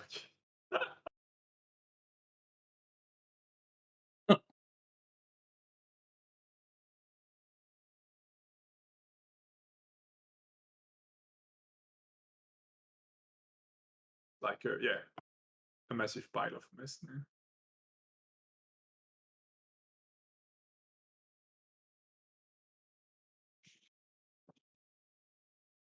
What is happening? They flipped the table. But the mod is created such that like if you flip the table, the board stays. Well, that's good. Can we rewind? I think they're just gonna keep playing. I just hope things won't end up. Oh yeah, yeah. The thing is like things will end up dropping in. I know maybe the playmat, everything you drop on the playmat actually stays.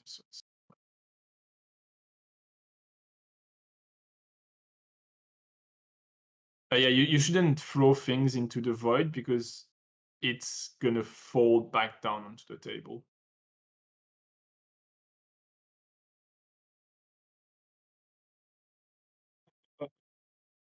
Yeah, yeah, King. That's what happened.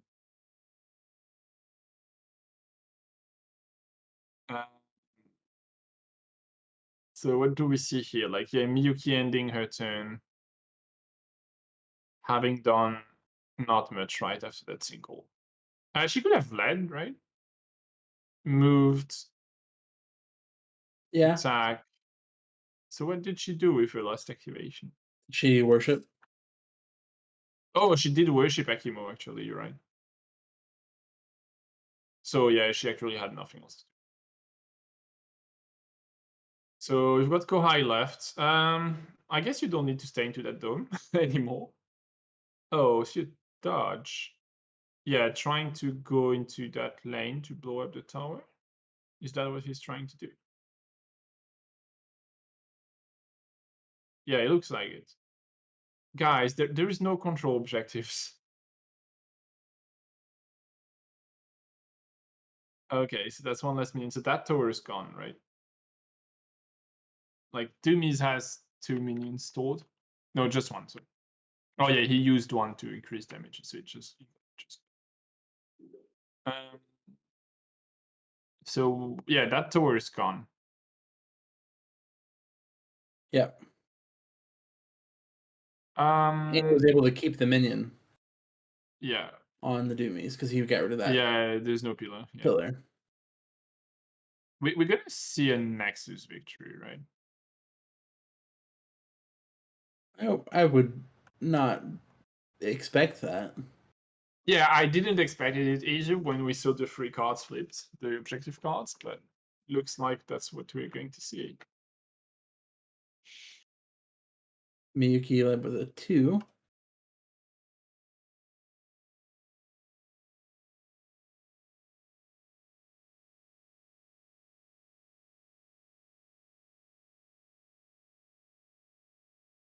Yeah, and Smears is saving an HP from his towers. Yeah, that's really good. Yeah, it looks really slippery for Ricardo now because he's got to save his tower 2 turns in a row, which is And then his Nexus, sorry, 2 turns in a row. also gets the outsider. Smears get the outsider, yeah. So you're gonna like be able to dish out a bit of damage and push someone. I mean, you away. probably just yeah.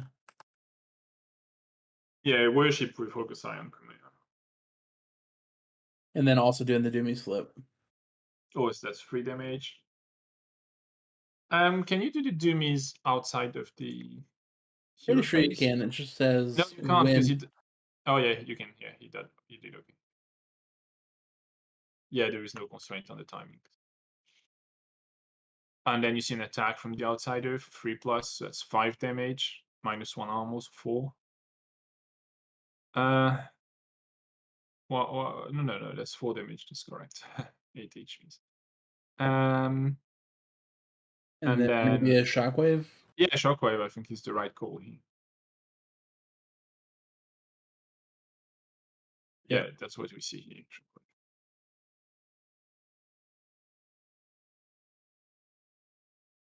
What happened?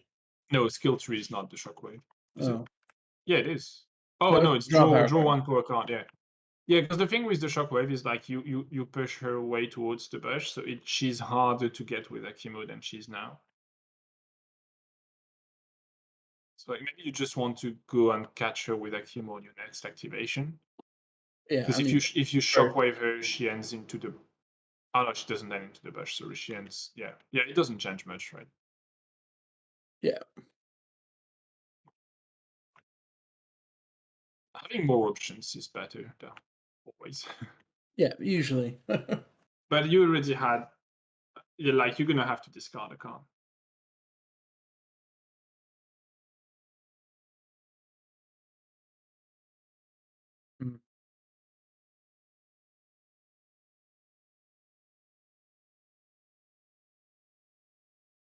So, you're Ricardo. What do you do to try to come back in that game? Like, you really have to deal with that lane 1. You've got you're Kichi. really between a rock and a hard place. Yeah. You need like a dragon punch or something to clear that lane up. You need to not die to a chemo. And you need Hokusai to not kill Kumaya. Oh yeah, because if Akimo kills Kumaya. Yeah, it could be Akimo killing Kumaya, it could be Hokusai killing Kumaya. Yeah. No, Hokusai just decides to do something else. Attacking Kichi, okay. That's interesting, Hokusai going for Kichi. That could be because he's got a sinkhole and he just wants to be positioned to be able to play that, I guess. I mean, that doesn't make anything. actually. It doesn't help in any way. Skirmish doing 0. Worship doing 1. The worship, sorry. Doing 1. So move, attack, worship. Interesting. Is he just gonna push this Nexus down? Is that his like showing off? Yeah, I think that's but he's not even in range of the token. Like Hogosai is too far away from the token here. I think he might have a sinkhole. Possibly. Showdown is the only way. Well, yeah, but also how? Because I mean, I guess that's fair. He puts Hogosai over here, so showdown is much harder for Kumaya. Just for somehow, like if she can get him down. But like he's got 2 armor. That already felt fairly difficult for Kumaya, right? It just is his way out, I think, or it's one of the like legitimate ways out. Yeah, it is true. But like, I'm pretty sure Akimo could just like blow up Kumaya. Yeah, I'm a firm believer in the first rule of Skytear is that you have to not lose to win. You know. And there's so many times it's like, oh, I just should have defended how I lose, and I would have been fine. Yeah, I can relate with that. Because outside of Showdown, I don't know how Tamer happens. Onslaught could happen, but he's just so far behind. Nexus, he's behind a turn as well. Yeah, that's a good point from Giacomo. Like Kichi Ultimate is a risk here. But also even then, Hogosai would be at 7 HP, 6 HP, 7. And it would still be difficult for Kumaya to kill him. Like, I think the only easy way for Kumaya to kill Hogosai is to pull him into the Void Palace and deal with him here. Yeah, that's fair. Because you get the frenzy effect, and that compensates. Like there's also Shader's illusion next to Kumaya.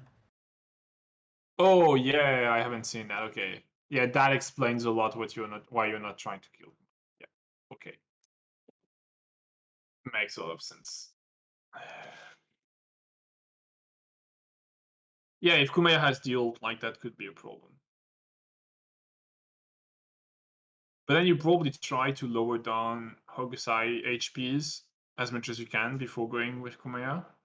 Yeah, that's what we're seeing, right? Shadus marking Hogosai. Is he gonna move and push him?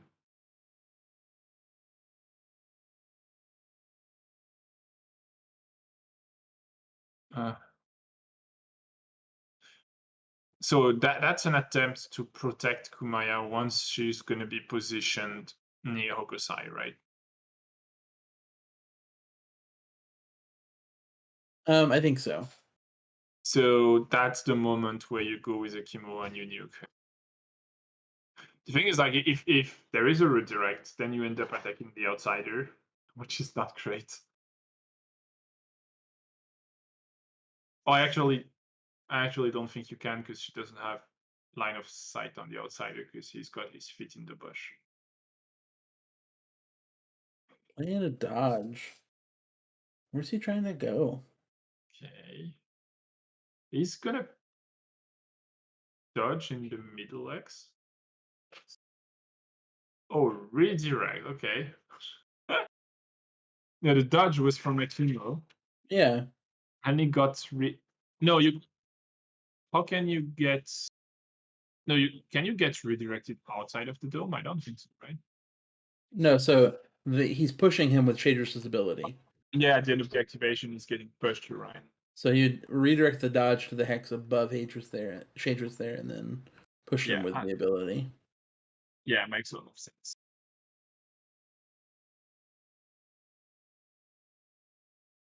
I mean, he can still get in range of Kumaya and kill her, right? Like you'd need quite a bit of luck now, unless you've got like Akimo's off. Otherwise, she's probably not dying here. Yeah.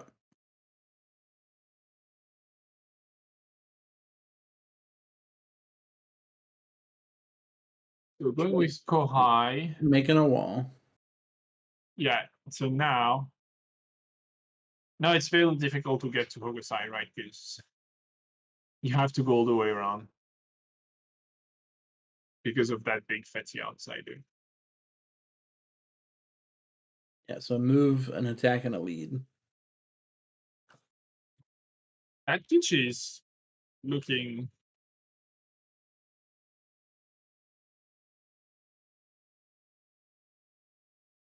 starting to look fairly bad here. Kichi ultimate would be really good here for Ricardo.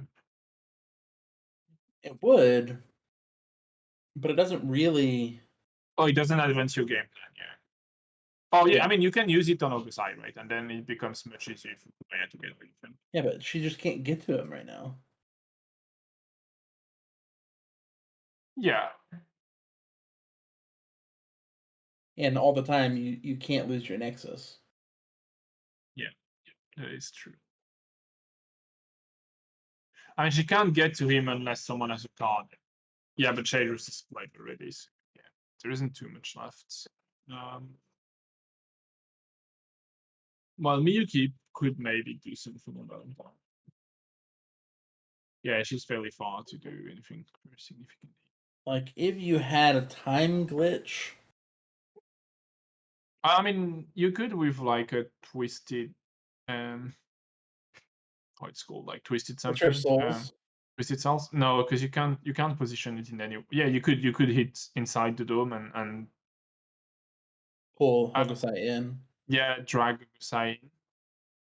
So that would require Miyuki to do something, right? And then so you'd have to play Kichi, deal damage to Hogosai, which is what we're seeing. Like we see Kichi worshipping Hogosai, right? Yeah, probably gonna heal some.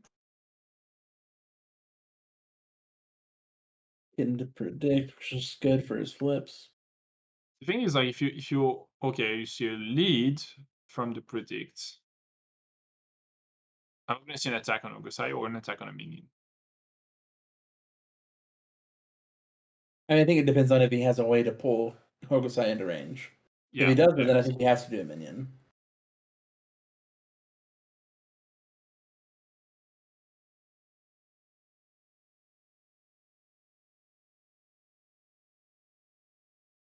Kichi casting a life steal. Okay, so he's gonna recover HPs anyway with that attack. Okay, attack.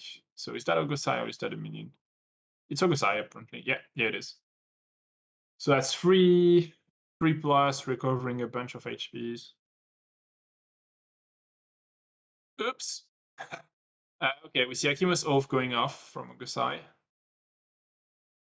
It's not gonna kill Kichi, but it's probably gonna make the HP recovery fairly non-significant. I mean, it could kill him, right? If he gets +3, he'll be at 4. Because he'll get Frenzy. Oh, you get the Frenzy, so yeah, he would die. Yeah. Oh, Exhaustion. Okay, no Frenzy. Yeah, you might get disarmed. Disarming him, yeah. Yeah, that would bring you back to even. No, it'll take you down. He'll be down to 0. Because he'll disarm the Frenzy. Yeah, that's it. Like it would bring you back to having no bonuses, right? -2, +2. So he would get rid of the +2 is what I'm saying. Yeah, okay. So we were saying the same thing, just in a very different way. And then the -2. So basically, he would go down to a 0 attack. Yeah.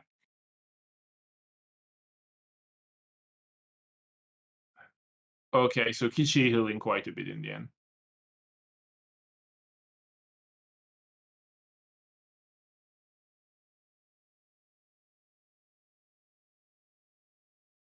Yeah, Hogosai went down to 8. Yeah, you still can't really do much about it. You still need a way to pull him out of here, because like if you don't kill him that turn, you lose on the tower, right? Like you lose your Nexus. So that just tells me he's got a way to do it. Otherwise, like he wouldn't be committing on doing it, right? So like Smihos has to figure out what's the way to do it and counter that. We see Akimo skirmishing, move skirmish.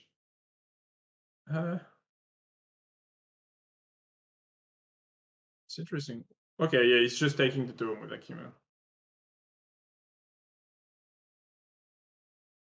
A bit far away to do anything else. Yeah, especially with the slow. Yeah, definitely. So Miyuki and Skumaya's left, and on the other side we've got the Kohai for Smias. So that's where it becomes tricky. Do you go with Miyuki, you worship on Kohai, and you play whatever card you had in mind to try to get Ogosai out of here? Yeah, if you have it, I think that's what you do. Yeah, if you also not, have to think. Yeah, go on, sorry. If not, if she doesn't have a way to get to the other lane, I think you just move to the dome, worship onto Akimo again, and then. No, I think lead. your goal here is to get Ogosai, right? So you. Yes. But if you don't have a way to do it. Oh yeah. But if you don't have a way to do it, why did you commit that much on trying to do it rather than saving your Nexus? Yeah. Given the positioning he's taking, it tells me it doesn't have a good way to do it. Well, it could still be a Twister of Souls here.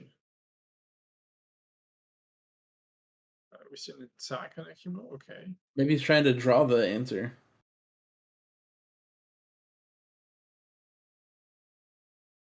It's a bit weird. Because, like, Kumaya is not going to kill Ogosai that turn, even with a Void Palace. Yeah. So yeah, it feels like Ricardo is a little bit playing around because he doesn't have a solution. Leading into the dome. Okay, he's gonna have a problem with that Nexus, right? Yeah. Unless you've got that Twister of Souls. You're playing it with Kumaya and you're dragging. Yeah, but I mean you're still losing. Oh no, because you have Kichi. So you drag everyone into the dome. And Kichi would save that lane.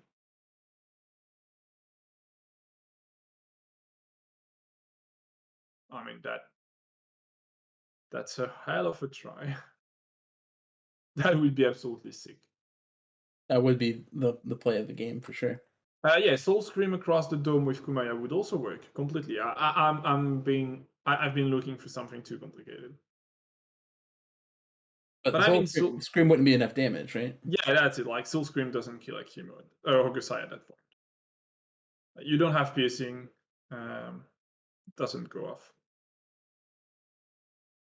No, I think you have to get that pull. So it has to be Twister of Souls. So it's a skirmish from Kumaya. Or move, actually. No, move. Okay, move skirmish. What does she do?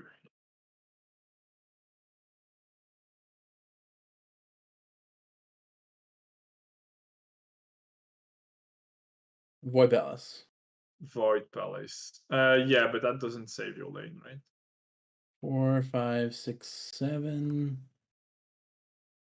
If you can take Kohi, who has the lead from hand, and then hope the lead from the deck is not good. Yeah. So it takes a bit more than just that, yeah. Because even if you take Kohai,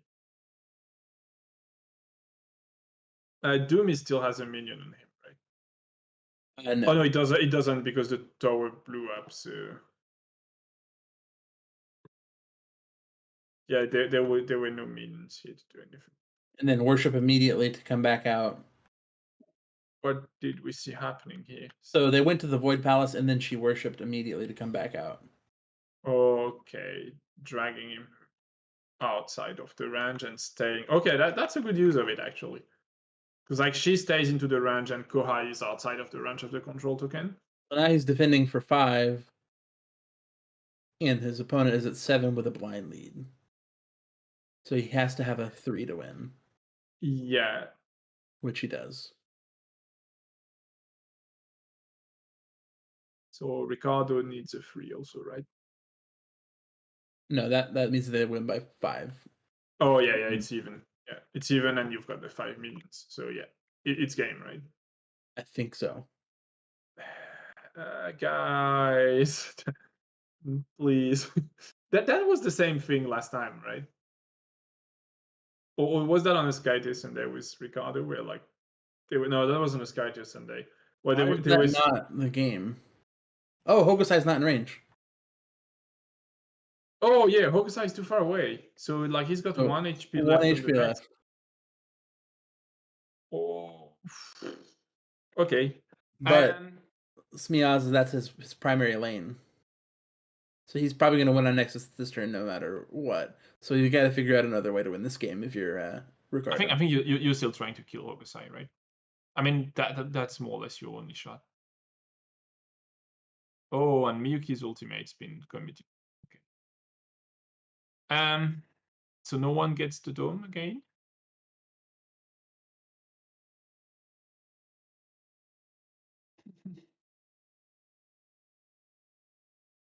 Probably yeah, no, Ricardo does get the outsider. Yeah, because it's 2-1, and everyone has had a lead of 3. So. I guess you can try to kill Hokusai, right, with Kumaya. So the problem with trying to do that right now is you don't have a way to get to her. So like if Kishi tries to attack him and soften him up, then he has to move out of the way. But then like Hokusai can just move to the other side of this white line. Yeah. And it just gets hard. Yeah. Yeah, like even then, like if you leave too much time, Hokusai might successfully suicide himself, and yeah, if he's too soft for sure. Yeah, so it's like you have to soften him, but not too much, and he still has 2 armor, so it's like for Kumaya, it's not that easy.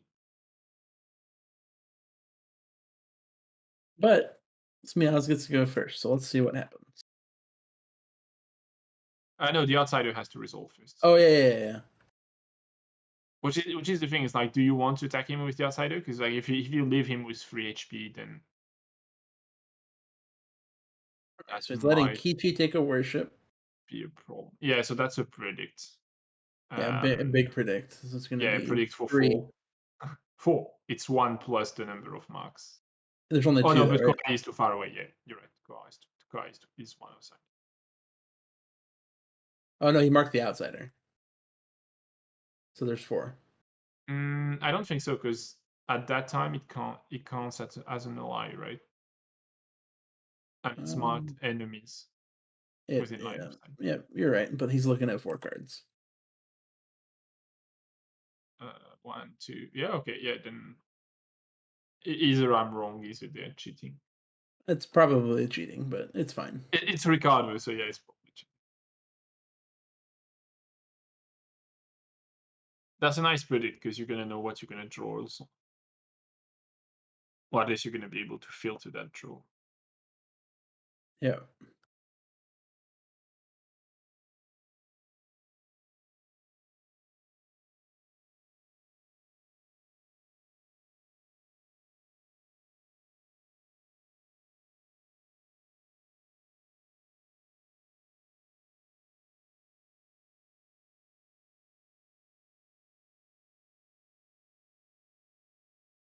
Attacking Akimo, okay. I mean, why not? Like, you can kill him, right? Yeah. That makes Bloodlust a non-event, which doesn't change anything about the lane there. Unless he keeps Akimo at 2. Yeah, it could be that also, because like he started with a worship, and then outsider 1 was. Yep, and then he drew a card. Oh yeah, drawing a card. Okay, yeah. So yeah, he leaves him at 2. So.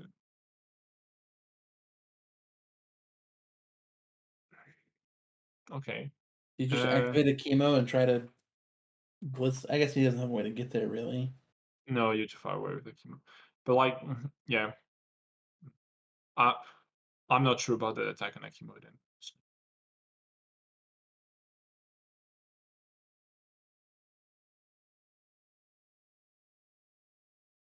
Especially you predicted, so you knew what you were going to flip.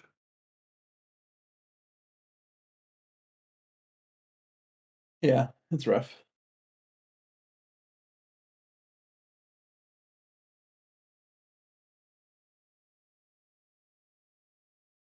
He messed up and drew the card he wanted to flip and flipped the one he wanted to draw. Is that what he said? No, I don't know. That's just a guess. I'm just trying to understand why. I've been there before.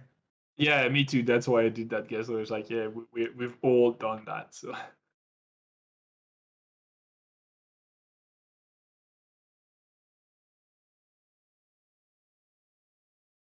Hmm.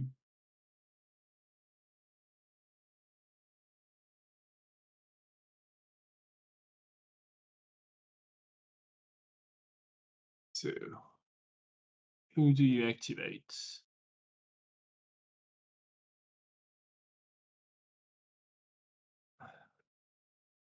I guess you're trying not to activate Hokusai for sure. Yeah, you want to save him. You don't really want to activate Akimos first, because in case he dies and you don't win, you would like to have him next turn available. That's a bit of... Okay, yeah, you're good with Akimo anyway. Yeah, okay.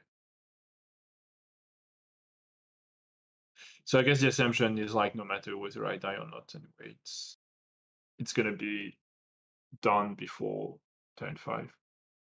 Maybe Akimo goes and defends this right lane. I mean, Miyuki would just pop up in the bush and be like, "Okay, I'm gonna kill you now." And yeah, I think you need to do something a bit more significant, but you don't have too many options. I agree. Are you upset if he does that though? I guess it doesn't matter because you're only defending for 4 and he's at 8. Or he's only 8, yeah. Yeah. Oh, okay. Going with Hokusai. Yeah, it's Hogosai playing in the end instead of Akimo. Yeah. Attacking Kichi.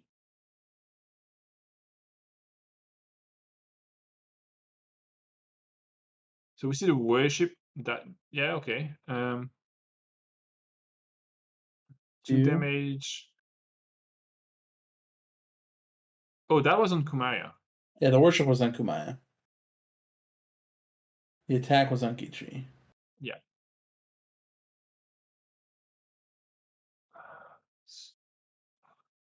You don't have any options to kill her with. Yeah, so I guess the idea is that like you could try to kill her with Akimo afterwards. Skirmish, okay. I actually don't like that skirmish. I don't either. Well, you know Kumaya's ult is not on the board anymore, but like Blazing Elch. Oh, okay, no, that works. That works because now you can be way far enough. Yeah, now you're really safe. Kumaya is not getting here with any tools to kill you. Yeah. You would need a gank, a Mind Palace, and something like a Blazing Edge. So yeah, that's probably not happening. Is it worth doing the worship anyway, though? I don't know that I would do the worship still. I think it makes it easier for Akimo to try to get the Bloodlust. I mean, I still can't get to Kumaya, though. But Miyuki and I don't know, yeah, because you're only 2 health away from Akimo dying. Yeah, I think that's the thing. Is like Akimo probably dies here because that makes Bloodlust something that. But the problem is like you don't care about it. Like you need to save your first lane. And I think Smears knows that fairly well. It's like, yeah, I don't care. Do whatever you want. I'm winning that first lane. And it's like you've got 1 HP on your Nexus. It's not like Yeah. Yeah, it feels rough. I think Ricardo is in a pretty tough spot here.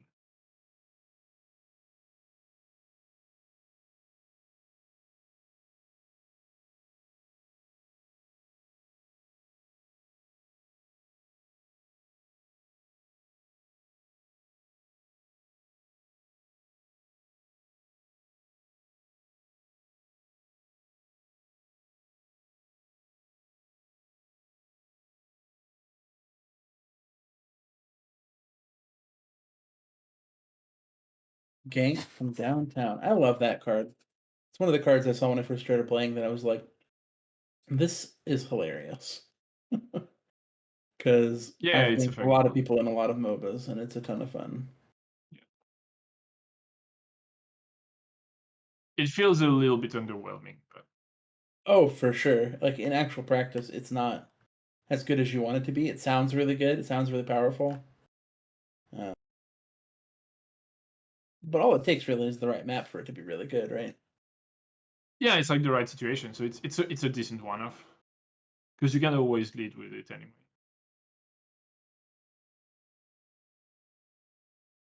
Yeah, Shader's ultimate could do a lot of work, but like, I mean, a lot of work. Ooh. So Shader's is gonna.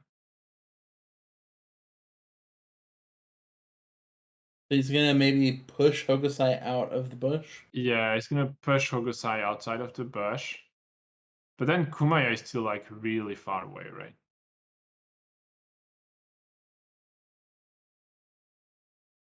So he's protecting Kumaya. I think he might just be trying to go for sort of a double kill with Miyuki. So like come with Kichi for over there to soften up Hokusai, have Miyuki, try to finish Kimo off. Yeah, that would work. Like Miyuki could be killing like both Akimo and Hogosai. Like it would be hard, but it's possible. And then what's happening now? Kohai's playing, attacking. No, not doing anything. Skirmishing. Okay.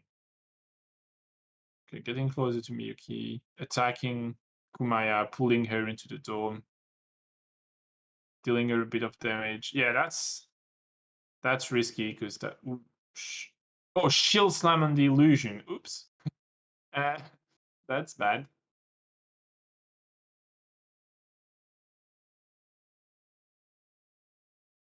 Okay, so no lifesaver for Kumaya anymore.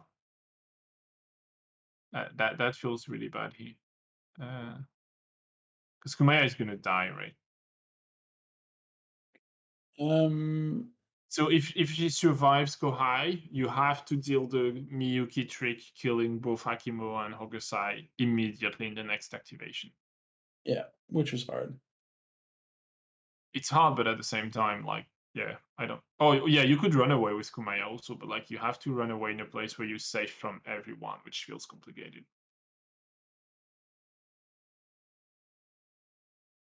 Yeah, I mean, the safest place. Where even is the safest place right now? It's the Void Palace, but you don't have access to it anymore. Yeah. In the Void Palace with Doomies, she's probably res safe.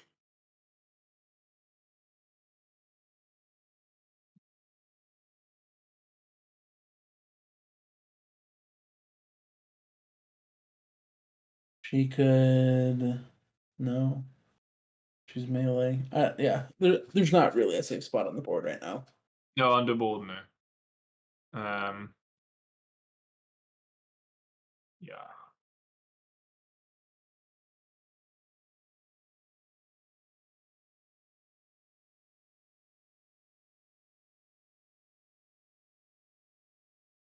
So Ricardo thinking. And a lot of mana and a lot of cards. No, the illusion dies. Kumaya is pulled, slowed. Oh yeah, she's slowed, so like running away is even less of an option. Did they flip for damage? No, I don't think they did. Maybe they did and her armor dealt with it? I don't know. It would be surprising because it's too armed. No, I don't think they did. Like Kumaya went to Kichi's HP after Hogosai worship. So like she hasn't lost any HP since that. No, I think they forgot the damage.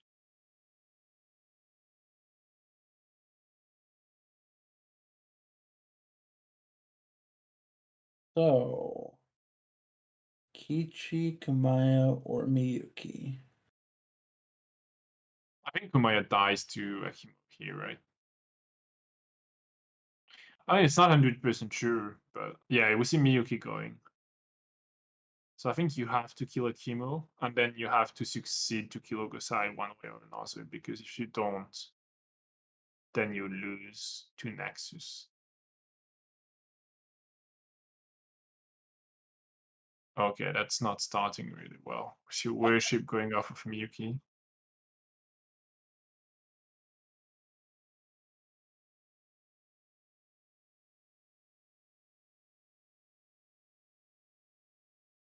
It's just skirmish. Oh, Needs a +2.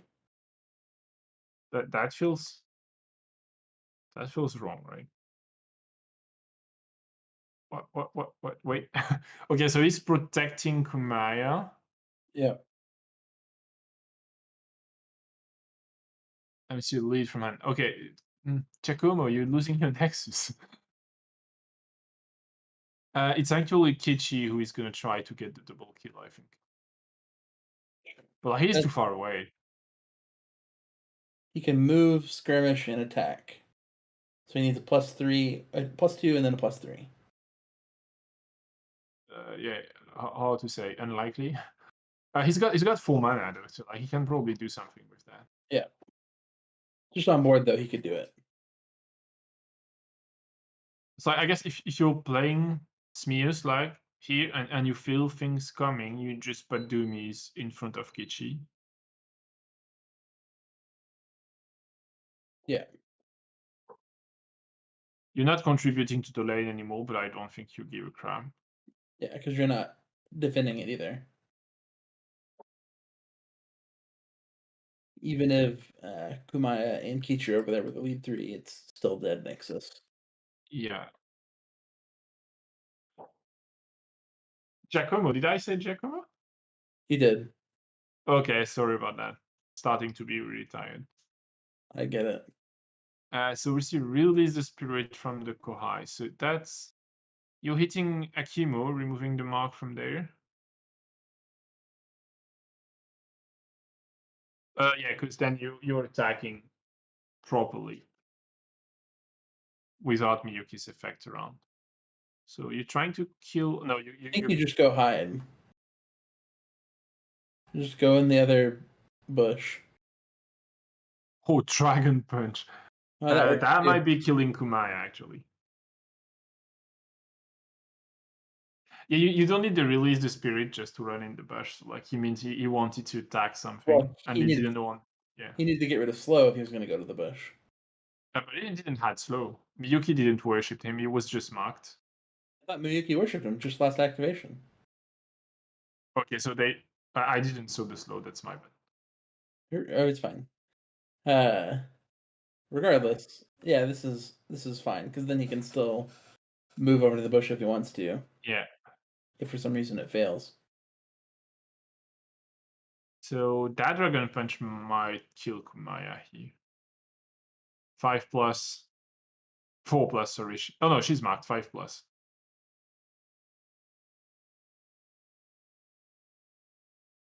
I don't know that he gets his benefit when dragon punching. I do think it does. Oh no, because it's targets. Well, attacking a marked enemy, and he's not attacking an enemy.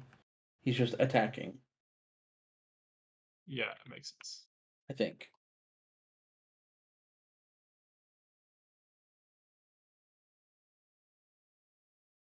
That makes sense.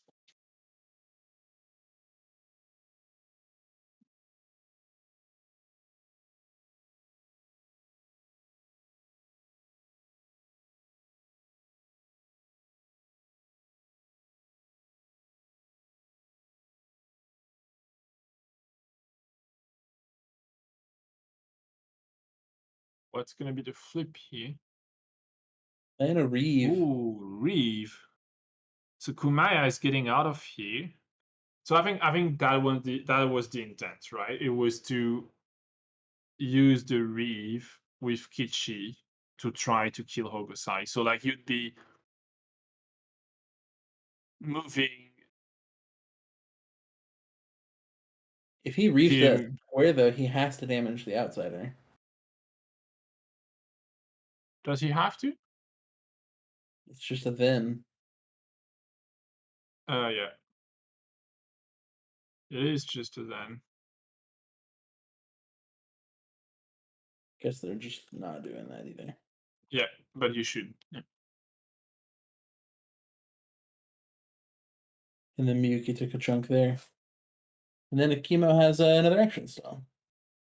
So that was 16. Yeah, 4 damage wouldn't have killed Kumaya.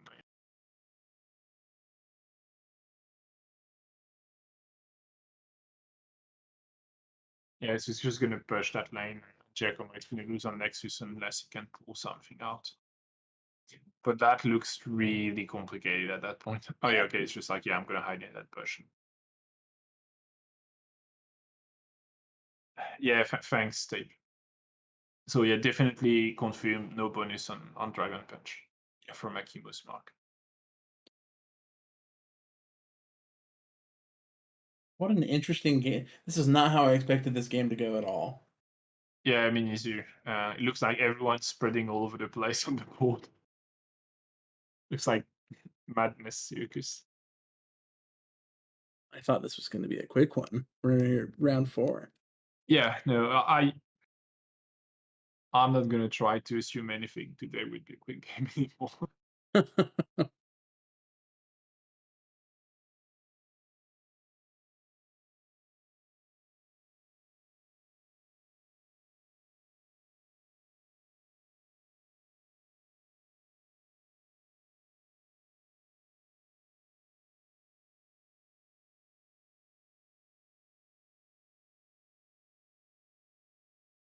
So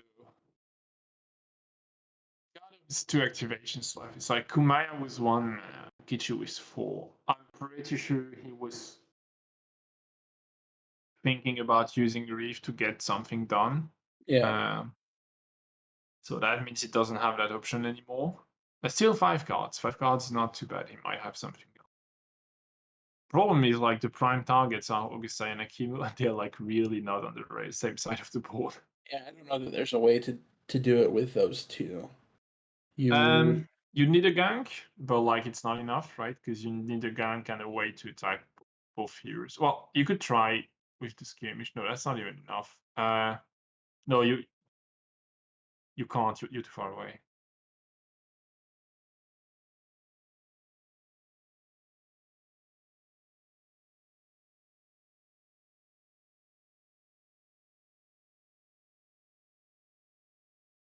Yeah, it looks like you would have to save your Nexus first and then consider doing something next turn. So that looks like it's yeah, Ricardo thinking it's just like, is there any way I can do something? Yeah, if he had some way to clear this lane of minions and then defend it, I'm all about it. Yeah, it feels a bit impossible because Doomies hasn't played yet. So there'll be a lead here.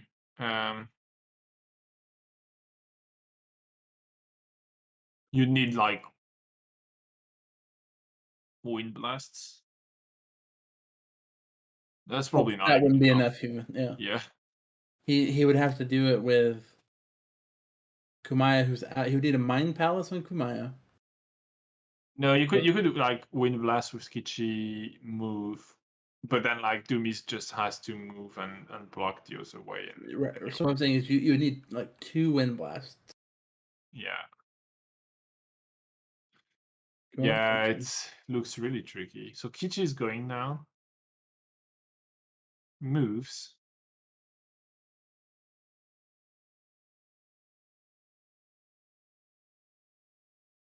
Skirmish on Doomies. Okay. Yeah.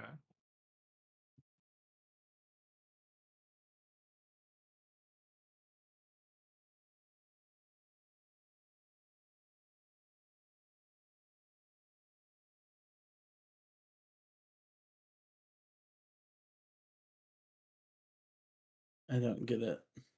Yeah, me neither. Worship. Okay, yeah, that feels like the give up. Like you're You just trying don't- to find an answer in your next cost.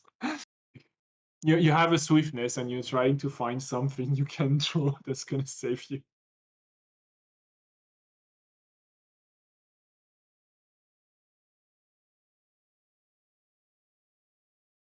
Oh, oh, crap! That's it. That might be it. Oh no, it doesn't kill Hokusai. No.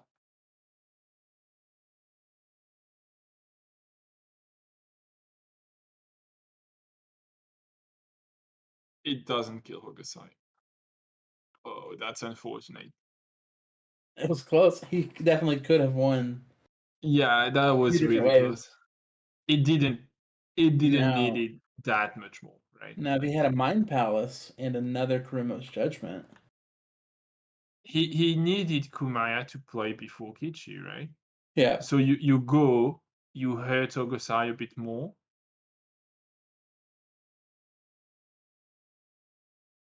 Actually, you go with Kumaya. You mark Akimo in the bush, and then with Kichi, you move skirmish, attack, play, judgment. No, because Kumaya cannot go to Akimo in the bush. Like the... Oh yeah, she can. Move skirmish, yeah. But I mean, she could also just go and hit Ogosai, right? Sure. Well, you need a bit of luck because you need to deal 3 damage, so yeah, that's unlikely. Yeah, that's a win on Nexus for Smears. Oh. This is unfortunate. It was very close in the end, yeah. Yeah. I think it was doable the way you describe it. Like Kumaya goes and marks Hokusai in the bush, and then Kichi goes. Marks Akimo in the bush on the line 1, and then Kichi goes.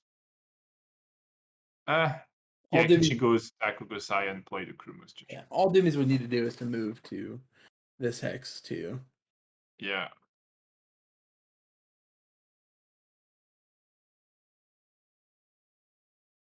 Shadrus is pushing Ogosai. Okay, yeah, but I don't think it's gonna change much. Wait, Kumaya might still... It's not over, actually. Kumaya's gonna move and attack. Yeah, she's got just one mana left now, like... Impervious Oh, forearm. yeah, okay, that's over. That's over. Nice try. No, Kumaya cannot steal Hogo with 1 mana. It's impossible. I mean, yeah, it's not impossible, but it's like really unlikely. Because he's got 2 armor. Oh, yeah, okay, yeah. Fair enough. So Kichi couldn't have done what you were saying. Yeah, because of the arena. Yeah.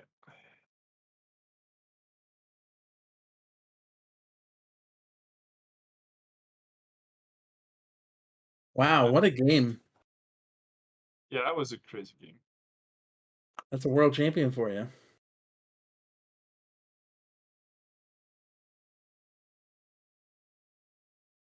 He had another Kurumo's Judgment in hand. He had 2 of them. So yeah, that could have ended by a kill. Yeah, Kurumo's Judgment is really good for that. Yeah, absolutely. Man, what a game. What a game, guys. Ah, fuck, I made a huge mistake. And, at the last card played, right? Last card played. Incredible. Yeah. Incredible I'm game. so bad. So you had the 2 Kurumo's Judgment in hand, right? Yeah, I kind of need to. I scryed 4 to try to find this at the last turn and draw them. But I needed to mark to play the first Kurumo Judgment to deal 3 damage to Ogosai and mark Kimo before worshipping with the Miyuki. That was the play. But my brain is dead, and so I play bad and I lose. Honor to the real world champion. That was a really, really cool game to watch. I thought it was completely done with the first explosive intervention because, that was very painful. Oh yeah, that was painful. But yeah, somehow I struggled until the tour number 4. Giacomo was saying like you shouldn't have kept the 2 funded just after. I didn't. I mulliganed all the cards to have no duplicating hand, but mulligan 2 and I draw 2 Vendetta. Yeah, you know. Oof, yeah, that's rough. I was ready for my ulti of Akimo on turn 3 for Bloodlust, but he played very well to slow me with Shadrus in the opposite side. My bad. Yeah, it was just a lot of great moves after great moves. Very entertaining game. The gank? You mean? I lose by a gank, really?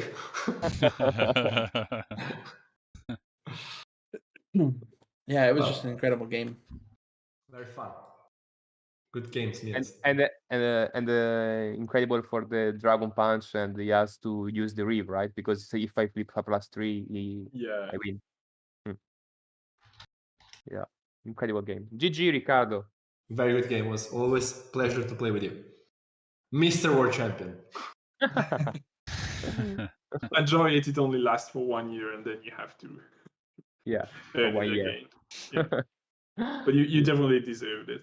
That was an Thank you. insane day. It's like the 4 games today were all extraordinary. Yeah, four very nice games in a row with amazing streamer. Very, very well done. Yeah. This is the end of a very, very funny tournament, because the streamer, I want to say thanks to the streamer guys, because you have done an amazing work from yesterday to today. So thank you so much to all. Yeah, thank you very much. Really appreciate it. It was a lot of work, as always, but I think what we were able to show and provide with content is fantastic. So I agree. thanks again to all the casters of the games who made it really interesting, who always were right on the games and at the right time with some interesting predictions and counts and so on. So and even today we provided some more content with some segments like the fantasy update and road to the finals and so on. So I think that was really professional, as it was last year. Again, it was a really, really good stream, and it was a lot of fun to be here. So looking at the clock, actually, we are over 8 hours again with our stream. So we are raising the bar more and more. Yesterday, I think it was more than 9 hours. So maybe this is going to be live stream standard for in real life games. Who knows? Yeah. That's the hope. Let's do that. This is the target, right? Next year in real life. Yeah, that would be awesome. Yeah, that would be great. I have before, or just, are there any final words? Because I have something. I do have one. You've thanked the streaming team. I actually like to thank you and everyone else who's been preparing things in the background and who doesn't necessarily talked as much as we did. So you didn't have necessarily all the exposure that we had. And I think both you and anyone else that's prepared things in the background, like the fantasy team and Eric, I know has helped a lot with the preparations. You've done an immense amount of work that isn't necessarily immediately visible to people. And I think it would be really cool that it's acknowledged. Yeah, thank you. Really appreciate it. It was a lot of fun. So here, just to say goodbye, I put something on screen. You guys should see it in the Discord. So I would say it like in the Italian way. Ciao, amore mio. It was really fun. Have a nice day, have a nice evening, and stay tuned for more high quality Skytear content. See you guys. Thanks to everyone. Bye bye. Thanks to everyone. Bye, Hey guys, everyone. thanks. Bye bye.